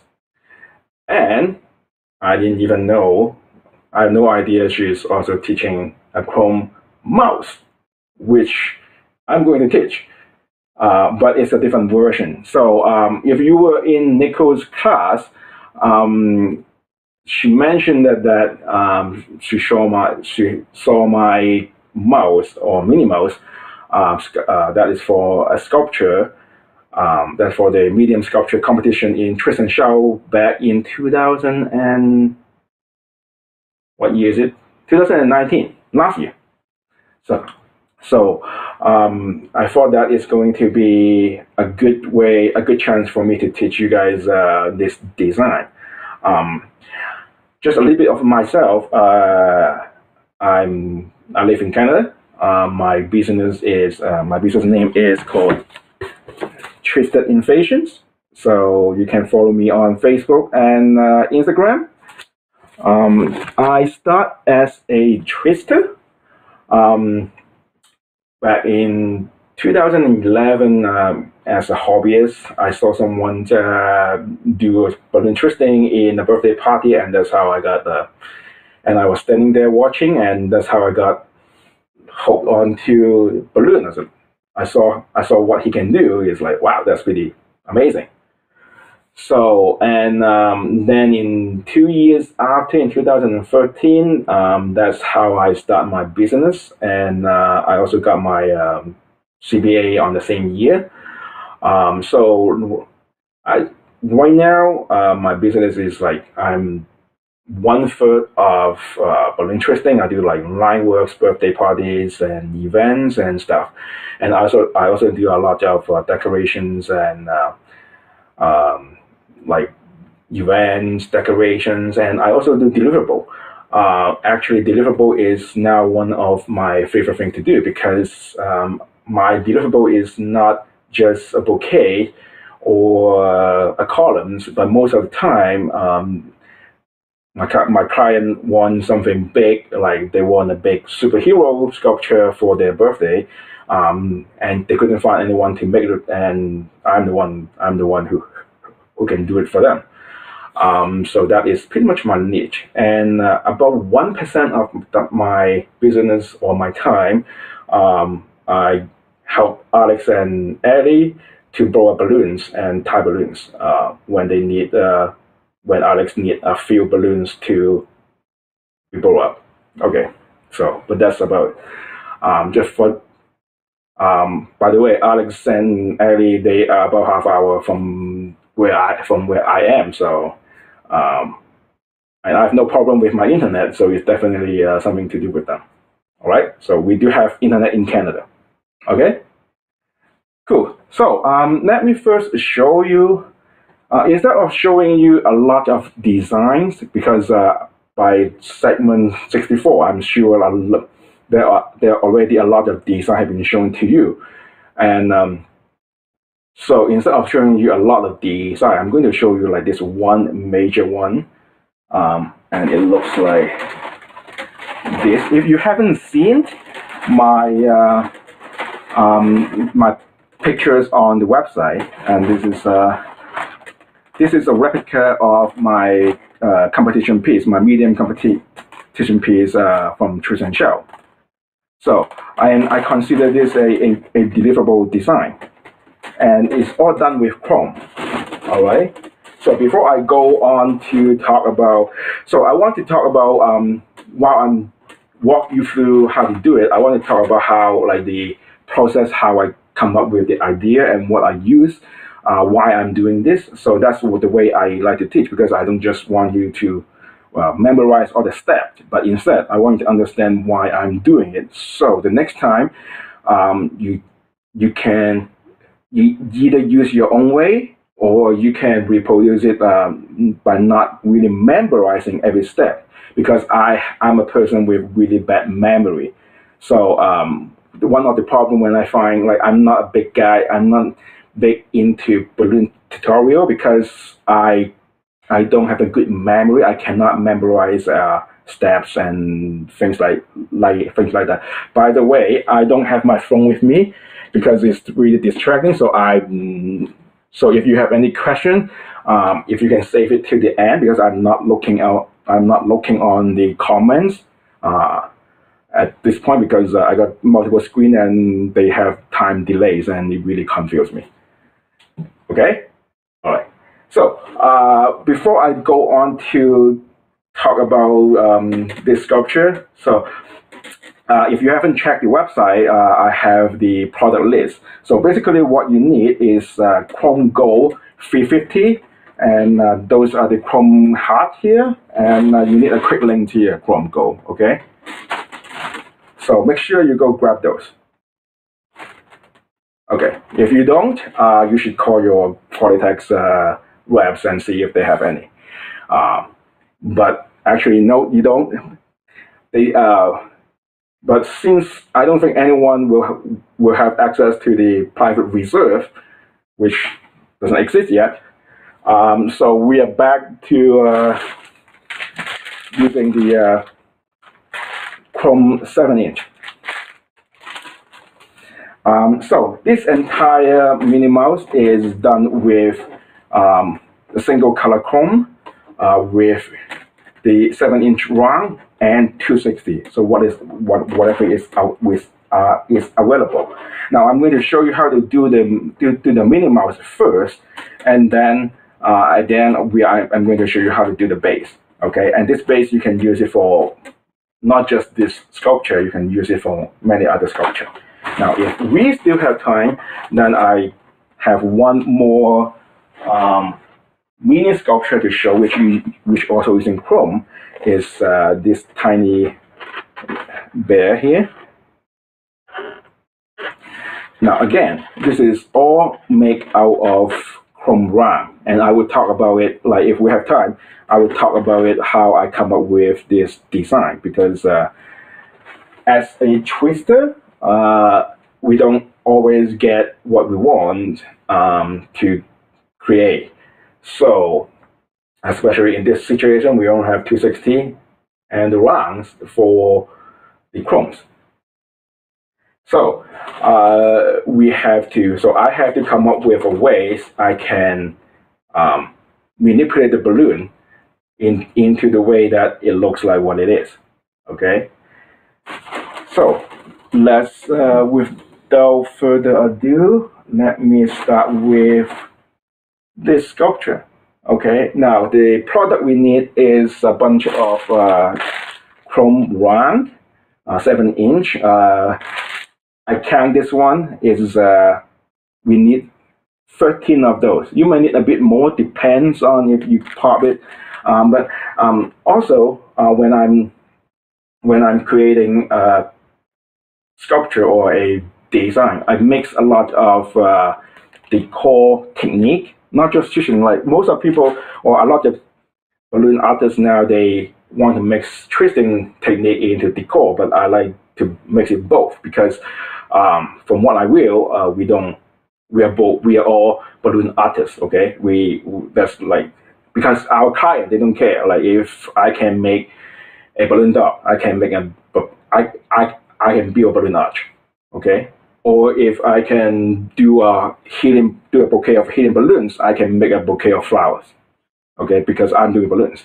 So the way I see it is, if I'm doing balloon, I can do anything with balloons. So I mix a lot of the twisting technique into my decor, or my decor technique into the twisting. So just to come up with what I need.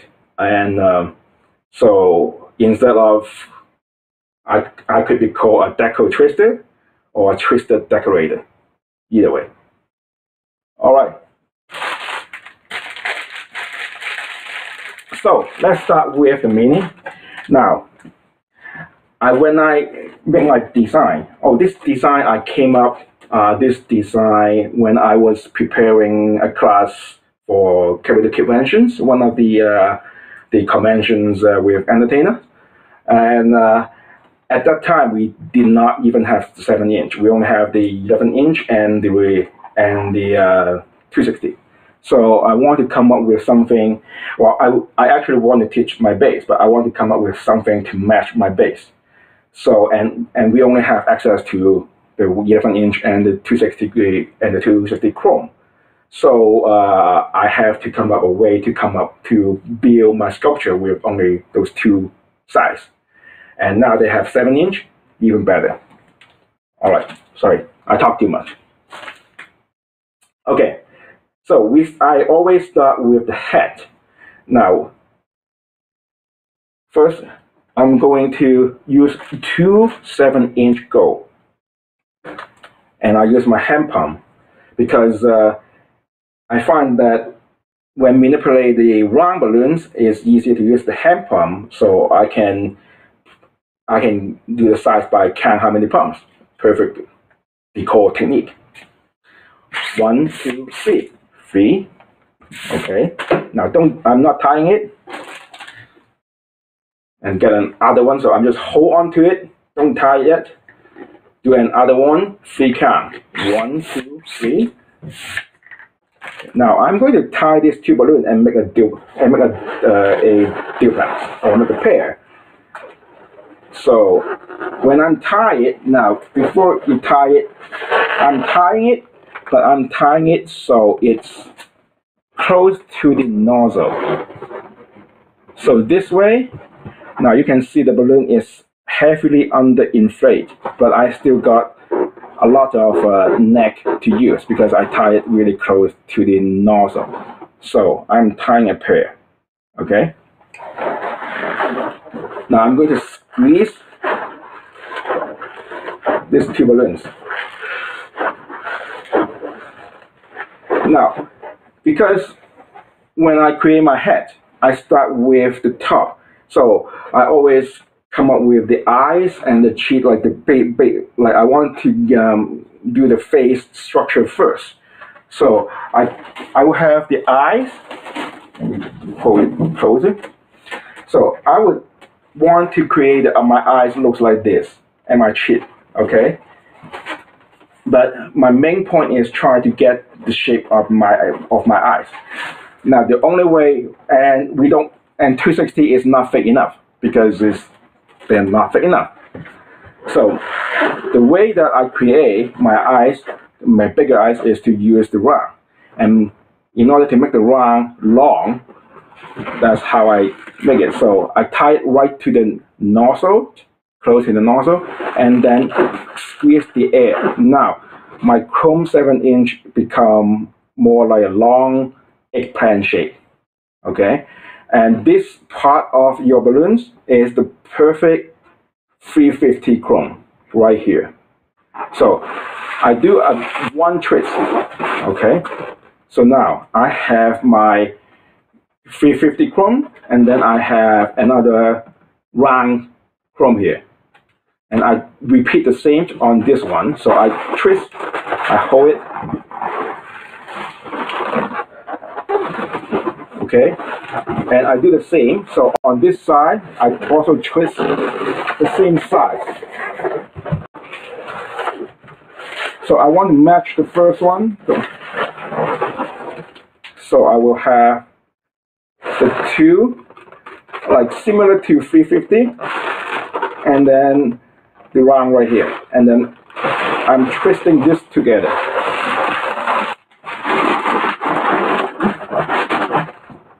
Right here. So it's not a lot of twisting here, okay? And it's not hard, it's not difficult to do because these balloons, these 7-inch balloons, you can blow it up really big. So I'm heavily under-inflated, so we got a lot here. So it's really soft and it can be manipulated much easier, okay? So if you compare this with my mini here, that is the eyes. So this is the eyes, and now this is the bonus. It becomes the cheek, which is the bonus. Okay. Now for demonstration purpose, I'm going to use a different color of balloon to build the rest. Okay. So it's easier for you to see. So I'm going to put this aside.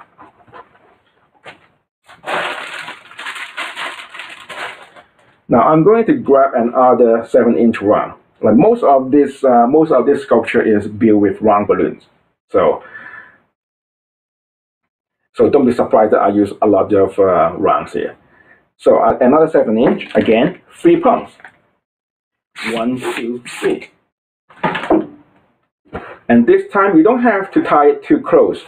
Just a normal distance, just like you tie your balloon normally. Okay, so it's still heavily under-inflated, but you still got a little bit of neck. You can move the air. Okay. I'm going to again squeeze this. Okay. Now this is the front of the face of Mini. I need to create the back. So for two purposes, because it looks better from different angle. Plus, I need this head to be structural, more stable. Okay, so I need to put something to support the whole structure here.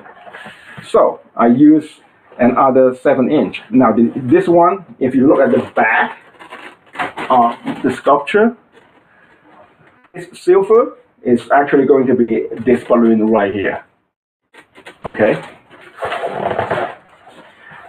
So the way I'm doing it is, now again I push the air. Now I'm going to twist a bubble about 1 inch big. Okay, 1 inch in size. Okay, just right on the tip. So the nozzle is here, the end of the balloons or the other side, like the tip of the round balloons. Now I'm going to push this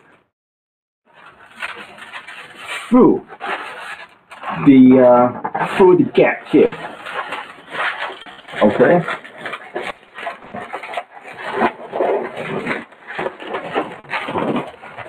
So if you can see, so this is the balloons, and I'm pushing this balloons through the gap. Now it locks at the top.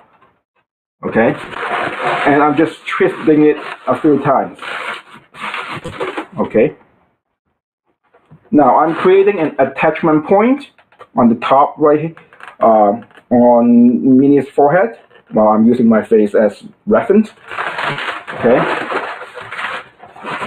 And this whole balloons, the silver balloons. Now, ideally, you want to use gold as the same color, because I find that by making it like the entire sculpture with the same shade of chrome, it looks much elegant. It's like a solid gold Minnie Mouse. But again, so for this one, I'm going to just hold the nozzle, and the nozzle will all tie to the center of the face. Now this is the main point of your face. So you will see pretty much everything will connect to the center right here. So I'm tying this knot and push it in.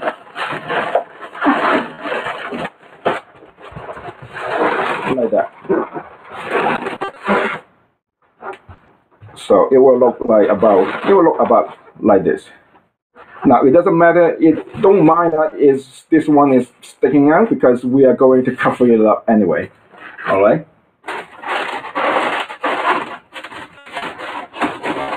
So this is the front. This is the back. This is the side. All right. Now I create a second connection point on the head. Okay. Now then we are going to make the nose or the muzzle here. So I'm going to put this aside. This time I'm going to use again a 7-inch round. I'm using a rose gold here, and I'm going to use a silver 260 gold. Well, ideally you want, but I'm using a silver 260 here. So with the silver 260, I'm going to cut the tip about 1 inch off the tip. Okay, just this much. Okay. Now save this. We need this. Okay. So with this with this tiny bit, we only inflate the tip for about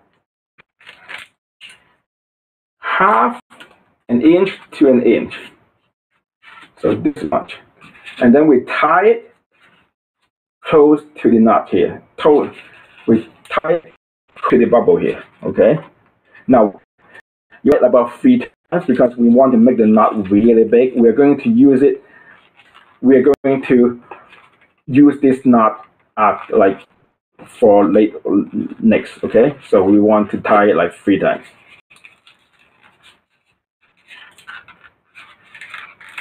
Oops.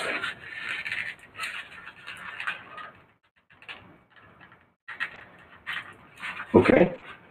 Now, and as you can see, I have the knot here, and I have this extra here. I still want to cut it because if this mechanic will show if I don't cut it clean. So you will have a bubble with a big knot here.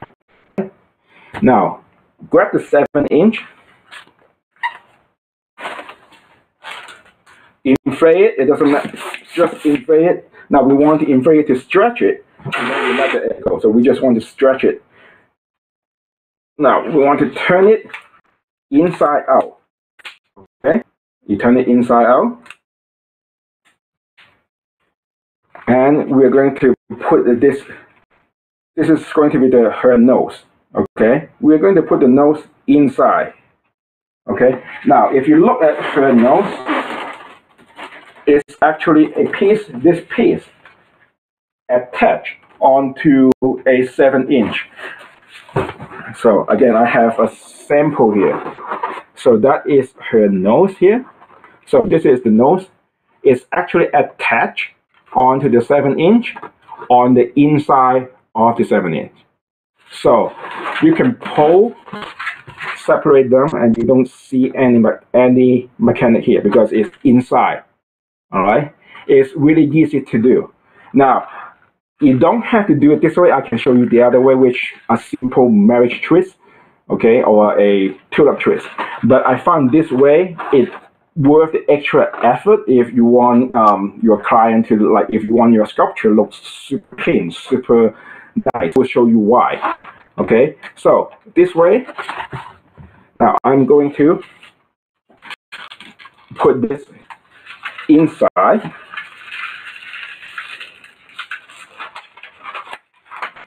So you can see it is inside. Now I'm going to inflate the 7-inch. Again, I don't need to inflate a lot, just this much, and don't tie it. Don't tie it.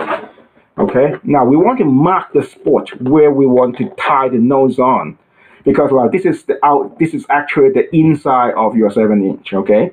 So we are going to tie. So we are going to tie the nose here, and then we flip it over. Okay. So that's how we tie the balloons. How to tie the nose from the inside. Okay. Now, if you look at the latex mark on, it might not show really clear, but if you look carefully, like when you blow up a crumb, you will see there's a mark, the latex mark here. Use a Sharpie, just not on the mark, but next to it. So we don't want the nose to be like exactly slightly upward. So we want to mark this, okay, with a Sharpie. All right, and then we let the air go. Now, you can feel the nose, and you can feel because we make a big knot. So you can feel the knot. We want to position the knot to where the X is, okay? Now, we are going to tie this knot like we are tying a raisin, okay? We are going to tie this knot right on the X mark. Now, traditionally we can, so that's why we use the leftover from the nose. That's what we use. Now, traditionally we can do a wrap around and then tie, okay? But I find that sometimes well, first of all, it's not easy to do both with, like, while you're holding the balloons. Secondly, sometimes it get loose because later on we are going to pull the 260, like the one that we used to tie the nose. We pull it out, we pull it back, so the nose will get a little bit of like squish. Okay, not so it's not like all bumping out, so it just a little bit squeezed it. Okay, so the way I do it is, now for all decorator, if you know how to with the decor bubbles, you use the 260. Okay, so I use a 260. I make a loop.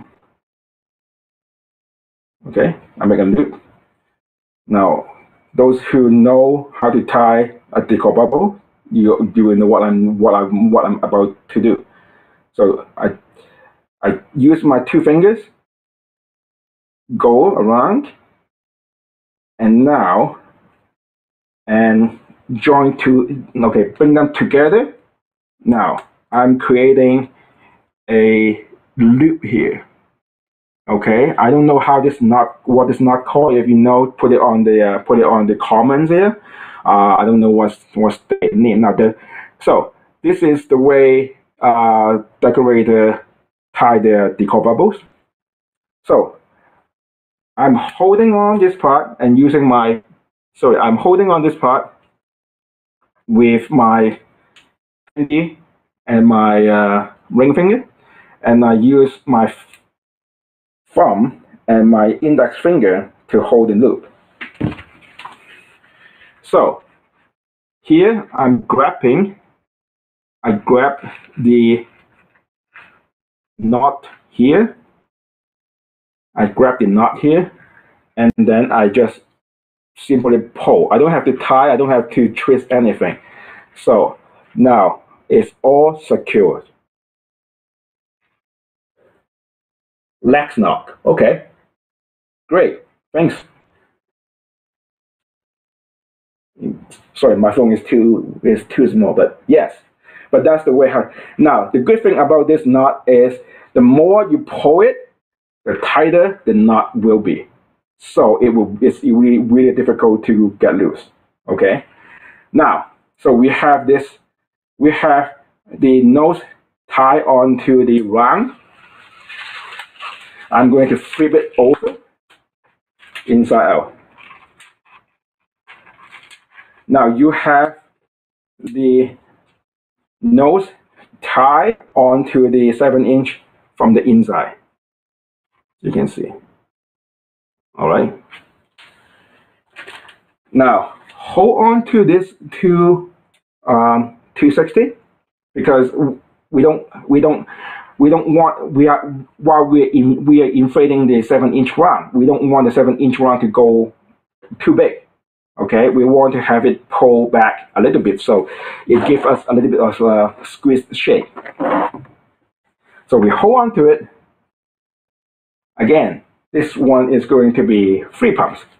1, 2, 3, 4. Actually, 4 is good. So I do 4. So now it looks like more like an apple shape. Okay, and I'm going to tie this with my 260. Just a regular way to tie it. So now we got my nose and the muzzle. Okay. Now again, this is the way it will look if you do it with the same color.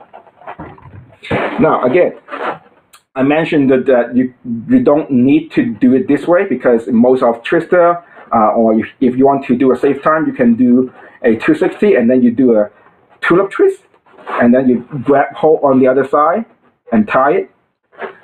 So now this is a nose.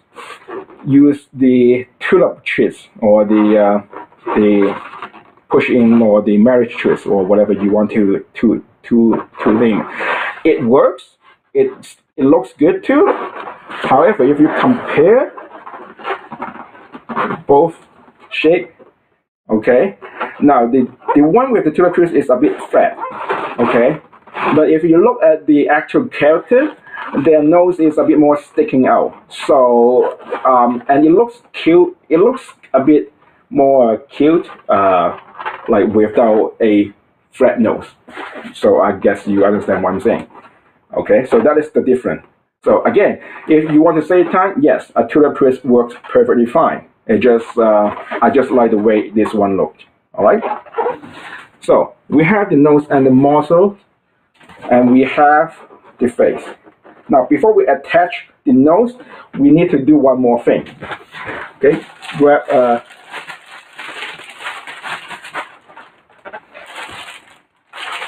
260. Okay, a 260 chrome, and I'm going to inflate it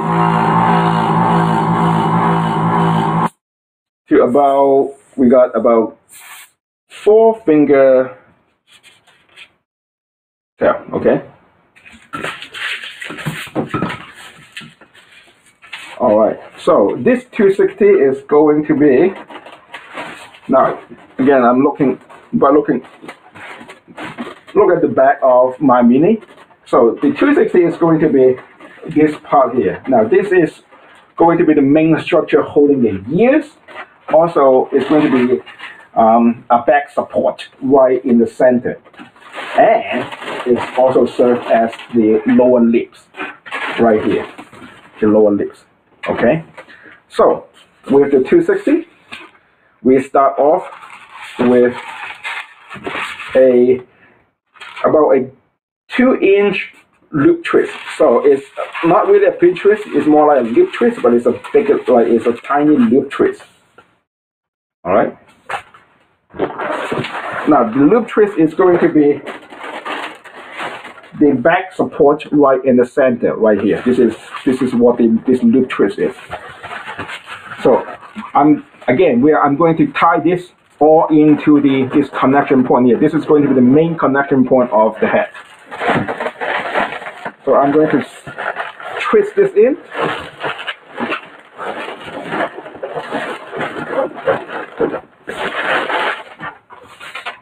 Okay. Okay. I'm going to twist it. Now I'm going to make a big loop twist of roughly about 6 inch length. It's going to serve as the lower lip.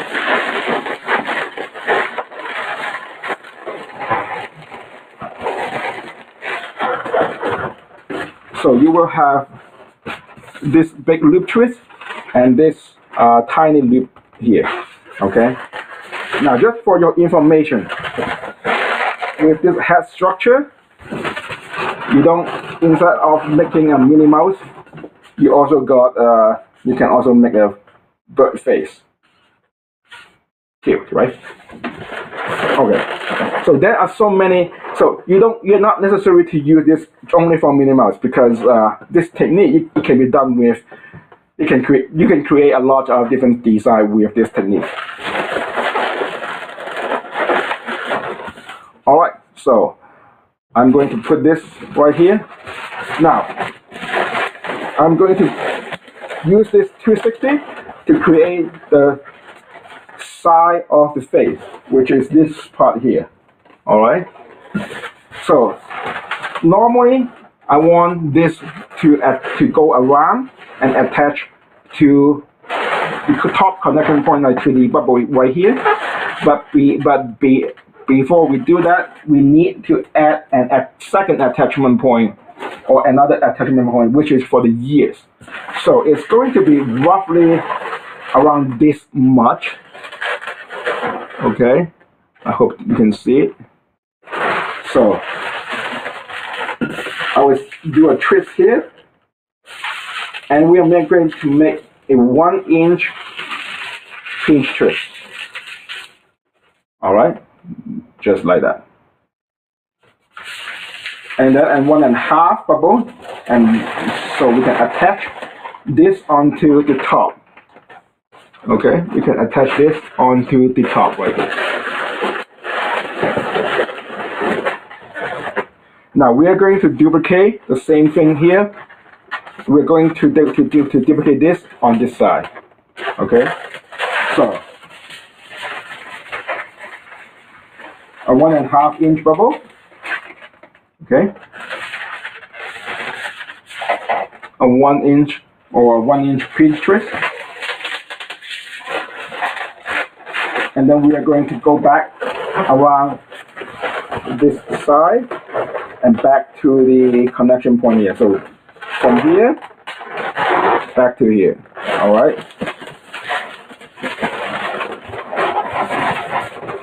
So we are going to create this right here.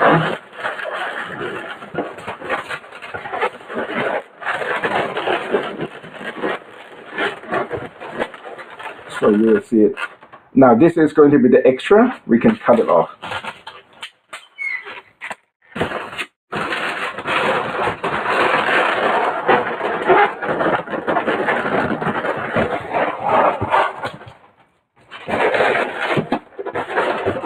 just to look back, just to go back and check it. Now we have a small loop at the back of your head. This is a bigger loop at the front, okay? And then the side on both sides, okay? With a pinch twist on the side of our center connection point. Okay. Now we are ready to attach our muzzle here. So this is going. So we are going to use this to attach the muzzle again right to the center, right here. So grab hold of this entire chunk, and now we pull it. We use this neck of the 260 to pull it all the way and tie it all the way to the center.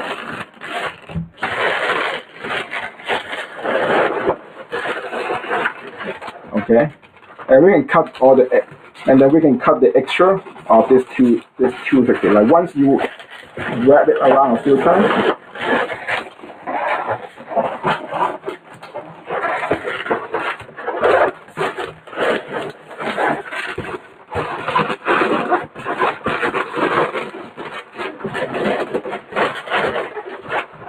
So that's how it looks. Okay. Now we just have to move around every balloon.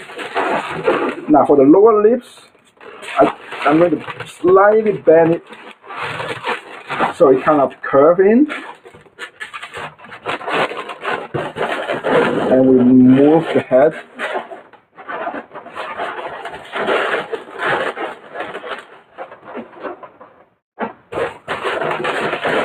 So this is basic, like you will see the basic head structure come out. Okay.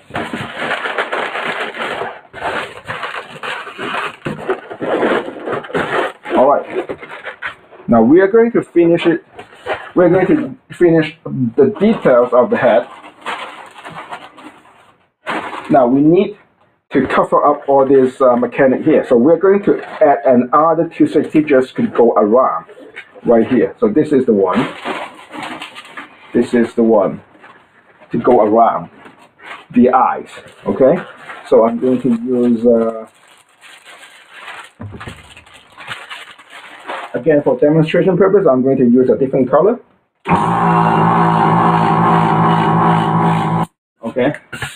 Now blow up a 260 and leave about 4 fingers length. We don't need the entire balloon, so it doesn't matter.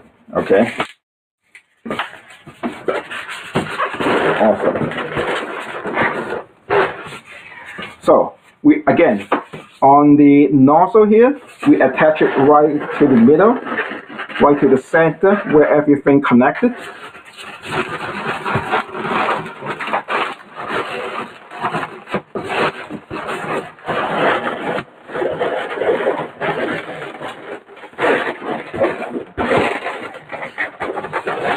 Okay, and then this one we just have to go around.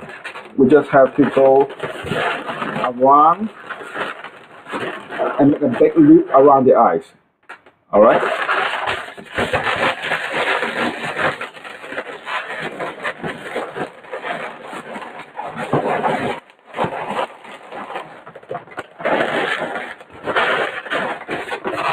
Okay, now we can cut the rest off. Okay, you want to save it, we might need it for something else, okay? And tie it.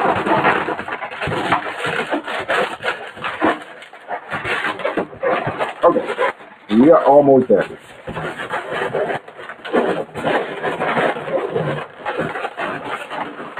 Okay, now this 260, you might have it slipping off sometimes like that.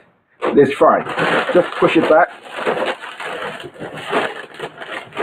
Now we are going to stable this part using the bowl. Okay?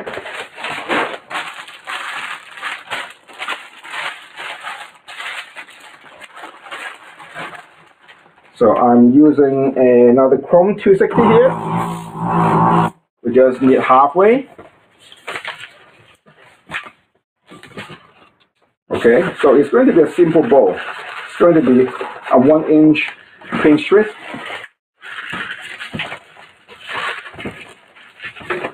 Okay, a loop, about a 3-inch loop. Right, a loop that's about 3-inch length. Okay, and same here. Another loop.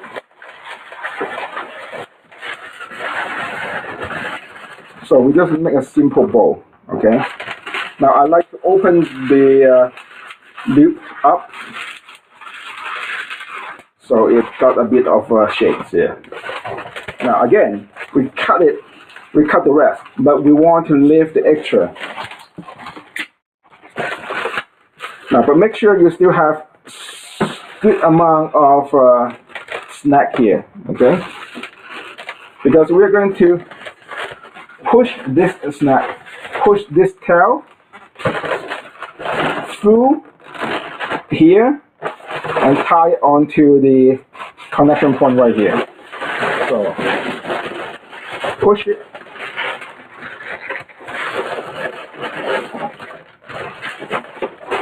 Push it and tie it onto this.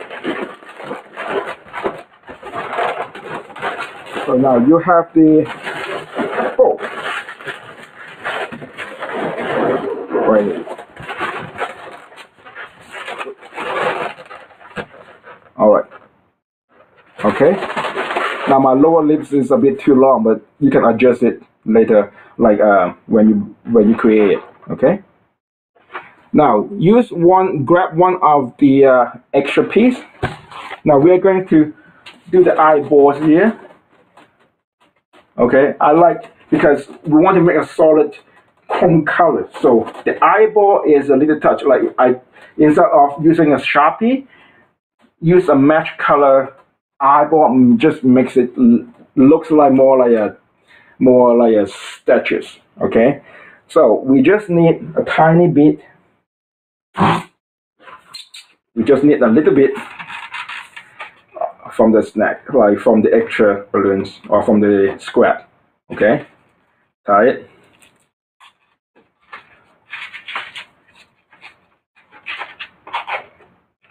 Okay, now I'm going to tie this two ends together so it makes just a pinch bubble right here. Okay. Now I'm going to split this by using the extra piece or the excess. I'm going to wrap it around this bubble like a few times. So now I split this bubble into two tiny pinch strips. All right. Now I'm going to use this extra tail here, squeeze it and through in between the eyes right here. Okay, and tie it again all the way back to the main center connection point.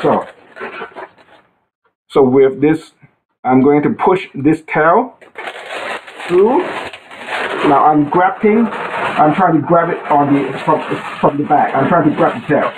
So I'm pushing it through.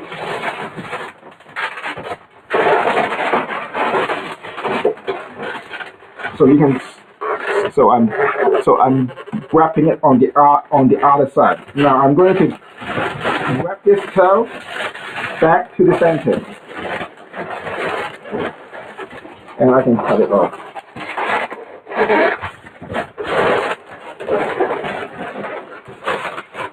Now I have a Minnie's head right here. All right. Okay. And the very last part is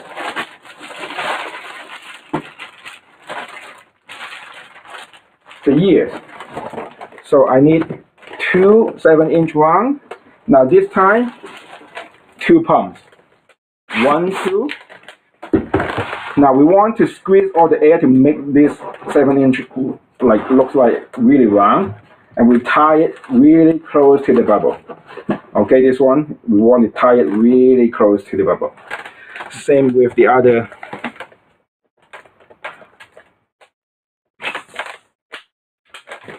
Oh, this is stuck. This one stuck. All right. So 2, 1, 2.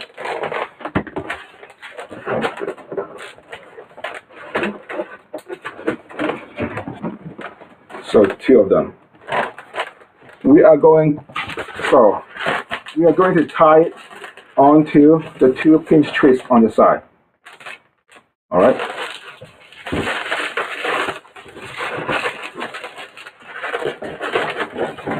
And we are going to move the pinch twist behind the rung.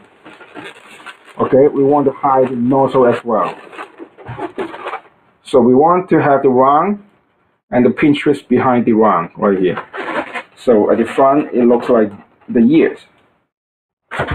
And we do the same with the other one.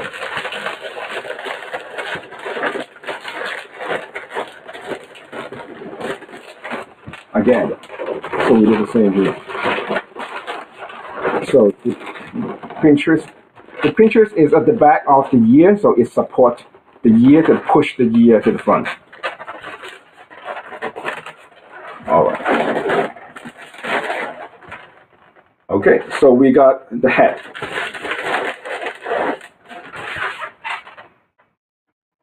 All right, so I'm going to put this aside. Now, that's the head.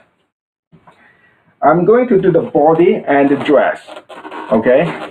Now, I'm going to start with the dress first because this is very easy to do. That's the easiest thing to do. Now, with the dress, I'm going to use 6 7-inch, okay? 6 7-inch. Now, we are going to make 3 pair of balloons. So each one is 3 pumps. 1, 2, 3. Now don't tie it. Hold on to it. Don't tie it. Another one. 1, 2, 3. Okay. Now we tie a pair. So if you're a decorator, there should not be any difficulty for you. Now we tie it again. We tie it really close to the nozzle. Okay. So we got a lot of extra on the net, and then we squeeze it. Okay, so this is 1 pair. We need 2 more. Okay, 1, 2, 3. 1, 2, 3.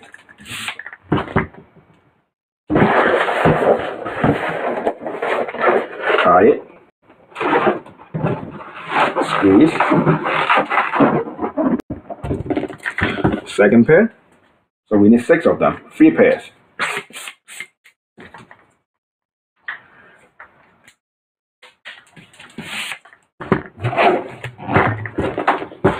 Again, I like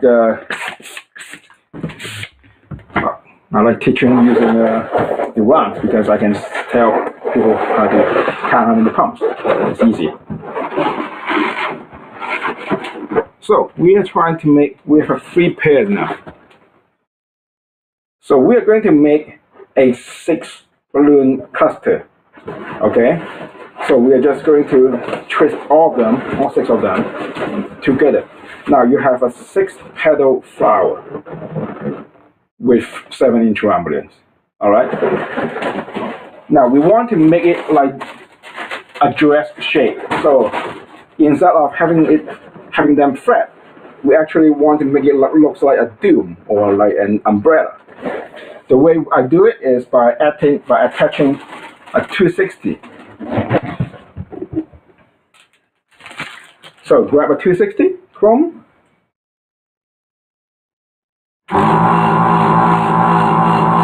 Now inflate until you have like a good length of a tail. I would say a bit more because we are going to make a lot of bubbles. So I would say little bit longer than my forefinger. I have a smaller hand. Right. Now start with a pinch twist.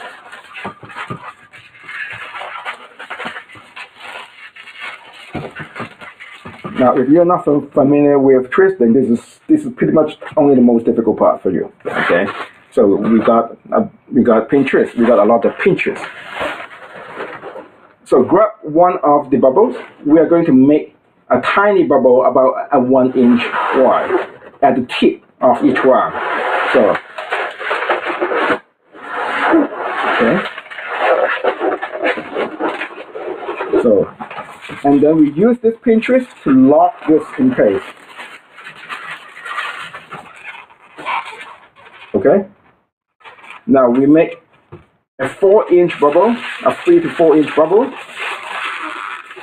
and we create another pinch twist right here. Okay. Now the pinch twist is used. We're going to repeat the same thing for the rest of the 7-inch one. The pinch twist is going to use to hold this bubble in place. So grab the one next to it. Make a 1-inch bubble right here.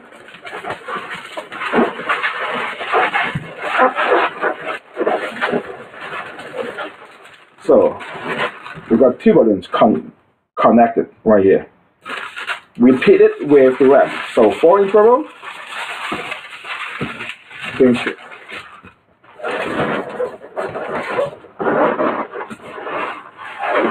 So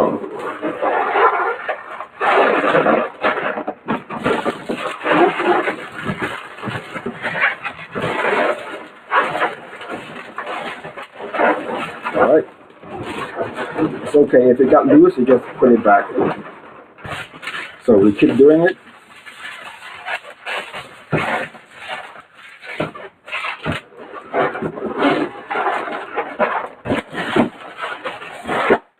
Got loose.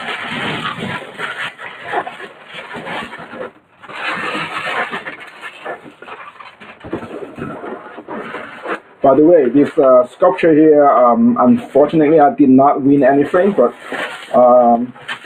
I'm really happy with it. Well, there's a lot of good pieces in the competition anyway, so.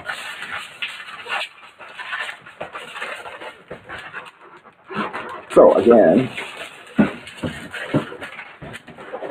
sometimes I like to just compete and so I can create something new. Just make me feel happy.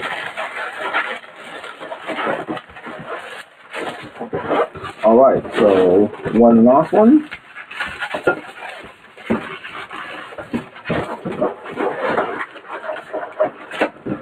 So now that's how you create a dress using the rubber balloons.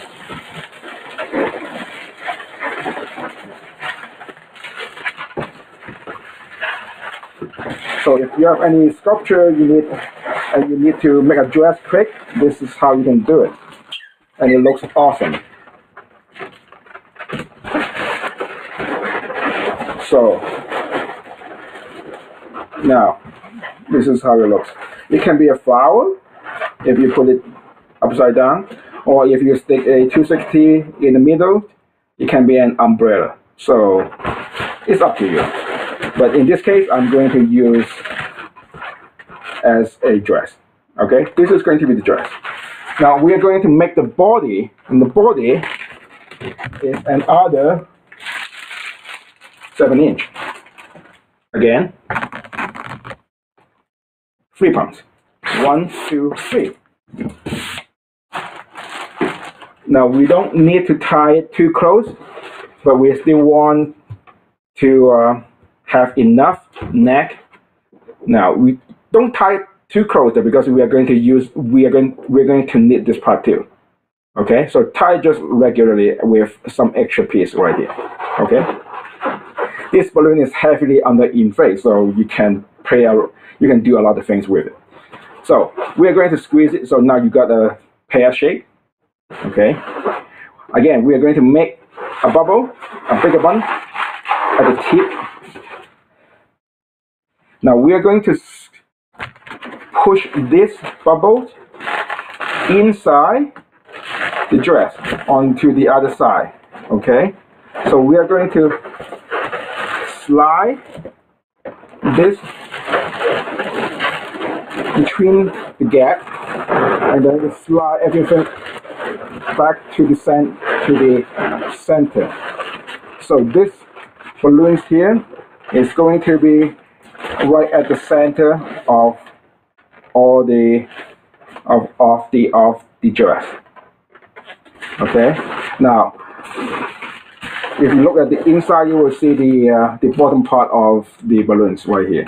Okay. So this serves as the body of Minnie. Great.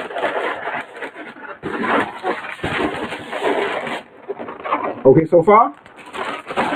Well, I couldn't see, but I assume that you're okay because no one stopped me. Now we are going to use another piece of 260. We are going to make the arms, okay?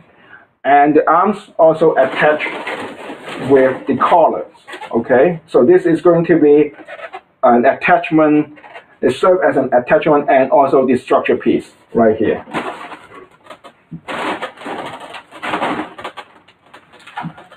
So we inflate this.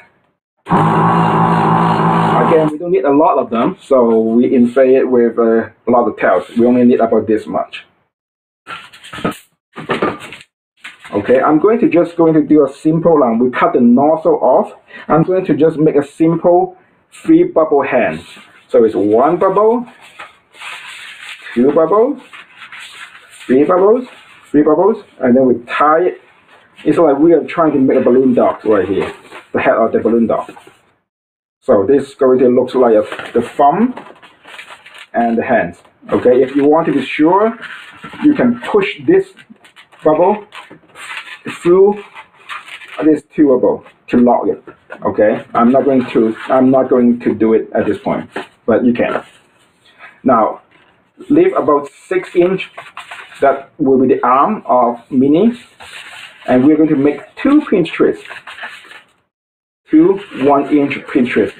So 1 pinch twist is going to be a double pinch twist. 2 pinch twists. This is going to serve as the collar of her neck, and also used to attach the arms. Okay, and we're going to match the other side of her hands. So 1 bubble, 2 bubble, and twist. And I'm going to cut the extra off.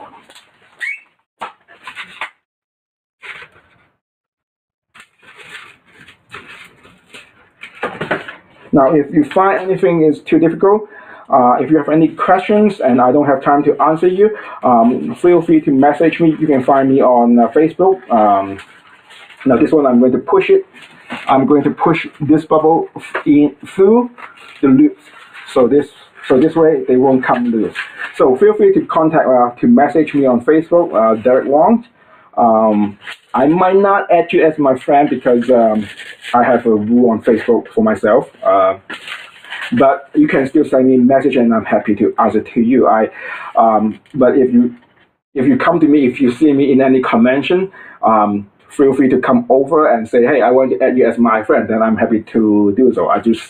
Most of the time, I just don't answer to friends request to people that I haven't met in person. It's just a rule for myself and for my wife too. So, but I'm again, feel free to follow me on Facebook and Instagram. Self-promotion. Okay, back here. So this is going to be the body of Minnie. This is the dress. Now, I'm going to create her body. I'm going to make a bubble here. So you squeeze a little bit. We are going to make a bubble about this much here. Now, this bubble is going to serve as her neck. Okay? She doesn't have a long neck in my case. And we are going to squeeze this into in between these two bubbles.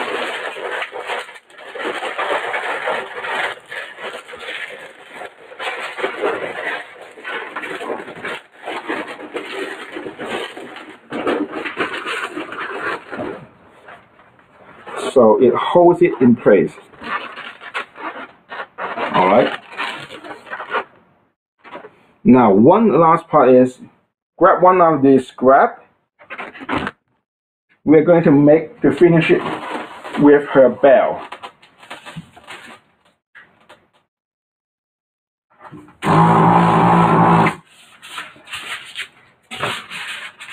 So just inflate it and leave a little bit of tail. We want it really soft. Okay, this should be enough. Tie it. Now I'm going to make a pin twist here.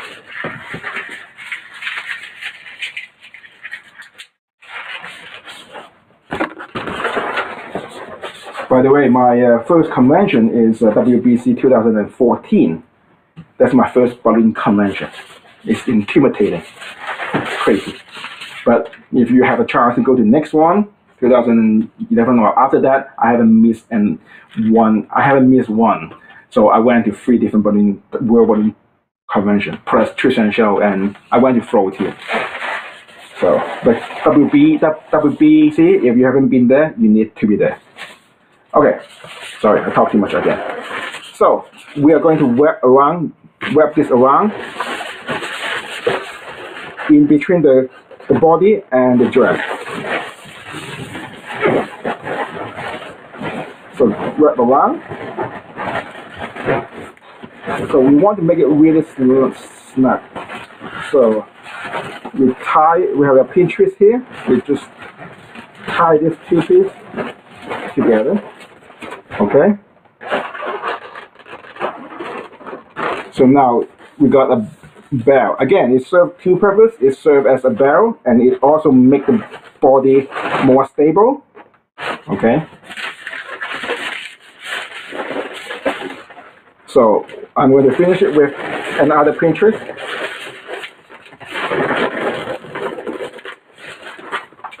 And I'm going to cut the rest.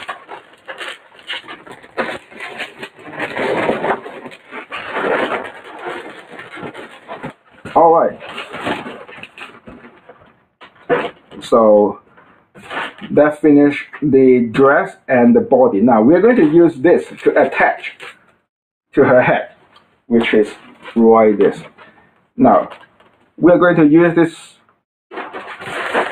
and we are going to attach this part in between the big loop, which is the lower lip, and the small loop. So right here you see the yeah, I think this looks better. Yeah, right in between this gap. So this nozzle here going to attach right here. All right. So we want to hold.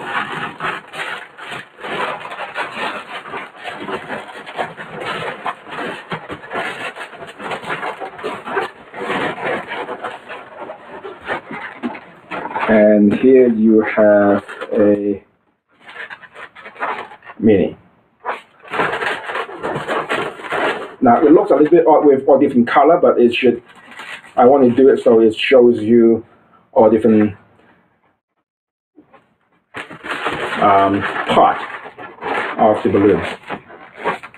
Okay, so it's this part right here, and this. So you can see the bottom again. Now if you want to again, the best way to do it is to make everything into one single color, right? So it looks much better. Now in order, like if you don't have enough single color, so you just make the Minnie Mouse, or you just make the sculpture with what you have, and then you just replace it with one that is the same color. Yeah. So I call it the color change.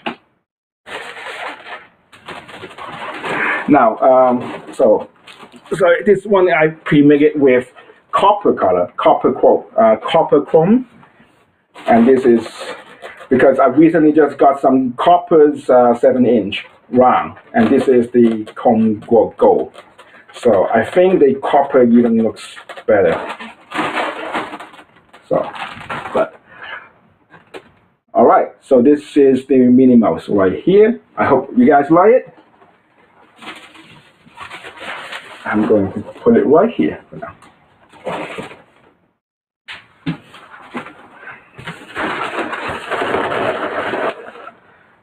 Right here. So again, if you have any question, I hope we have time. We got about 20 minutes, so I try to answer as much as I could at the end of the section. I still have one more piece to show you, which is the base. Okay. Now this base is you can use this base for anything, for any sculpture to make it looks much better.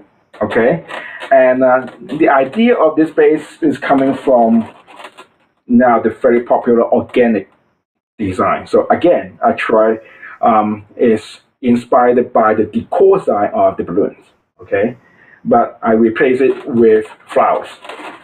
Okay, so to do this base, the base itself is the main structure of this base is a 16-inch geo-boson. Okay, it's a 16-inch geo-boson. Okay, so I found that most of the people will use an egg balloon cluster or the round balloon cluster, but since I got so many geo-boson here, and I usually to use geo for my sculpture as the base. I modify it so I can attach all this flower onto it. Okay, you don't need a flower if you find making flowers spend like it takes too much time. You can use like 5-inch round balloons or 7-inch round to make an organic base using the same techniques. Okay. All right. So I'm going to now you can use pretty much any color. I'm going to put this down first. I'm going to use. You can use pretty much any color of the 16-inch, but the one I like the most is the clear. Okay. So I inflate.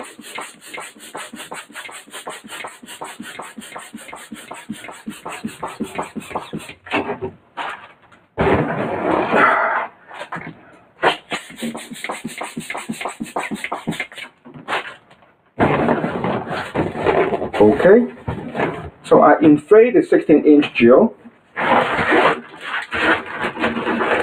Now the reason I want to use a clear is, like if you look at this base here, it doesn't matter, like if you have experience doing organic, it doesn't matter how many balloons you put on, you can always see gaps. Despite your client might not see it, but as a balloon person or professional, you will still see, oh, there's a gap here, I want to put more balloons. But as organic go, the more balloon you put in, it start pushing off and start losing shape. But with using a clear donut here, or sorry, not donut, boson here, even we see gaps because it's clear. It's like it gets through, so people don't really pay attention, or it doesn't catch too much attention there. The other option is black, okay, and onyx black, okay. So clear or black, like those will not show as badly, okay. So with a geo, I'm going to need 5 pieces of 260, any color. I'm using black here. Okay, 5 pieces.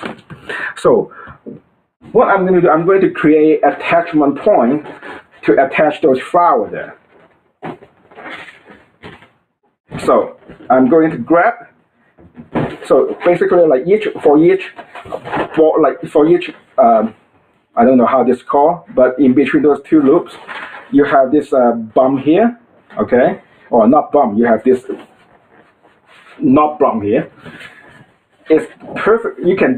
It's perfect for you to wrap a 260 right here. Okay, you can tie a 260 right here, and it stays. All right, so we do it on all the value. I know how you call this part of your geo. Now, so far I haven't seen anyone done it, so I might be the first one. If not, then too bad. It's my idea now. Since I show it first.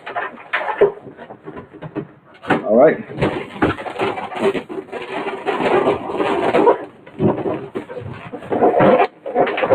Yeah, indent or seams, I think. That's how we call it.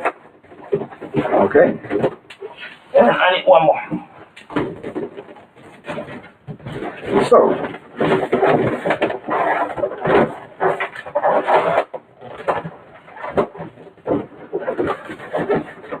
So I tie 5 pieces of 260 here.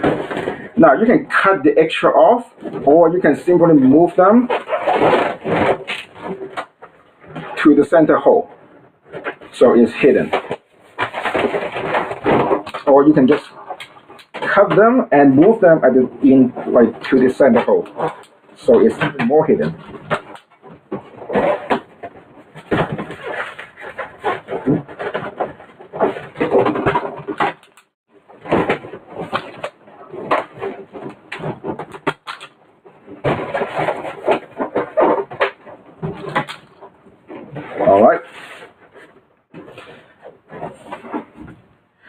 So now, flowers. Now I'm not going to show you how to make the flowers. There's tons of YouTube video you can do to teach you how to show flowers. But the way I do it is you make a flower. It's a 6-petal flower, just normal flower. I don't want to make it too big. Okay, it's about the same size of my palm. Okay, so I found this is the perfect size. Well, you can change it if you want to. You can do it more organic. You have a certain style of flower you want. Feel free to make it. So I basically attach 2 flowers using a 260 here in between. Now, if you have done organic decor, that's basically the same idea how you attach the 2 round balloons, or the pair of round balloons, and attach onto the base or the structure. Okay, so this is the same idea. Okay, so I'm going to grab my flower, I'm going to push, I'm going to pull out one of the the 260, and then I just put the flower onto the right here. That's how I attach my flower. Okay. Now this takes about 30 flowers or 15 pairs, roughly, okay? So that's a lot of flowers. So, from my experience, each one, like each 260, depends on what you want to put on the top, okay? I should be able to put at least 2 to 3 pair of flowers onto each 260, okay?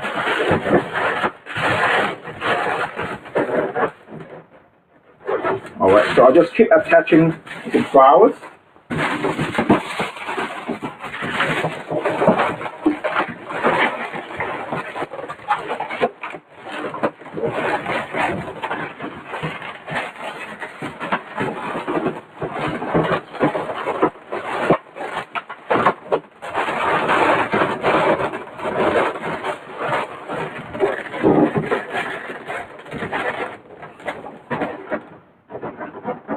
All right.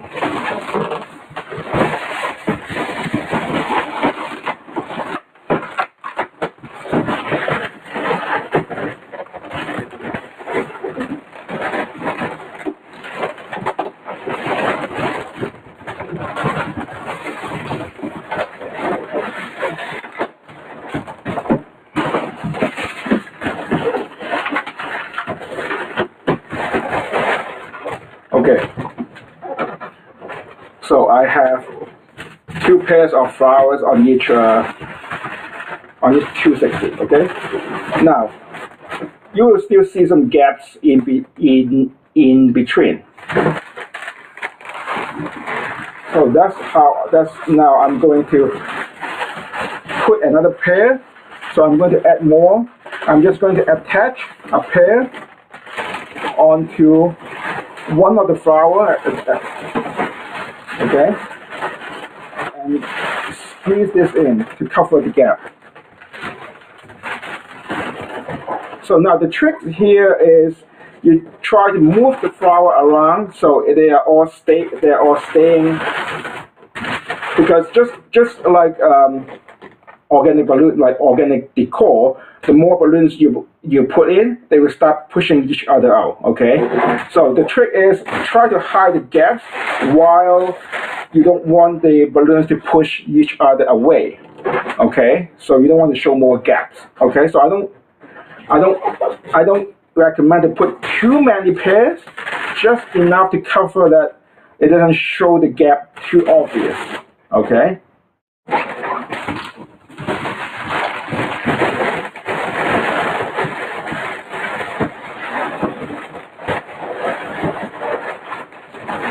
Okay.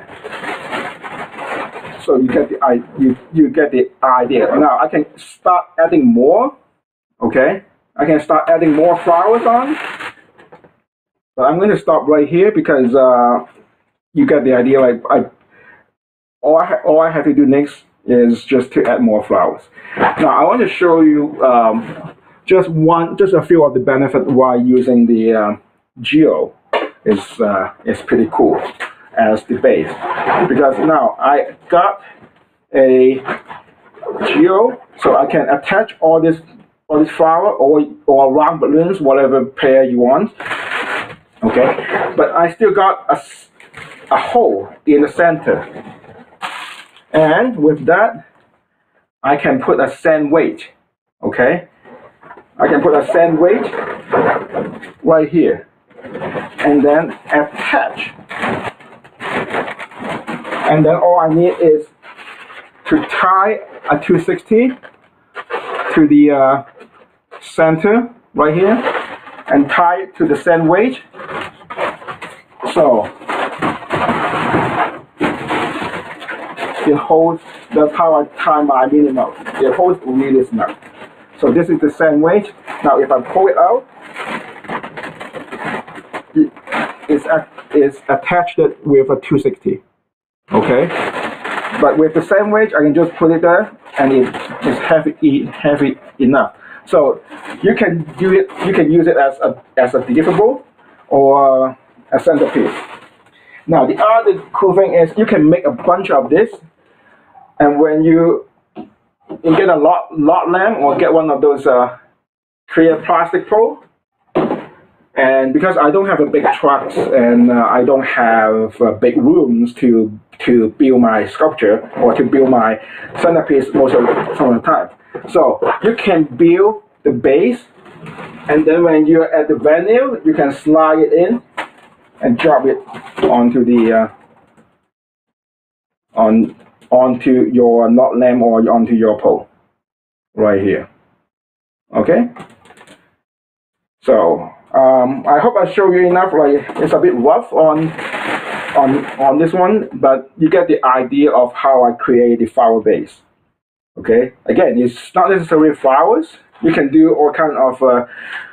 You can have fancy. You can put rose. You can put round balloons if you want to save time. Okay. If you're more into organic decor. So I think I will stop here. Now, unfortunately, I don't have time to show you this balloons bare here. Maybe next time, if I get to teach for qualatex, and bing bing, get them to ask me to teach. All right. Okay. I just quickly explain. This is a sculpture with all round balloons. I create this design. Oh, I think I'm done. Yes. Hello. Yeah, I'm done. Hello. Hi, Derek. That was awesome, buddy. I cannot hear you. One moment. There you go. The channels. Yeah. Can you hear us now? Yeah? We soloed and caller 1. Nope. Well, I'm not sure if you can hear me still. Can you hear us? Yes, I can hear you now. There we go. Fantastic. Thank you very much. What we need to do is we should be putting a whole lot of love in the channel there for Derek. Yeah, he's awesome, isn't he? Yeah. And remember, Derek, what's it all about? Thank you. All about the It's chrome. it's my pleasure to be to teach for you guys. It's our pleasure to have you. Somebody said there in the message in the chat, that's the biggest gold nugget of a tutorial ever. Okay. Oh, thank you. Wow. There we go. And you've also proved that Canada does indeed have internet, and it was those two girls that don't. Yes. Yes. It's not my. It's not here. It's conclusive proof, as far as we're concerned. Yeah, proof. It's done. Fantastic, sir. Thank you very much, Derek. Thanks, Thank you Derek. for joining us. Thank you very much for donating your time to all these wonderful watchers out there. I will catch you later. Goodbye for now. Enjoy. Bye, sir. Stay safe. Bye-bye. Yeah, you too. Thank you. Right, okay. Love, love, love, as I say. Love, love, love. Absolutely. Yes. Right, Yeah. so we are just organising our next instructor. This is back-to-back. Seems like we've been doing this for quite a few days now. It does. It feels like we've been here for quite some time. So, like Dom says, we are just not sorting out our next instructor. But in the meantime, what we have is we have a little bit of a special video for you where I look tired. I can't think why I could look tired, Kobe. It might be because at the moment I am kind of tired. So what I'm going to do is I'm going to go and make myself coffee, and you guys can watch this video. And yeah, something else for a little bit of information. Someone very kindly did this for us. Again, something a little bit different. So we thought, you know what, this would be perfect. Yep. Ideal for this spot while we get our next instructor on. So we're going to leave you with this one, and we shall be back very shortly. So business skills from a twister. Yeah, well, exactly. You know, it's a different thought, different angle. So we thought, hey, you know what? This is the time. Enjoy. Let us volume know on. what you think. Here we go. Hello, I'm Dr. Elizabeth Starkey, and I'm going to be talking to you about creativity today.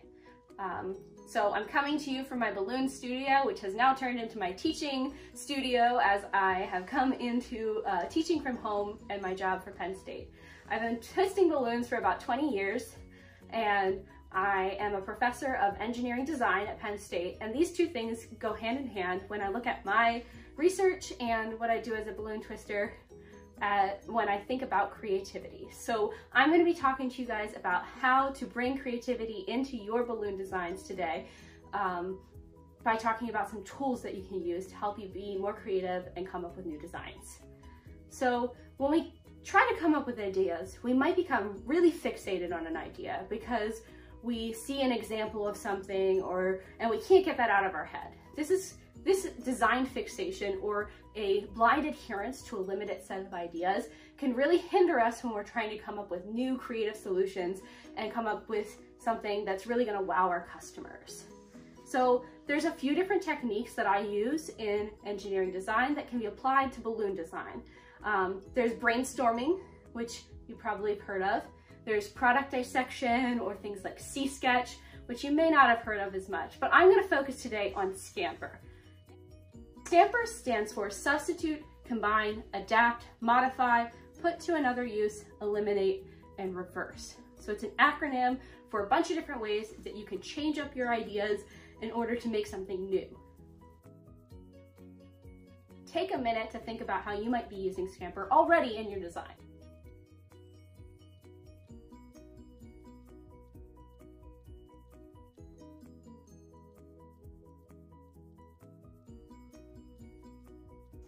So I've got some examples here for you today of ideas that I've come up with using Scamper. So the first one is substitute. One thing that we can do when we're substituting is change up the material or the balloon type that we're using. We could use a balloon, or we could use a headband instead, or we could change up our ideas like this snowman that I have here.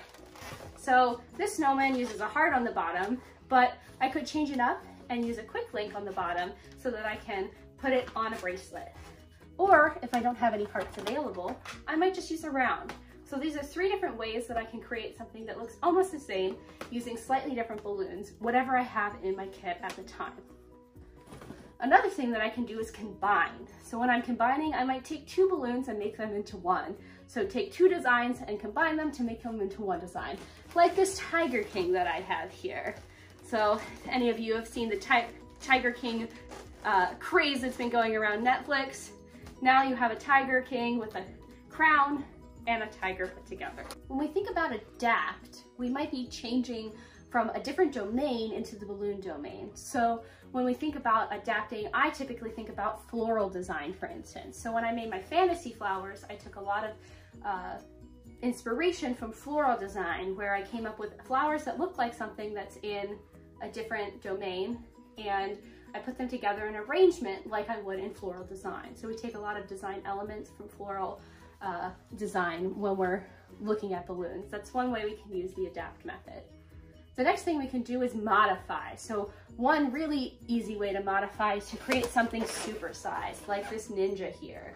So I might supersize my ninja, or I might make it itty bitty to change the size, or change the color, or the shape that I use. The next step is put to another use. So one way that I put my balloons to another use is by using them in order to put my unused balloons together. So I take scraps and I use them to connect in bunches of 25. Other ways we might use put to another use could be changing and using a rubber band instead of a balloon when we're trying to make a bracelet to make sure that it always fits every time. When we look at eliminate, there's a few different types of things that we could be trying to do. We could be trying to eliminate costs or eliminate time and effort. So if we're looking at this balloon here, I might substitute with a geoblossom for my flower vase in order to make it a little bit quicker to create. But if I'm trying to eliminate cost, I might substitute the flower vase instead, because this is a cheaper balloon. The last thing on there is reverse. So when I'm reversing, I might want to change a pattern or layout. This is shown by a simple balloon dog, which I can change around to create a balloon giraffe. Now that I've shown you a few ways to use Scamper with balloons, why don't you give it a try? There's a bunch of different ideas that I have on the screen right now. Feel free to take a screenshot and save it for later and add your own ideas to this Scamper diagram.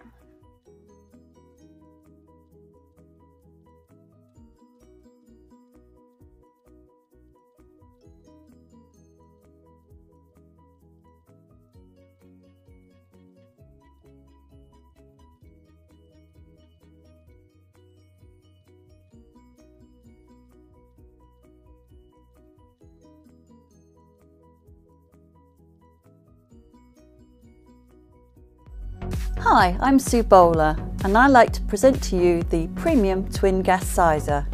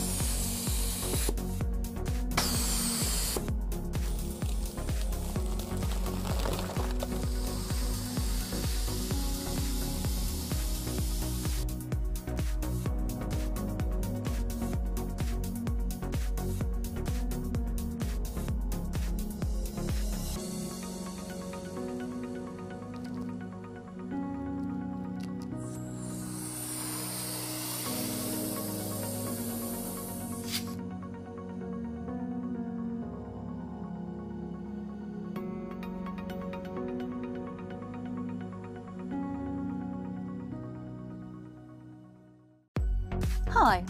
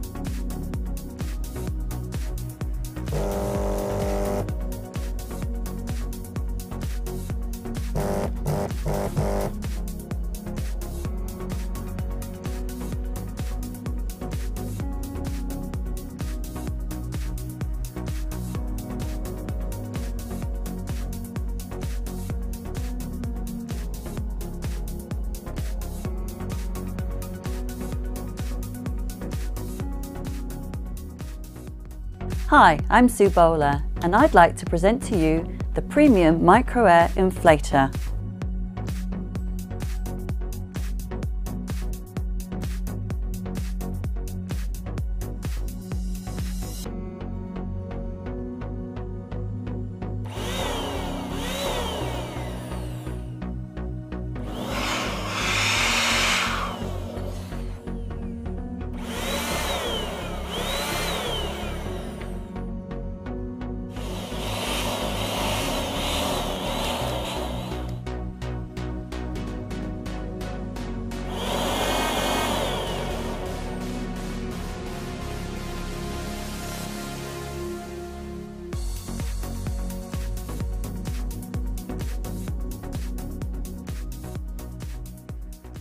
I'm Sue Bowler, and I like to present to you the Premium Twin Gas Sizer.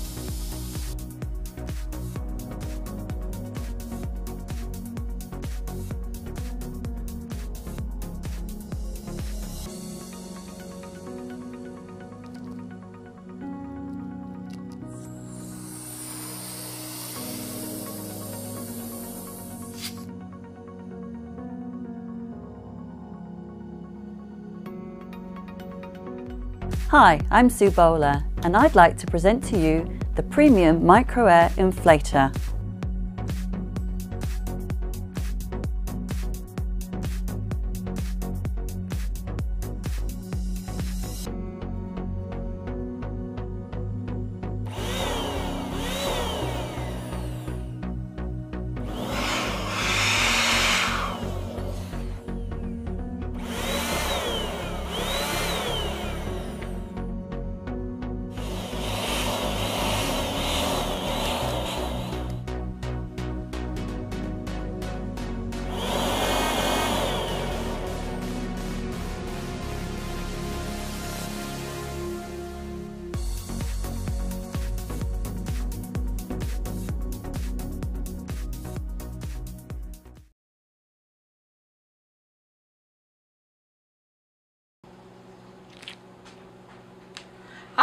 Jerry here from Click Click.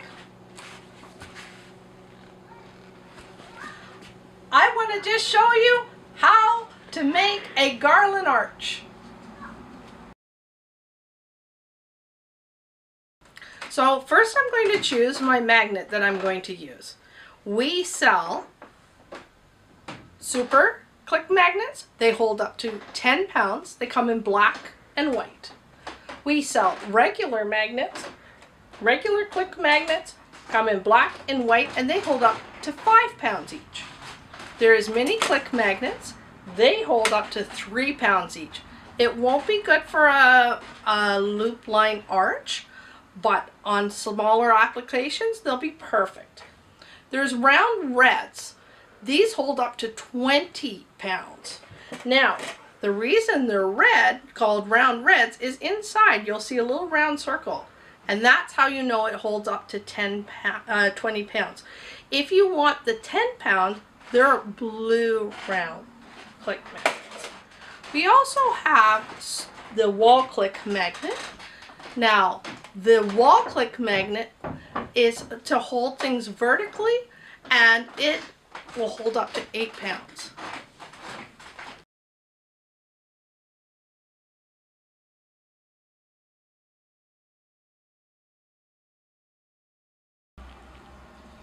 So for this application, I've chosen a super click magnet. It holds up to 10 pounds. And I've also chosen some loop line clear. Now I'm going to attach the loop line clear right on to the ring of the magnet. Just slide it on in. There it is.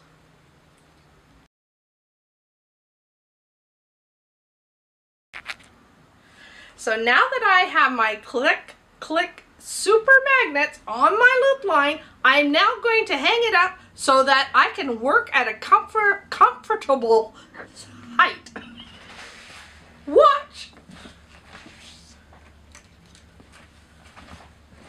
I'm going over here!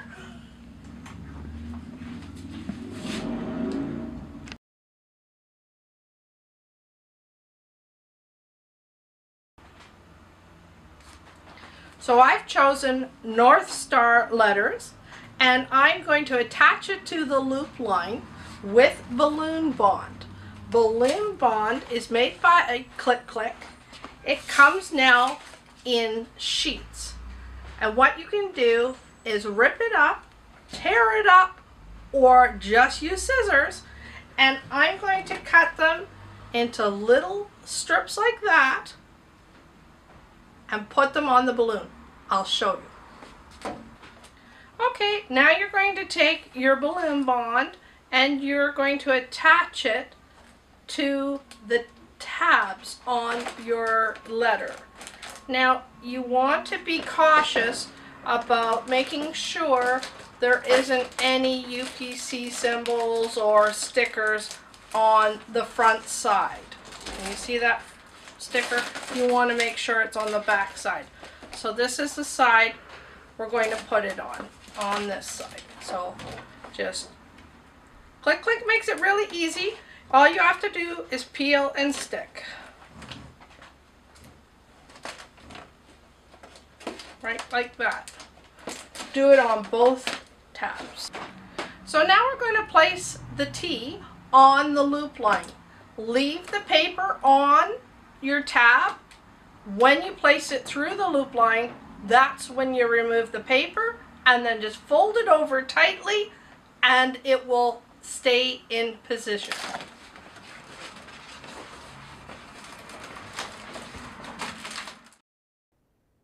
Hello guys. Thank you very much for your patience. Yes, it is a commercial break. It You're was. Right. You're right. We used that time to get our next instructor online because we had a few technicalities making sure that we had a good connection there, because there's no point in putting her on, otherwise you're not going to be able to see, you're not going to be able to hear, and we'll have to sort it out later. So we'd rather just take a little bit of extra time, let you guys get yourself a cup of tea, and also we can get a cup of coffee, and we've upgraded. to coffee. But Leah is absolutely ready to go. She's there's some big smiles and dancing going on in the sides. So let's get her instructor picture there. Lea Beck, CBA from the USA. I know a lot of you guys have been really excited to see Leah's stuff, and I just want to read the description because it was a where was it on here? It's not on this one. Here it is. I skipped past it. So it's playing with fire, which I think sounds really cool. Roaring bonfire, tiki torches, and more fiery themed sculptures demonstrated. Fire doesn't have to be chaotic and consume you. Learn a formula to bang out a blazing fire that looks alive and is super hot. So please, with all of that in mind, we would like to give a huge and very warm Q Corner Convention welcome to Lea Beck. Welcome, welcome, welcome. Hi, guys. Hello, Leah. Thank you for your patience. Thank you, guys. You are live on the Q Corner Convention 2020. Oh, my goodness. We're just so excited. Living the dream. Living the dream. So what we're going to do is we're not going to take up any more of your time or any more of the watchers' time. We're just going to pass you straight over. I've got a fiery head. You have got it. Your head's on fire. He's a bit hot-headed. We are going to get out of the way and leave you in the wonderful hands of Lea Beck. Enjoy, guys. We'll speak to you afterwards. Bye-bye for now. Thank you. Hello, hello. Thank you all for coming to your house where you're watching me. Welcome to my house. This is my first ever live stream. I don't really do balloons in my house, but I'm doing them tonight, so I'm really excited. I am a very new to doing teaching. I was a part of the Float convention this past year, just back in January. I want to give a big shout out to the Float family and everybody. Hello, my Float family friends. And I'm really honored to be a part of this qualatex balloon convention. I especially want to thank Evie for inviting me. It was a pleasure to meet her at Float as well. So today we are going to play with fire. This is a design that is very close to my heart.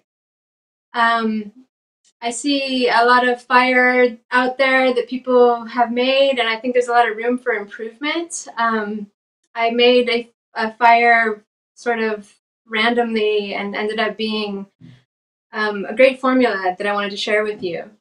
On a more metaphorical tip, I think this class is about, during these hard times, is about keeping the flame alive, because it's really easy to get discouraged and not know what we're doing and what our place is as artists in the industry.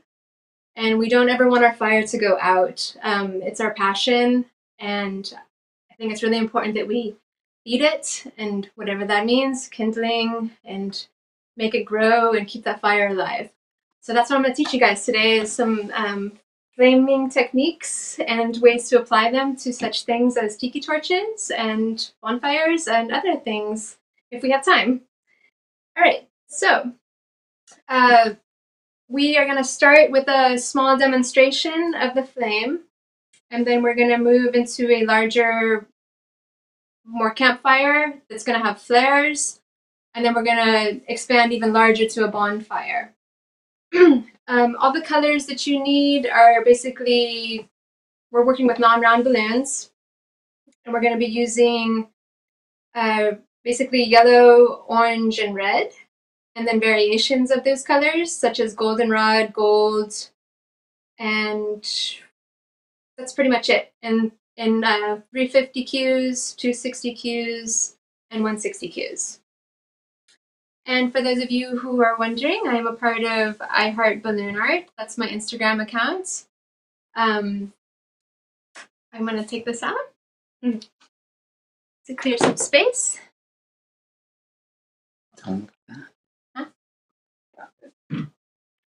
Alright.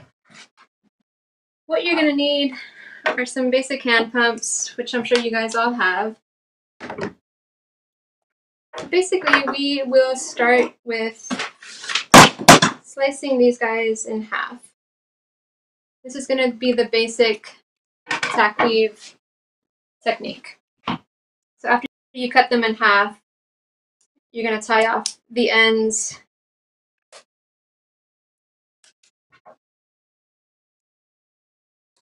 of the, and they're going to be approximately 6 inches. Yes. Approximately the full length of that half, which is about, I lost my, yes. Sorry, that's tape measure. This angle. My tape was at a slight angle, so it's messing me up. Alright, so it's about 15 inches. And just let a little air out so it's soft. And we're going to inflate those, each one, approximately 2 pumps. 1, 2. They don't have to be perfectly exact.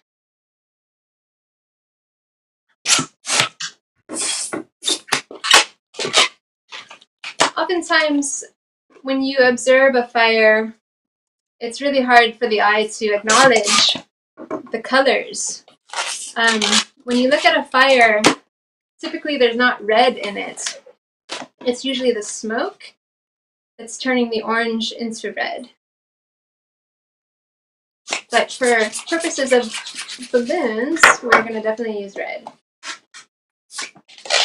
Our minds will identify with it.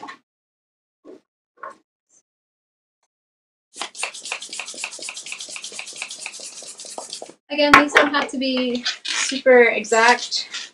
I'm going anywhere from 12 to 13 inches with a little bit of slack or air to make them soft. Now we're going to make X's and just try to make them as even as possible. I think this needs to have a hole, possibly. Might be losing air. So I'm taking a 260, these are really different sizes. I'm taking 260 yellow, citrine, 260 orange, and then 160 red, ruby.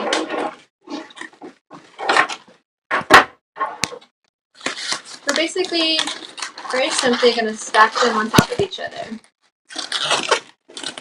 The most important thing is that their colors are divided evenly. I'm taking the bottom layer, so we have 3 layers here. I'm taking the bottom layer and wrapping them over the entire set of 3.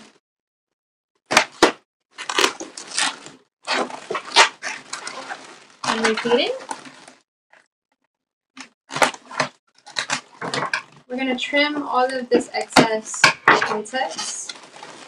Now I'm taking the orange, and tying them together.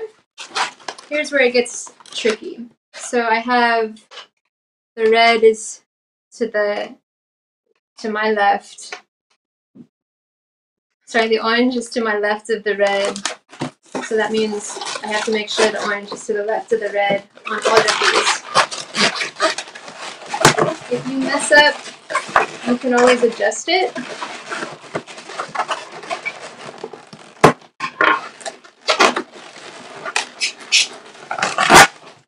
Okay. And now I'm taking the 160 ruby, which is the last layer. And that's something to forget.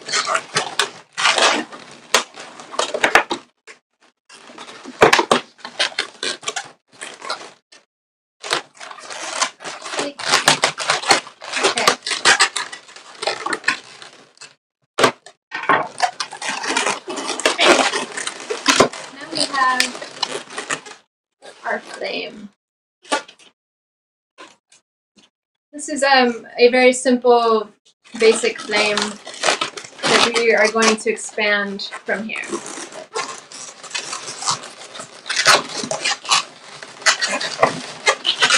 like this would work great for like a candle. If you would just use basically a 350Q or something and attach it to that. You could use it as a lighter, a big lighter, or other options, which I'm going to show you later.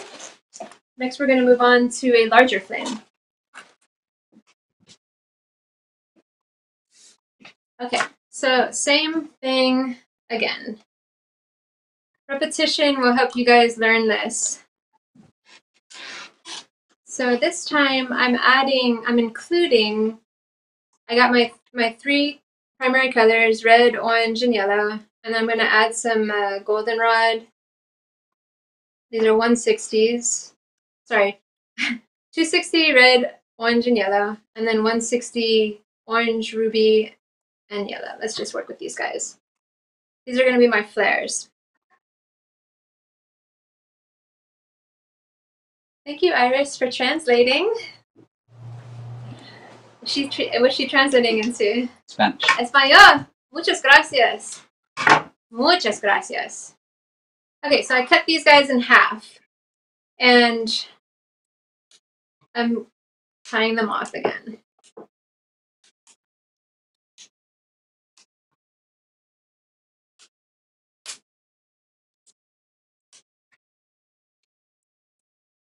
Okay. All right, same dealio. We're going to inflate them about 2 pumps. 1, 2, a little bit of air out. 1, 2.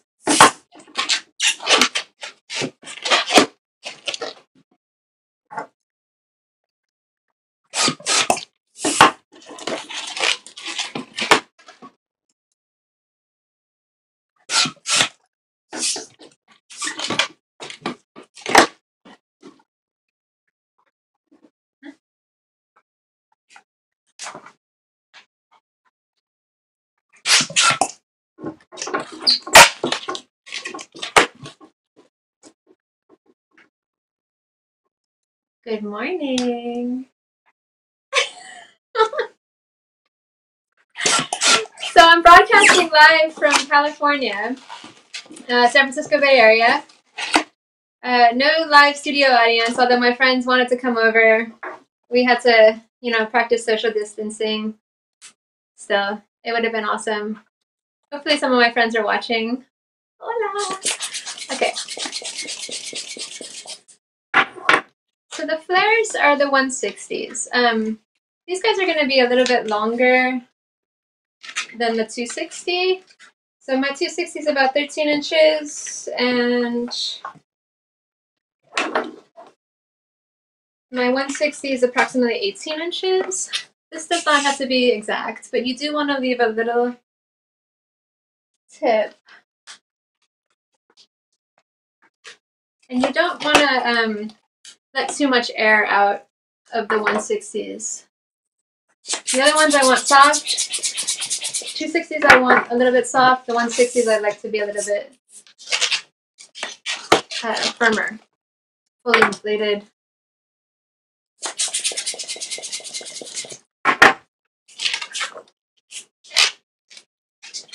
It's bedtime in Texas. I'm just being told to say these quotes. I don't know what they mean. Huh? That's what they're saying. That's what they're saying. Cool. Well, I hope you guys are tucked in and ready to get your campfire all, get your bed warm by the campfire. Oops. Actually, I don't want yellow. My mistake. Okay, so we have 2 of the 160 ruby, 2 of the 160 mandarin, and then I've got 2 260s, each of these guys. Same thing, you're making X's. Like, these are totally imperfect, but you guys at home can make it more perfect. They're good enough. Oftentimes, I've seen fire go from red to yellow. And hi, Judy. House conquered. Oftentimes people will build the red as the bottom to yellow as the top. But accurately, the hottest part of the flame is the lightest part. And in the instance of propane, it would actually be blue at the center. Fire it up, Rob! That's my air horn. Okay, so we're going to be stacking them again, but we're going to add our flares in. These guys are going to tie together. Sort of basing this off of memory because I didn't have enough time to practice. Alright. Okay, so yellow is the hottest, so that should be the bottom. Then orange. Then I'm going to add these flares in. So it goes 260, then 160, then I'm going to do a red, and then a 160 red.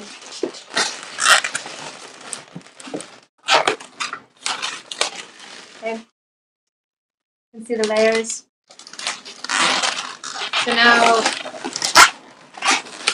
bring them together again. I'm starting with the yellow and tying them a set over the whole set of layers.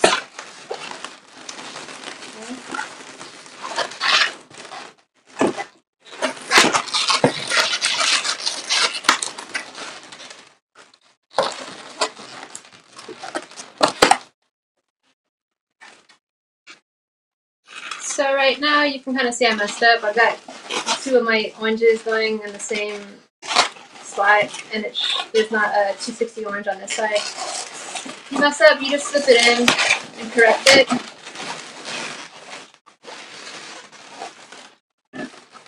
Alright. I'm going to the right of the yellow, the right of the yellow, the right of the yellow. I don't have enough to tie, so I'm going to do them in sets of 2.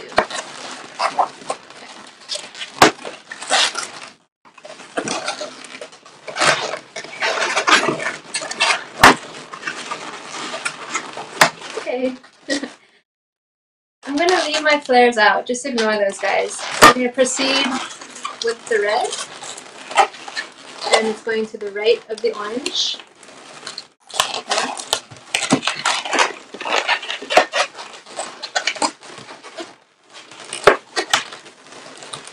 I am mostly a decorator. I do some twisting. I experiment. I've definitely learned every time, but I don't really consider myself, you know, like some of these conventions just blow me away. And women, you guys are amazing. I just cannot applaud you enough.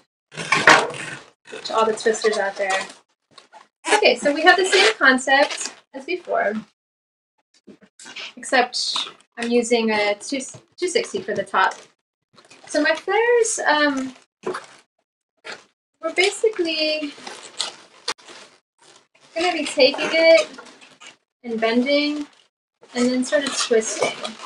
Not the full twist. I'm trying to create the points of the fire.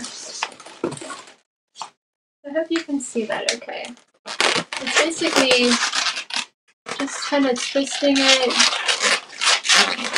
so that it makes a triangular shape. And then I'm going to shove it in.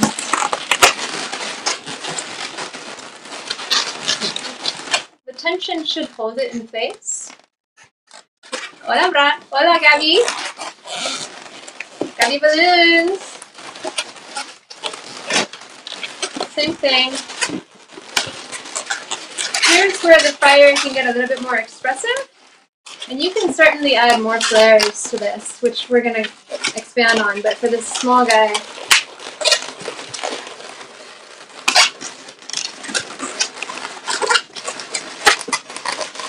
we started off with the formula, and now we're kind of getting more organic, where there's not exactly a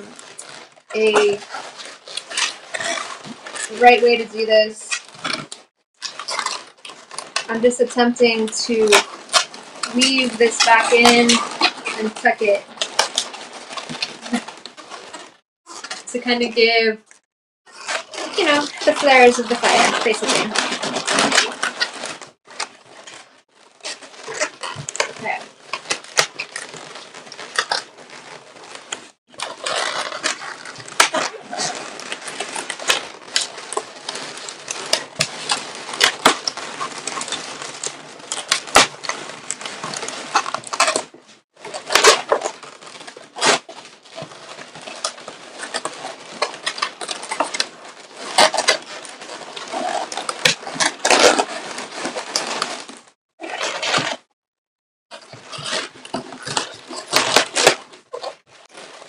Alright, it's good enough. I might, if I had more time, I may add a third 160 ruby on the top here. But I'm gonna just kind of move on here.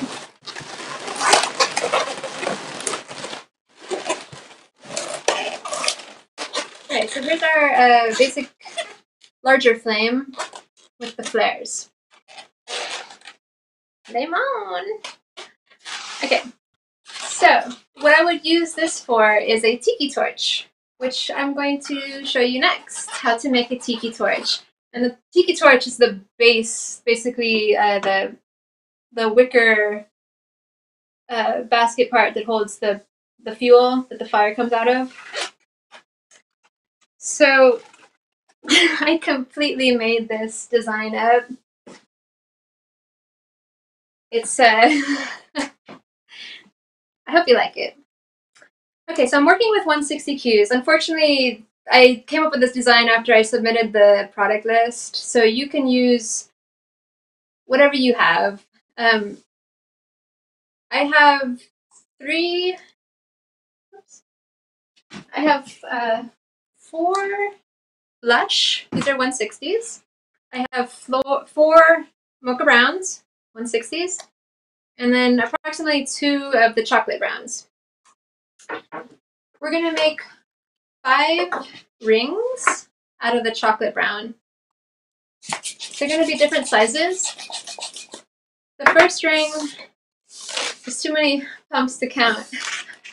Okay, so the first ring is going to be approximately 12 inches, 12 to 13. Approximately, that's a little bit too large. I want my 4 160s to fit through here, and I want it to be nestled, but not too tight. So I'm going to reduce a little bit. This is about 12 inches.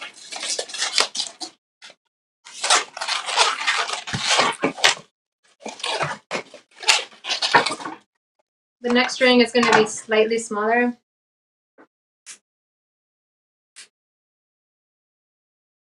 I could try and count the pumps. Ready? Oh my goodness. Okay. 1, 2, 3, 4, 5, 6, 7, 8, 9, 10. This one's just like an inch shorter, maybe a half an inch. Very gradual difference in size.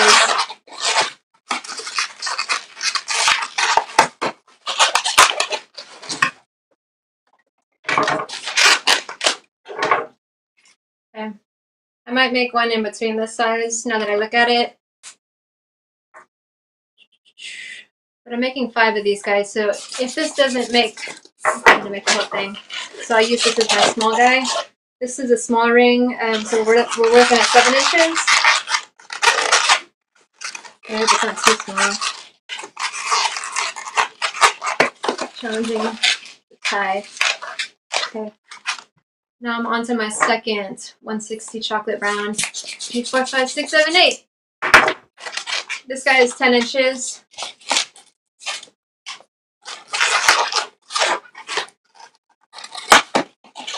I had the pleasure of meeting Keith and Dom here in Sacramento, California, when they came out with Robbie Furman for a workshop. This was actually one of the first workshops I've ever taken. I've been doing balloons for a really long time, guys, like 23 years. I was born into the business. This is my family's business. I'm 3rd generation, but I hadn't really attended classes and taken too many workshops. So when I met Keith and Dom in Sacramento, that class really blew me away. You guys are amazing teachers, and I strive to be at your level, but far from it. nevertheless, I learned so much from those guys, and so it's really cool to see them again. Okay, so I got my 5 rings. I'm gonna sort of pick them in order from big to small. Okay, just gonna set them there. I'm using I found my the Rolls. You could see it. Okay, the Rolls Royce of air machines, air inflators. I hear.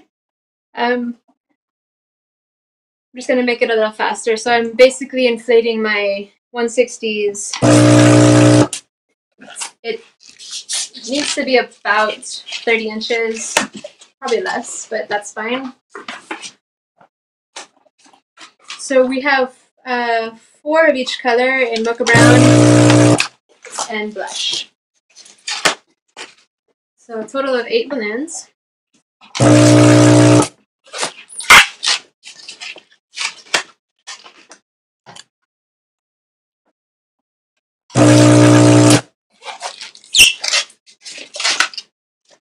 This is a really weird design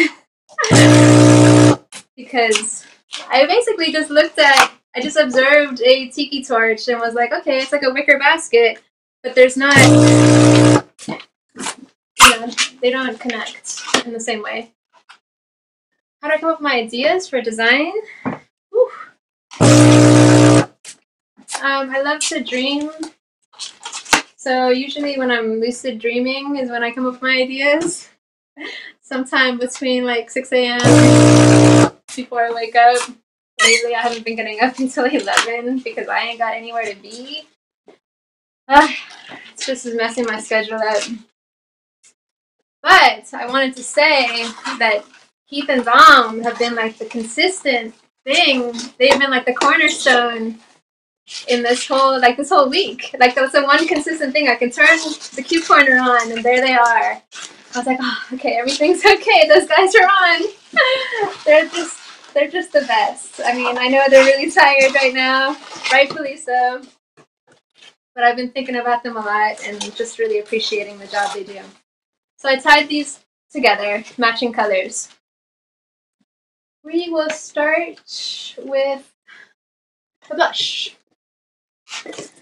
So I'm going to make a series of 4 pinch twists. Try to do this so you can see it. Really small bubble. I guess it's like a 1/2 inch bubble. Each one gets a 1/2 inch bubble. This does not have to be accurate. It's going to be hiding, but of course, practicing helps keep it accurate. Alright. So now we have our 4 1/2 inch bubbles. Voila. I'm taking my large ring, I'm shoving it into it. So you can see how there's a little bit more slack than I probably want. I'm not going to worry about it. Okay. So now what I'm doing is I'm wrapping it back around, and I want it to be somewhat tight, but not too tight that it pulls it back out of the loop. If this loop was tighter, I'm just going to correct it, guys. I'm sorry, I'm a perfectionist. I think it will help keep it in place if it's slightly tighter.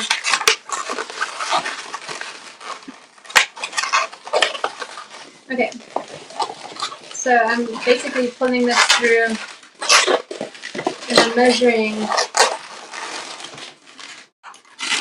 about right there. Approximately 6 inches. And then I'm going to twist it into a bubble. I'm going to do each one that same 6 inches.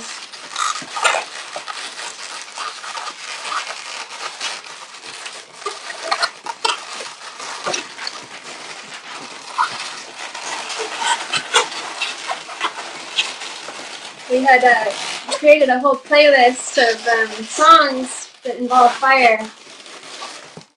but I decided to not play it just because I took a class that had music on it, and it was really distracting. And she was a great teacher, and she was playing reggae music, which is my favorite. And I had a really hard time following the class because the music was so distracting. So I decided to just I lost my pinch tool. Getting kind of messy.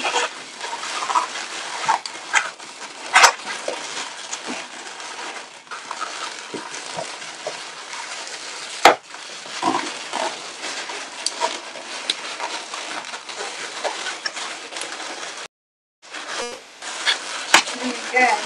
Okay. I messed up on this somehow, but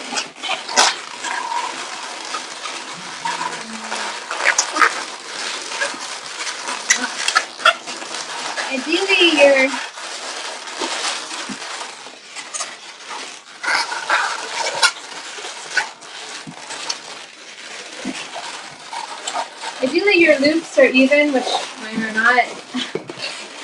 But we're gonna move on. Okay, so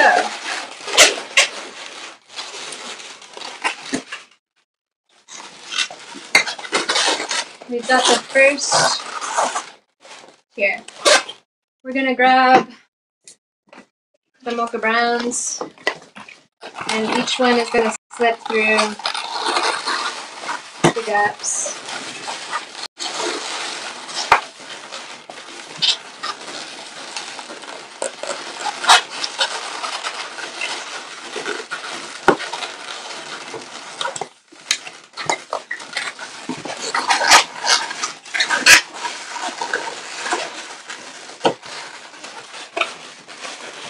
Back to your question about how do I come up with my designs? I mean, I think it has to be an outside source. I honestly don't. That's sorry, it's distracting me. What was I saying?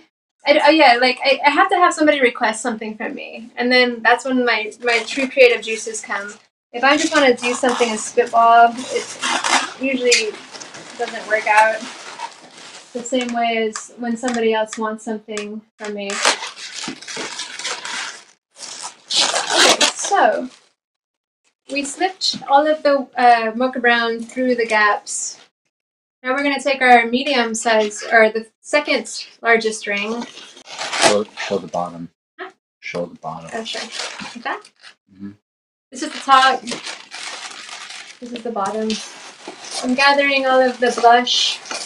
I'm going to slide the ring around it.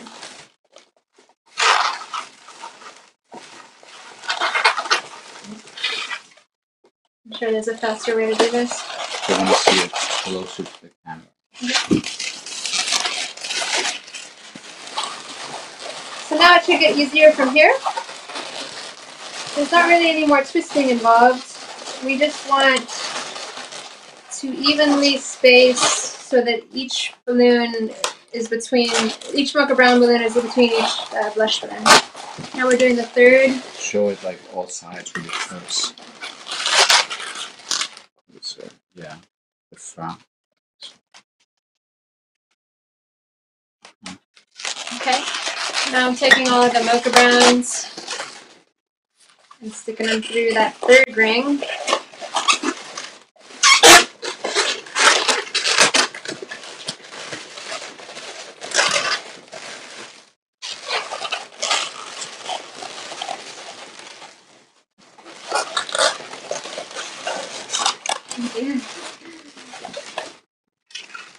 And now I'm repeating and taking all the blush and sliding them down.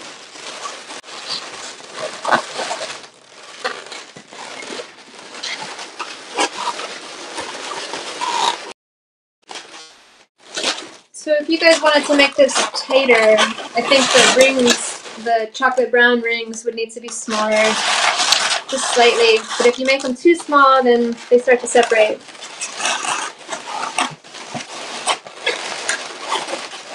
Okay.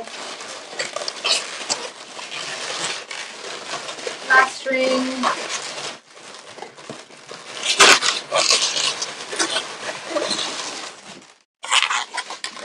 It's the smallest ring. It barely fit.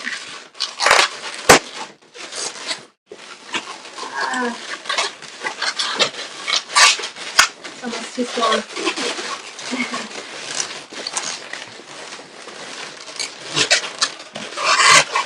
I am making a tiki torch. So this is the wicker part of the tiki torch. We're going to add a flame on top of this. Okay, so I've got my 1, 2, 3, 4, 5 rings. You can see how my inconsistency really shows. God. Please forgive me. Okay, next is the last set where we just grab the blush and we're going to finish it off by twisting them together.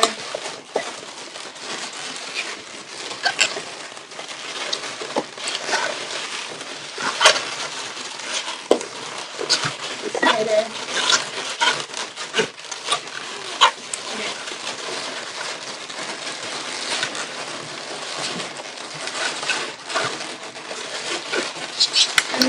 Collecting them all to be at the same level at this point so I can finish this off.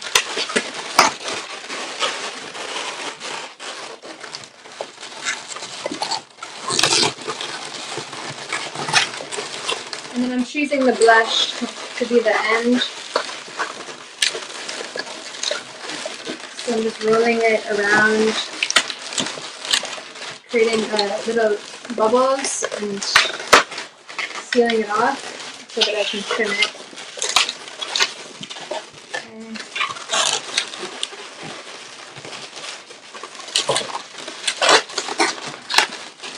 Alright.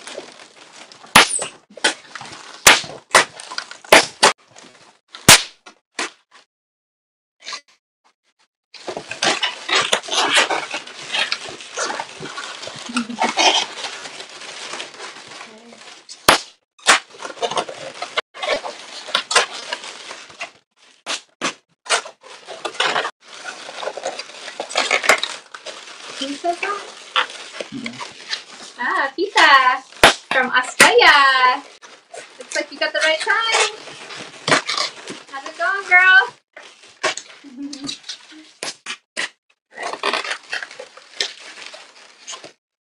Well, there's a couple of flaws, but it's really waxed. Alright. You can straighten out and put your knots of the rings. You can kind of hide those guys.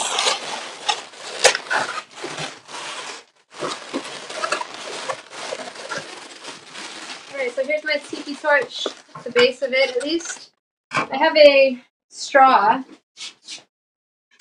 that I'm going to use to kind of wedge in here so that I can slide this into my knot now.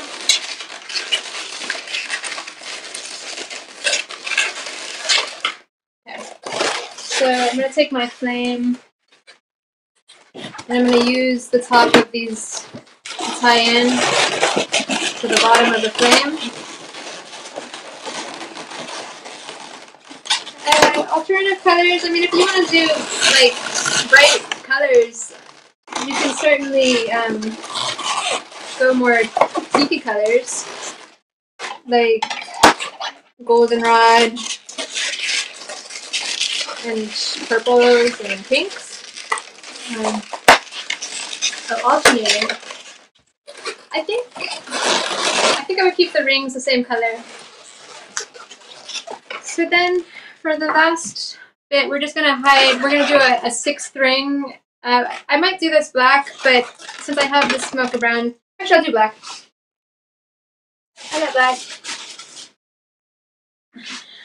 Because that'll represent the torch part that's burning. And it's a really small ring, probably about 4 inches. And I'm literally just tying it on to hide those mechanics.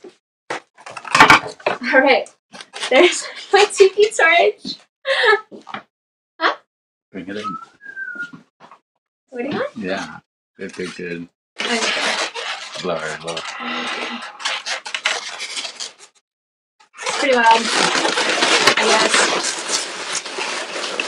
I think I have a bit of performance anxiety, so I'm going faster than I'm used to.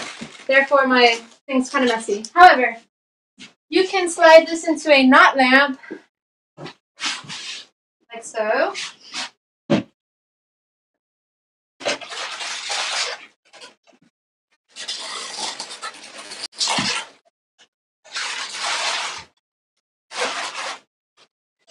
Okay. Put that right here.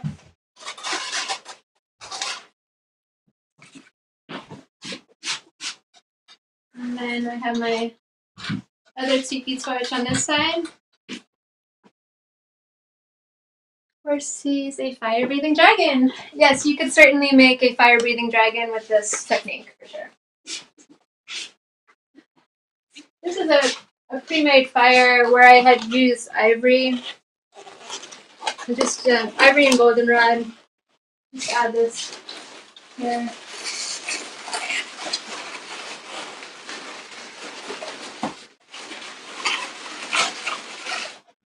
I like symmetry. It's very tribal looking. Okay, I'm gonna just do this finish this last torch, and then we're gonna move on to a larger one. And to get this open.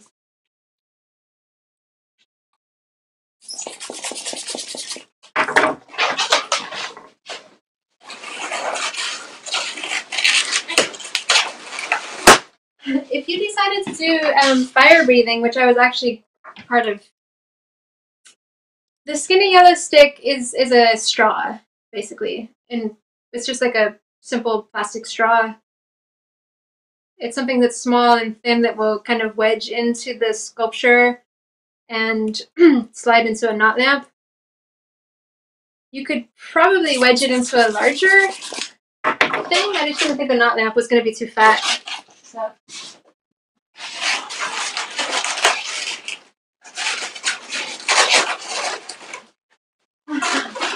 Alright, this isn't happening.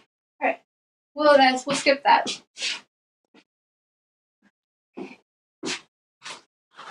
I was practicing a little bit, and good morning, Holland. What is it? How do you say it? I don't remember. I did this with a 260 Qs. I only used 2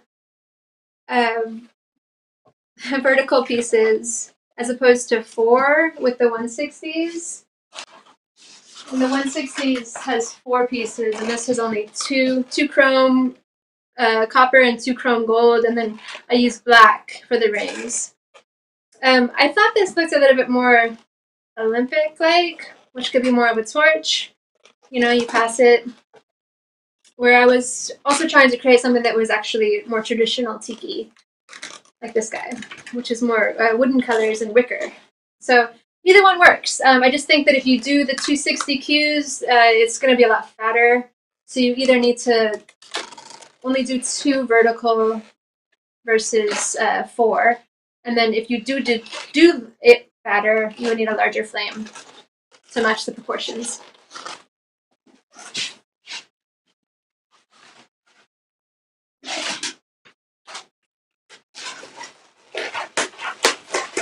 Okay, so that's our tiki torch.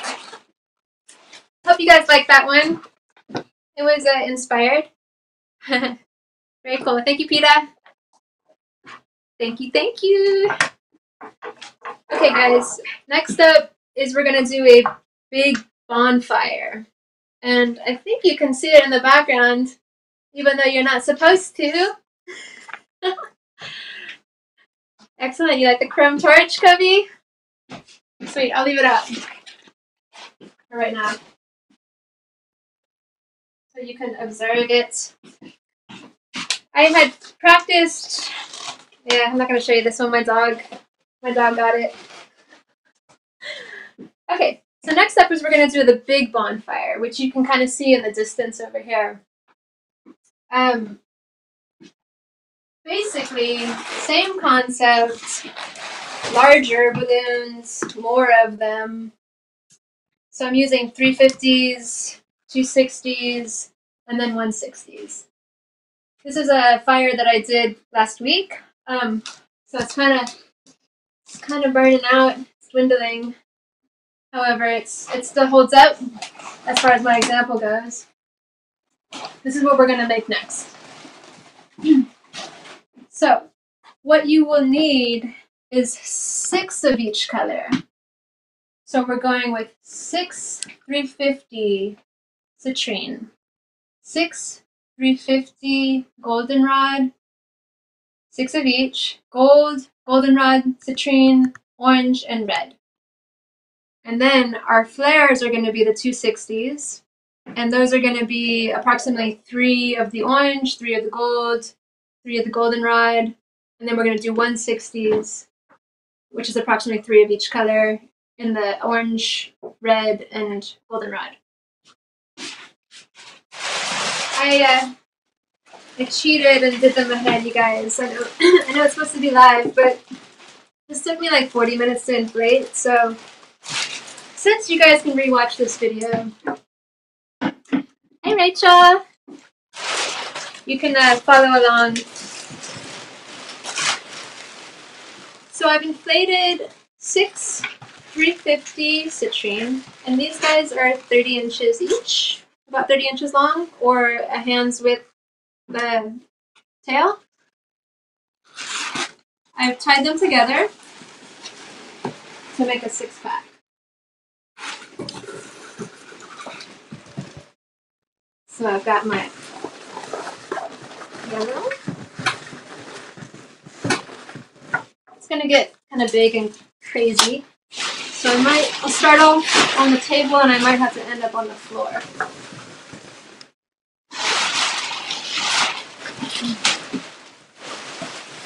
It doesn't quite matter what order you choose these to go in. I think that the citrine looks best on the bottom, but you could switch it up if you wanted to put gold. Let's switch it up just to compare them. So I'm gonna go citrine, gold, goldenrod.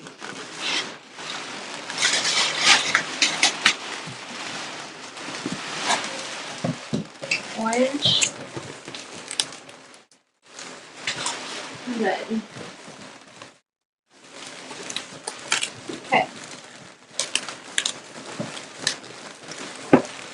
But because I'm making this hard for myself, I have to stick the flares in there as well.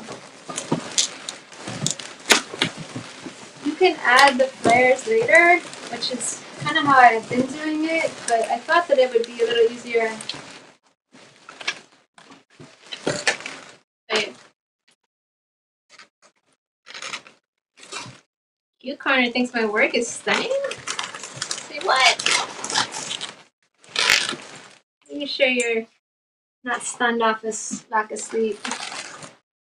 Okay. Stay.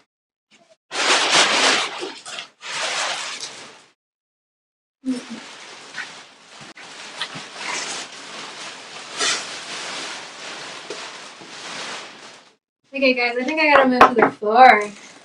And I realized I forgot to demonstrate a really quick thing first, so I'm just gonna set this aside really quick. So, our flares have to do with, these are the flares. It's the ones that are bringing the movement. We have the main formula that creates the folds of the fire, and then this is what brings like the flames out. So, the way we do the squiggles, as I call them, is I can either use a machine, or if you don't have a machine, I'll show you another way. But basically, I'm taking a 260 cube, and this is the end. And I'm trying to keep it very flat. Once it twists, it will be hard to inflate. So I have it flat, I'm keeping it flat, and I'm squeezing out the air, and as I squeeze it, I'm wrapping it. So it's pretty tight. I'm only wanting the tip to curl, so this much is going to go straight, and then once it reaches the pump, it should curl up. Okay.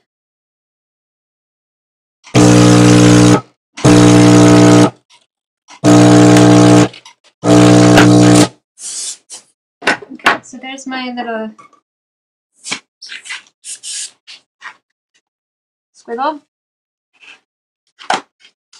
You want to stretch it out, you know, you can get more of a wavy, and you could also make it curl more if you were inclined.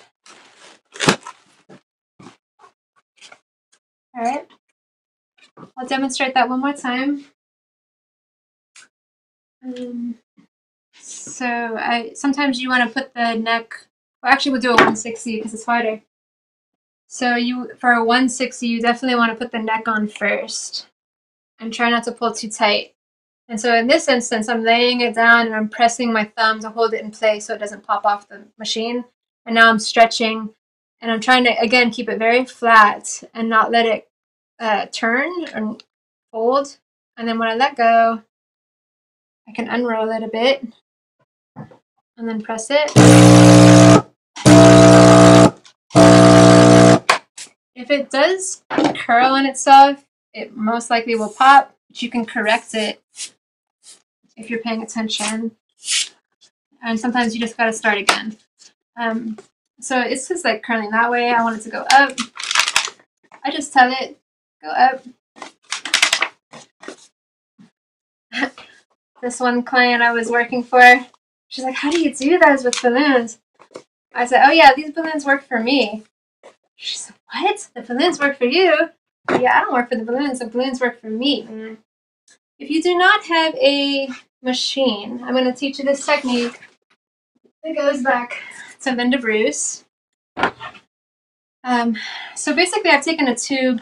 I think fatter is better, but it's hard to get this type of tube. I think this tube is probably like 6 inches fat, maybe. So I've taken a 260 cube and I've wrapped it around. I sucked out all the air, so it's got a lot of tension, and then I tightened it, so it's super tight. I'm going to take the end of the 260 cube and slide it in there. Same concept. Give it about like a thumb's width, and you're going to do the same technique, but you don't want to pull too hard because it'll just pop out. I'm pressing. Okay. I have this wedge between my thighs.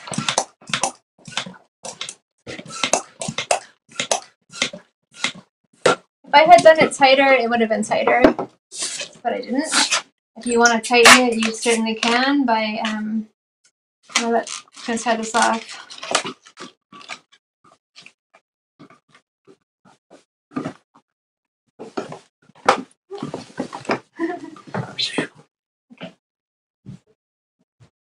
That one takes a little bit more finesse, and I think sometimes a smaller tube can make it tighter.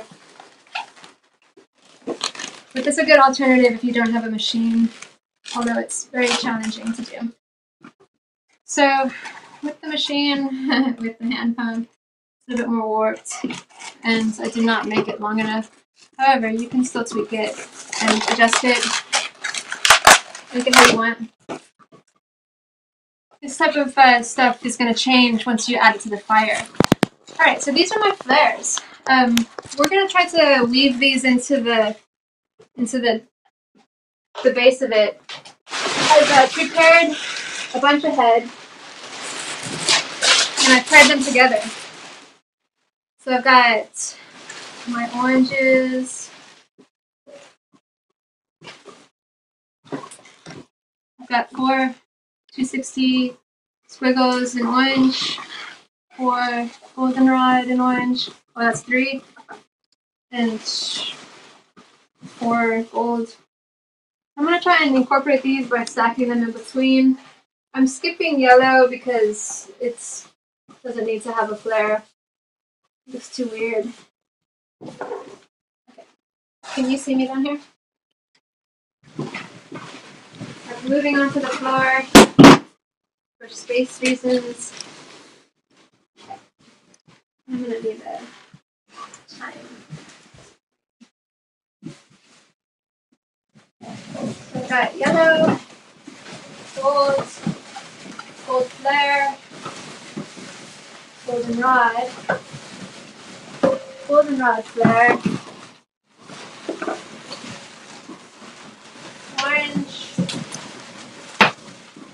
orange flare,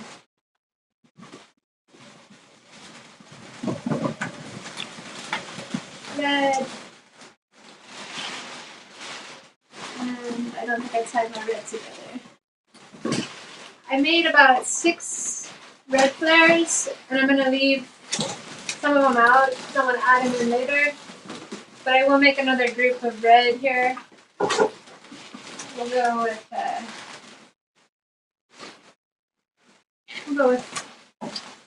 5, tying them together. This part's a little tedious, and I thought I should do it ahead so you guys don't have to watch me do this, but you're not going to learn otherwise. So it's very hard because it's hard to keep track of the order.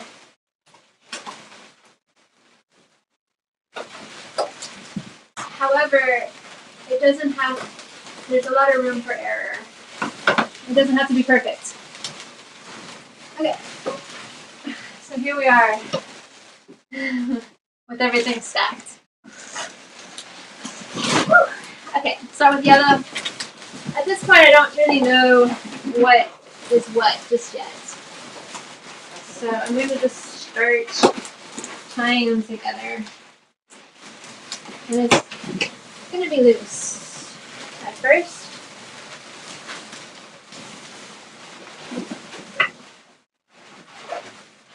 This is where you can really shape the fire. If you want it to be more, fat at the bottom and then flaring out, or if you want it to be more, tall and steep.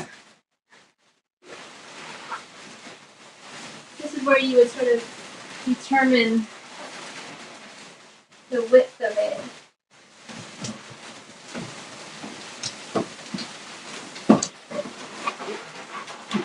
So my goal is to get one of each color in between the yellow,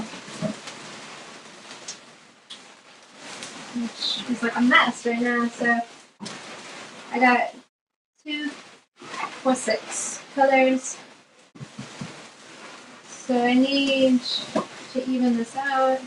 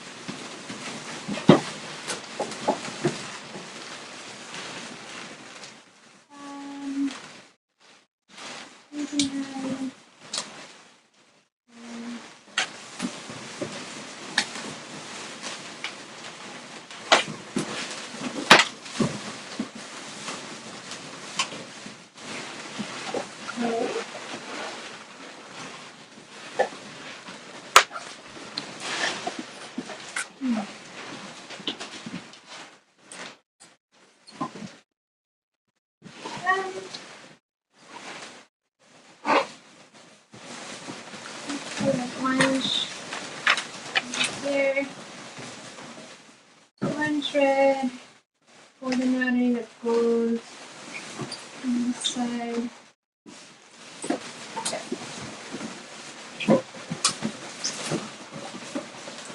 Oops.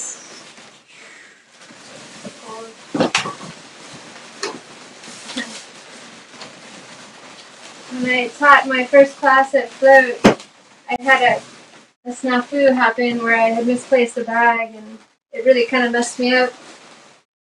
And later, these 2 women came up to me after class and were thanking me. That it was so nice to see me mess up because it made it real, first of all, and they also got to see how I handled and dealt with, how to make it right. So, not sure if I've got. Oh, okay, I think I have one of each color in between the yellows. If my eyes don't deceive me. You need orange in that column. Or Orange where? No, it's good. It's good? Okay. Next up is goldenrod. So I'm gonna go to the left of the yellow. And this time I'm gonna try and go opposite, and that should help me keep track of these colors better.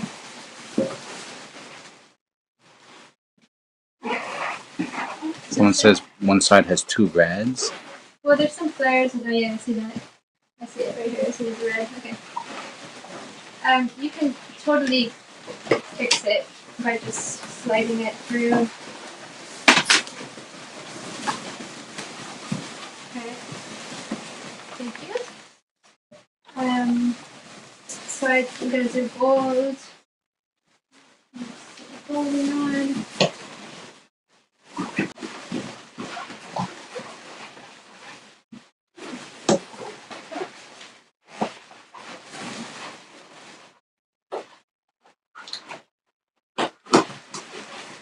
The one thing with this design is there's a lot to cut off, and I think it's good to do it together.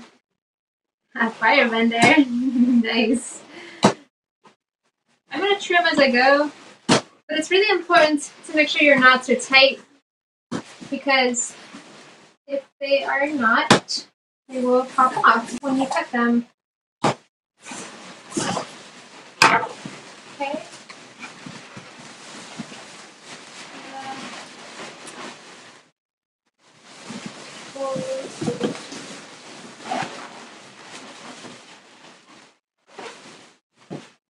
And perhaps, just to be safe, you may want to try it twice.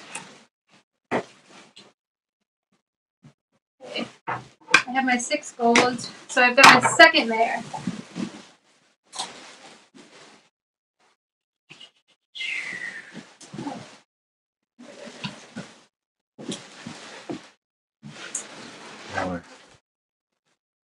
So next would be the golden flares, these curly ones here.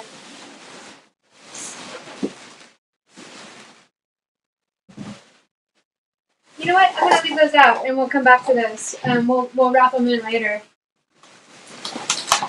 So goldenrod would be next. So I'm doing yellow, gold, goldenrod. And I'm going to go opposite. So I got yellow, gold, goldenrod. Let's have these guys together. So can you see it right? You're good. Okay. What's my time? It's 12:22. Huh? 12:22. What time do we start?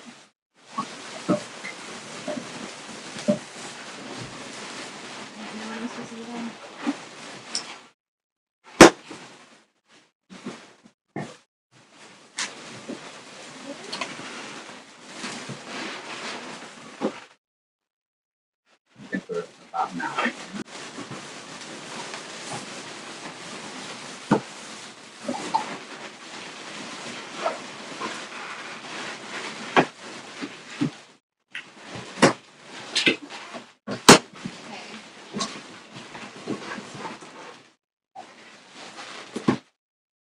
If you did not trim these, I honestly don't think it's going to show that much unless somebody's like really sticking their face in there and trying to figure it out.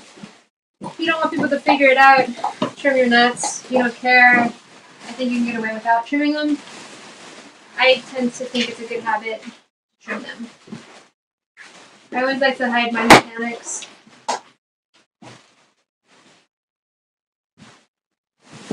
Next up is orange.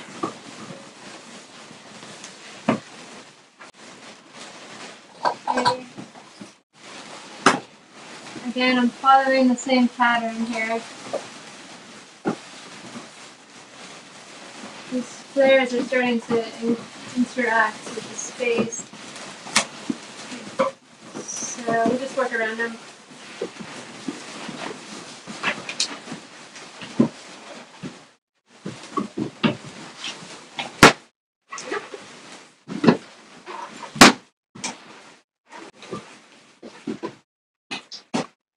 So weird working at my house.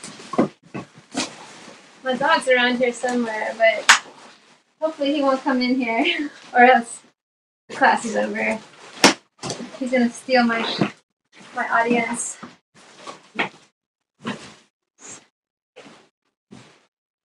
Alright.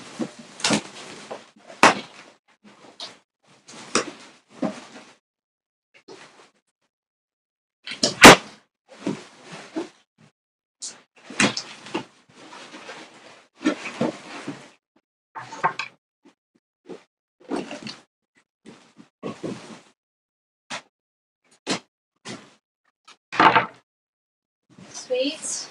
Next up is red. So the red is like pretty long. I don't know if I want it that long. I just so there's 6 balloons per layer. Each balloon is approximately 30 inches. However, you may it sort of depends on, like right now this is a very different sizing, so it's a little inconsistent, but that's okay. I sort of think that red being taller works.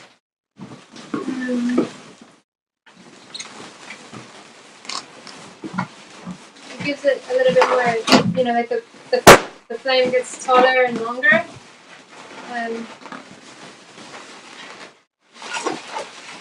However, if it's too long, it just doesn't quite work. And you may want to link them together. No! Yeah, I didn't tie my knot tight enough. Don't do what I did.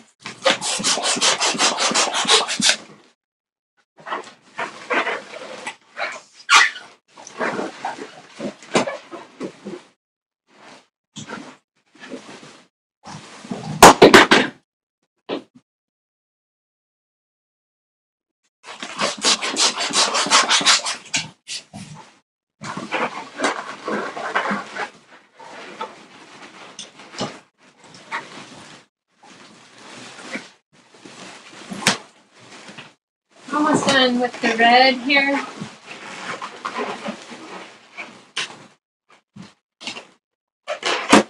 This fire's getting stoked.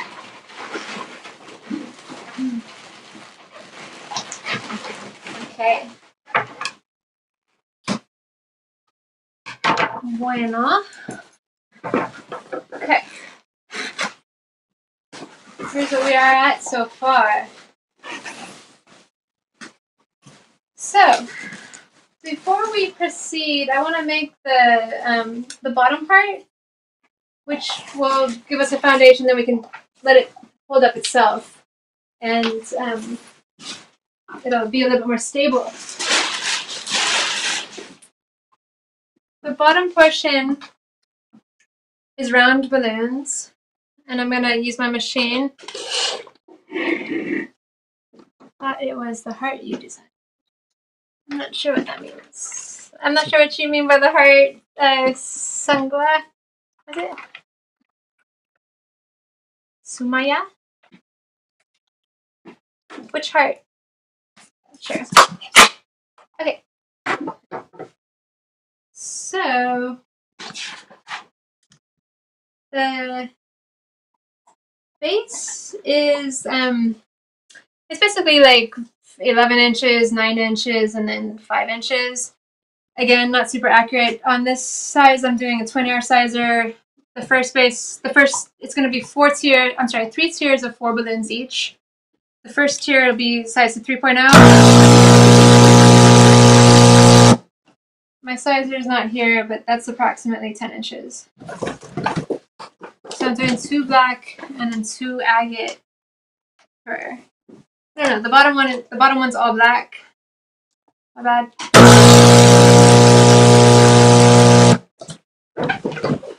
What's your Instagram? My Instagram. Here's our Instagram. Lower.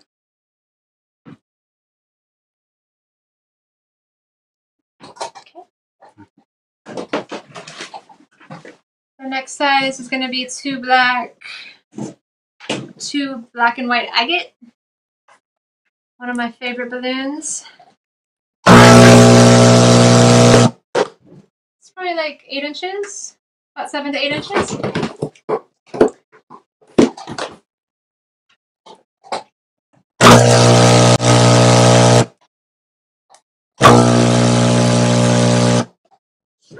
So yeah, this is one of my favorite balloons, but I'm gonna have to say that clear is my favorite color. It's al natural. The last tier is gonna be all agates, and it's approximately 6 inches.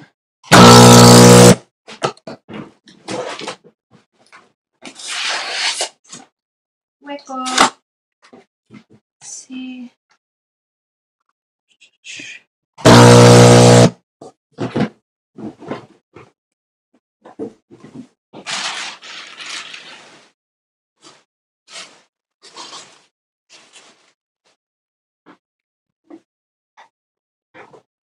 All right, my last 4-pack.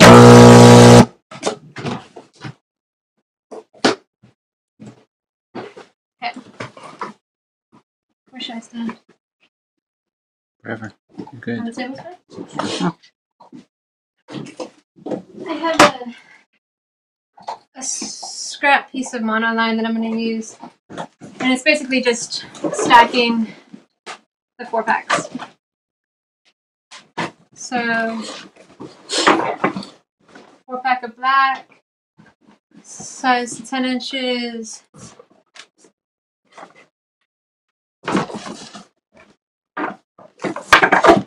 Four-pack size 8 or 9 inches.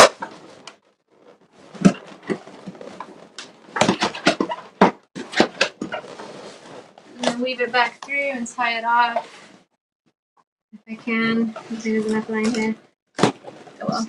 A lot of agate. I have a sand weight, which is just latex filled with sand. You can use water too. I prefer. It's a stress ball. Stress ball. I'm just gonna tie this guy in here. My line didn't go all the way down, so I'm gonna basically, oops, use the. Oh man, this is barely strong enough.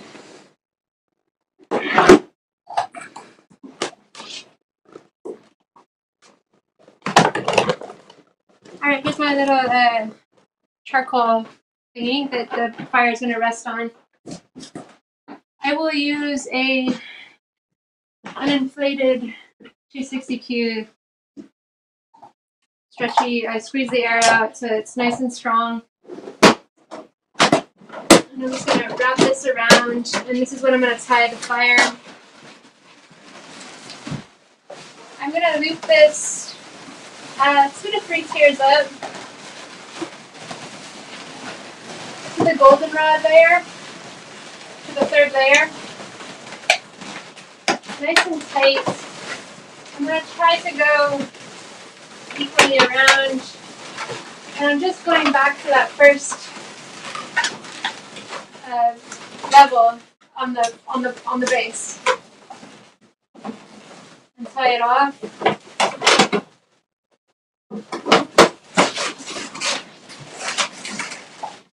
And then I'll use the other one and secure it to kind of create an X.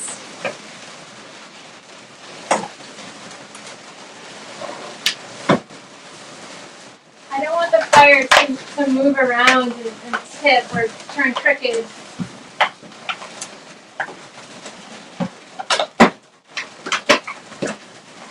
So it needs to be somewhat cinched, somewhat tight.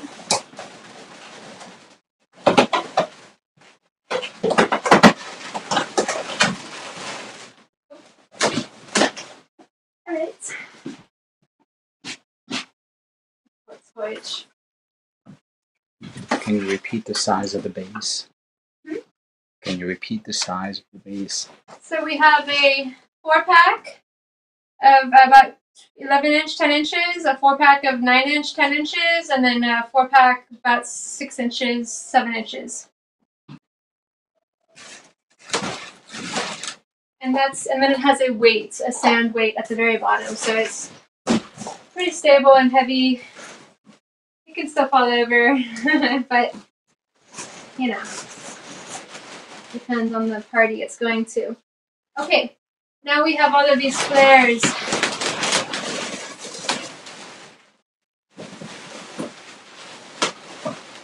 This is the part that gets a little bit artistic and time consuming. So depending on how much time I actually have, I'm not sure how much I'm going to finish this particular thing. I'm taking my flares and I'm sort of wedging them around.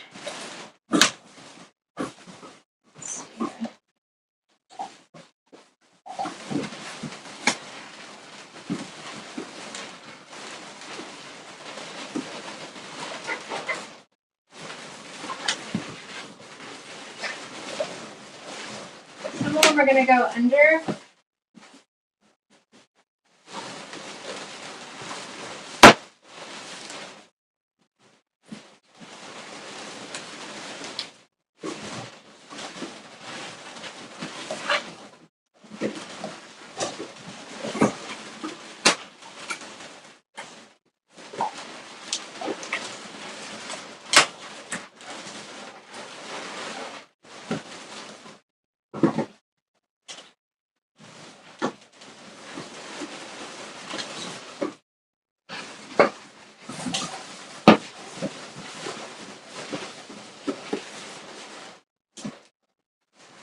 I'm basically just kind of wedging them where they fit and where it seems like they want to go, and the spots need to be filled.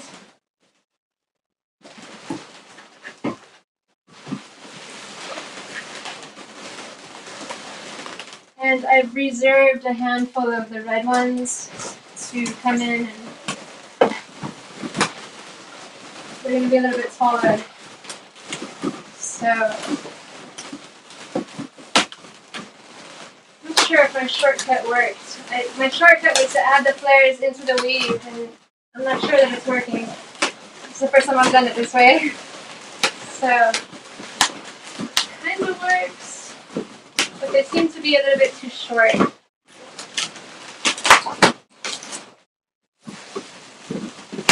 So I'm not sure. We'll have to make up for it by adding some additional ones here. Okay, so these are the guys that I had started with. Here's where you could use glue if you wanted. And at this point, we're building it smaller.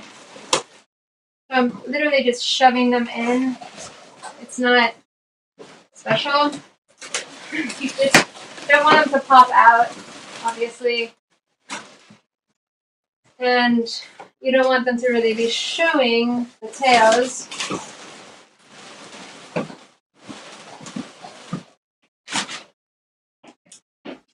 I have reserved a few 160 goldenrods and some more 160 rubies.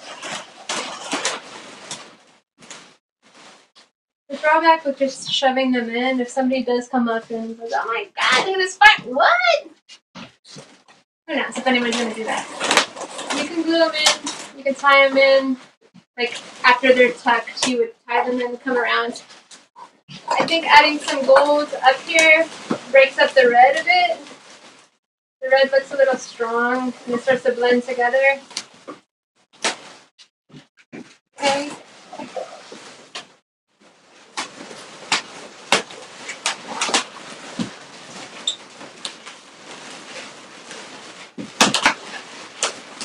I probably would spend another half an hour working on this to make it look how I would want it to, but we don't have the time for that, so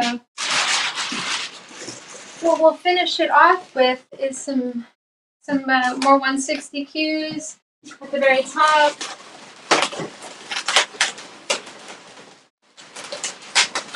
So again, I may opt to tie these in since there's not as much tension at the very top of the fire,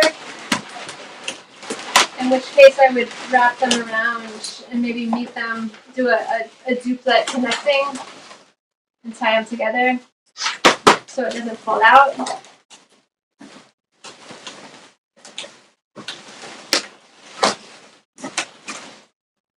And then to finish it off, we would add the clear on top. And this could become like more like expanded. You could do the fire going out more. I kind of like it to go in and then possibly make it a little taller.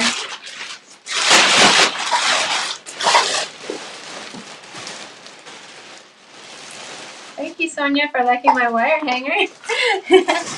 It's a shopping hanger. I'm gonna do another. I think I do about three clear 160s for the smoke. So I'm gonna just use the machine one more time here. Am I off the thing? And I just want the very tip to curl. So I'm holding it with my thumb, and then this is where the tension is as I wrap around. It's very tricky. It takes a bit of practice.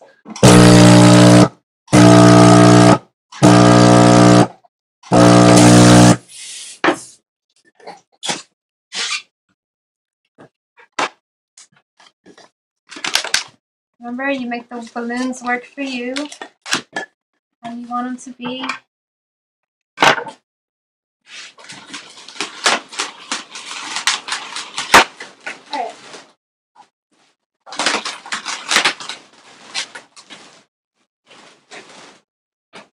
Alright. I think that's good for now. Alright. So it's that's what we got so far. Where's the camera here? Okay, I'm just gonna set this on this side.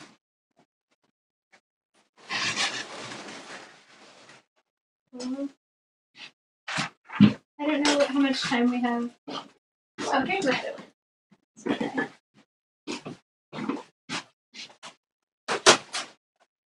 We're at 11, so it should be 12:30.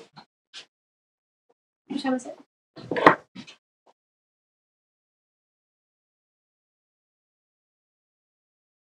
$12:41.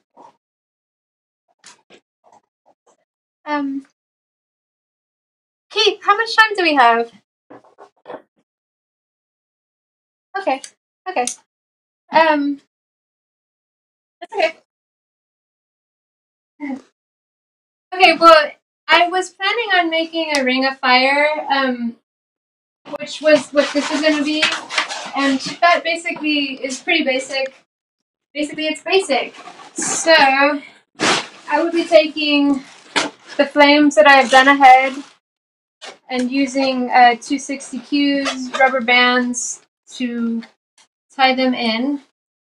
And in this instance, we would want to kind of tie them to the side, like such. And then we would be attaching them. I already have the tie point. If you want it to be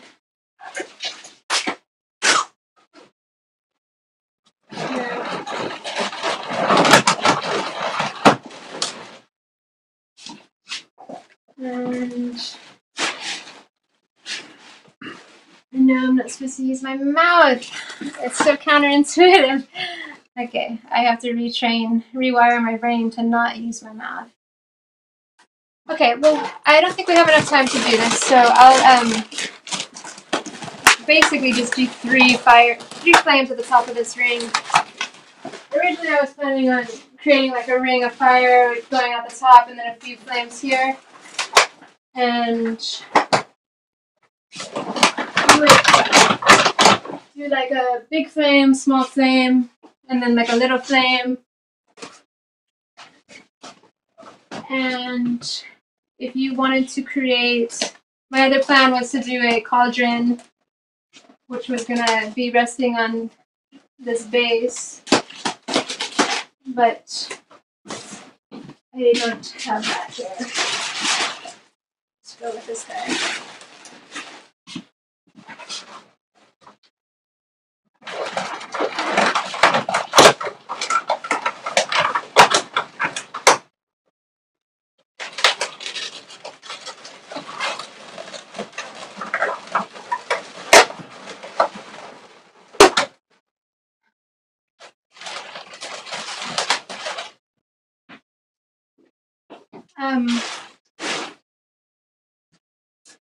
Okay, well, I guess I won't do anything else because it would start a whole new Project. wave.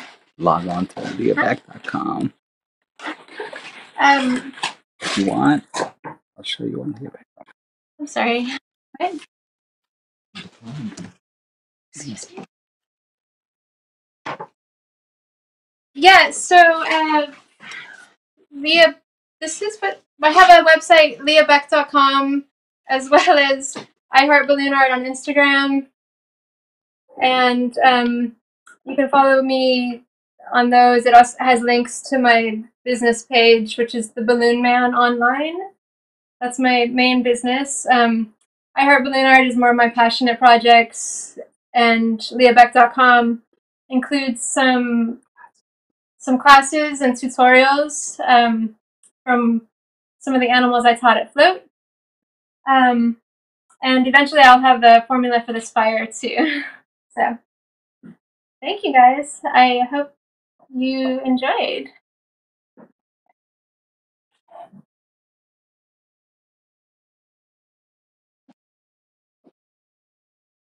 Hiya! Guys, in Survivor over microphones here. were on. We were in too the, busy in doing the chat, roast again. we need you to show a lot of love for Lea. Absolutely love that, Lea. Thank you. Yes, we really I'm did. glad. Yeah. Yeah, it was just, I couldn't stop watching. It was just the way that it came together was beautiful in its simplicity as well at times. But the little torches on the tiki torches, wow, just wow. It looks. A little windswept at the moment, yeah, a little windswept. The draft is blowing this way. I know. Come Oh, we got a guest. here we go. Through the fire hoop. No, stage fright. Hi. Well, thank you so much for that. We really appreciate the effort you put in there. Thank you. If you can take the time, if you drop onto the chat in a little bit, because I'm sure people have got more questions that they would love to ask you, and also I'm sure they would love to say how thankful they are because, I mean, people. I've never seen so many flame emojis. Yes, and in my life. and the gold heart nuggets as well. I think people are going to be taking a lot from this particular class. I know we will. Great. I hope so. That was my intention. So thank you for having me. And you guys keep up the good work. Thank you for joining us. We'll do our best. We'll do our best. Okay, thank you. We'll see you soon. Bye for now, Lea. How? Okay. How? It's dead easy. Like I say, we're balloon vampires. And Red Bull. Yeah. Right. Okay. We'll see you later, Lea. You take care. Bye. Stay safe, and we'll speak soon. Okay. Thank you. Hello, guys. That was awesome. Wasn't it? It was. So show your love on the chat. Yes, please do. But what it is, it's time for us to shut this stream down and open up the next one. But you're not going to want to miss the next one. Nope, we'll be ready to go in literally a couple of minutes. So we're going to get that stream shared in this chat now. Oh, yes, I need to grab that. Yeah, that was well done. Well done. And then we're going to drop off 2 minutes, and then we'll be back up again. And we'll give it a few minutes. We'll pop up our Be Right Back just to let you guys come on over, let them find their way. Because then we've got one that's actually a pre-recorded one. So we'll be ready to go in probably Whoa, 5 to 10 minutes max before Right, you set okay, that away. guys, keep an eye out in the chat right now. I've just dropped the link. You drop the link. Drop the link because it's quicker if you've got the link. See, Nicole? Yeah. That's how you could use that. It's quicker with the link www. to get over there. So jump on that link and we shall see you guys over there, and we're going to get straight on it again. So let's get out of here so we can get into the next one. Quick, let's go.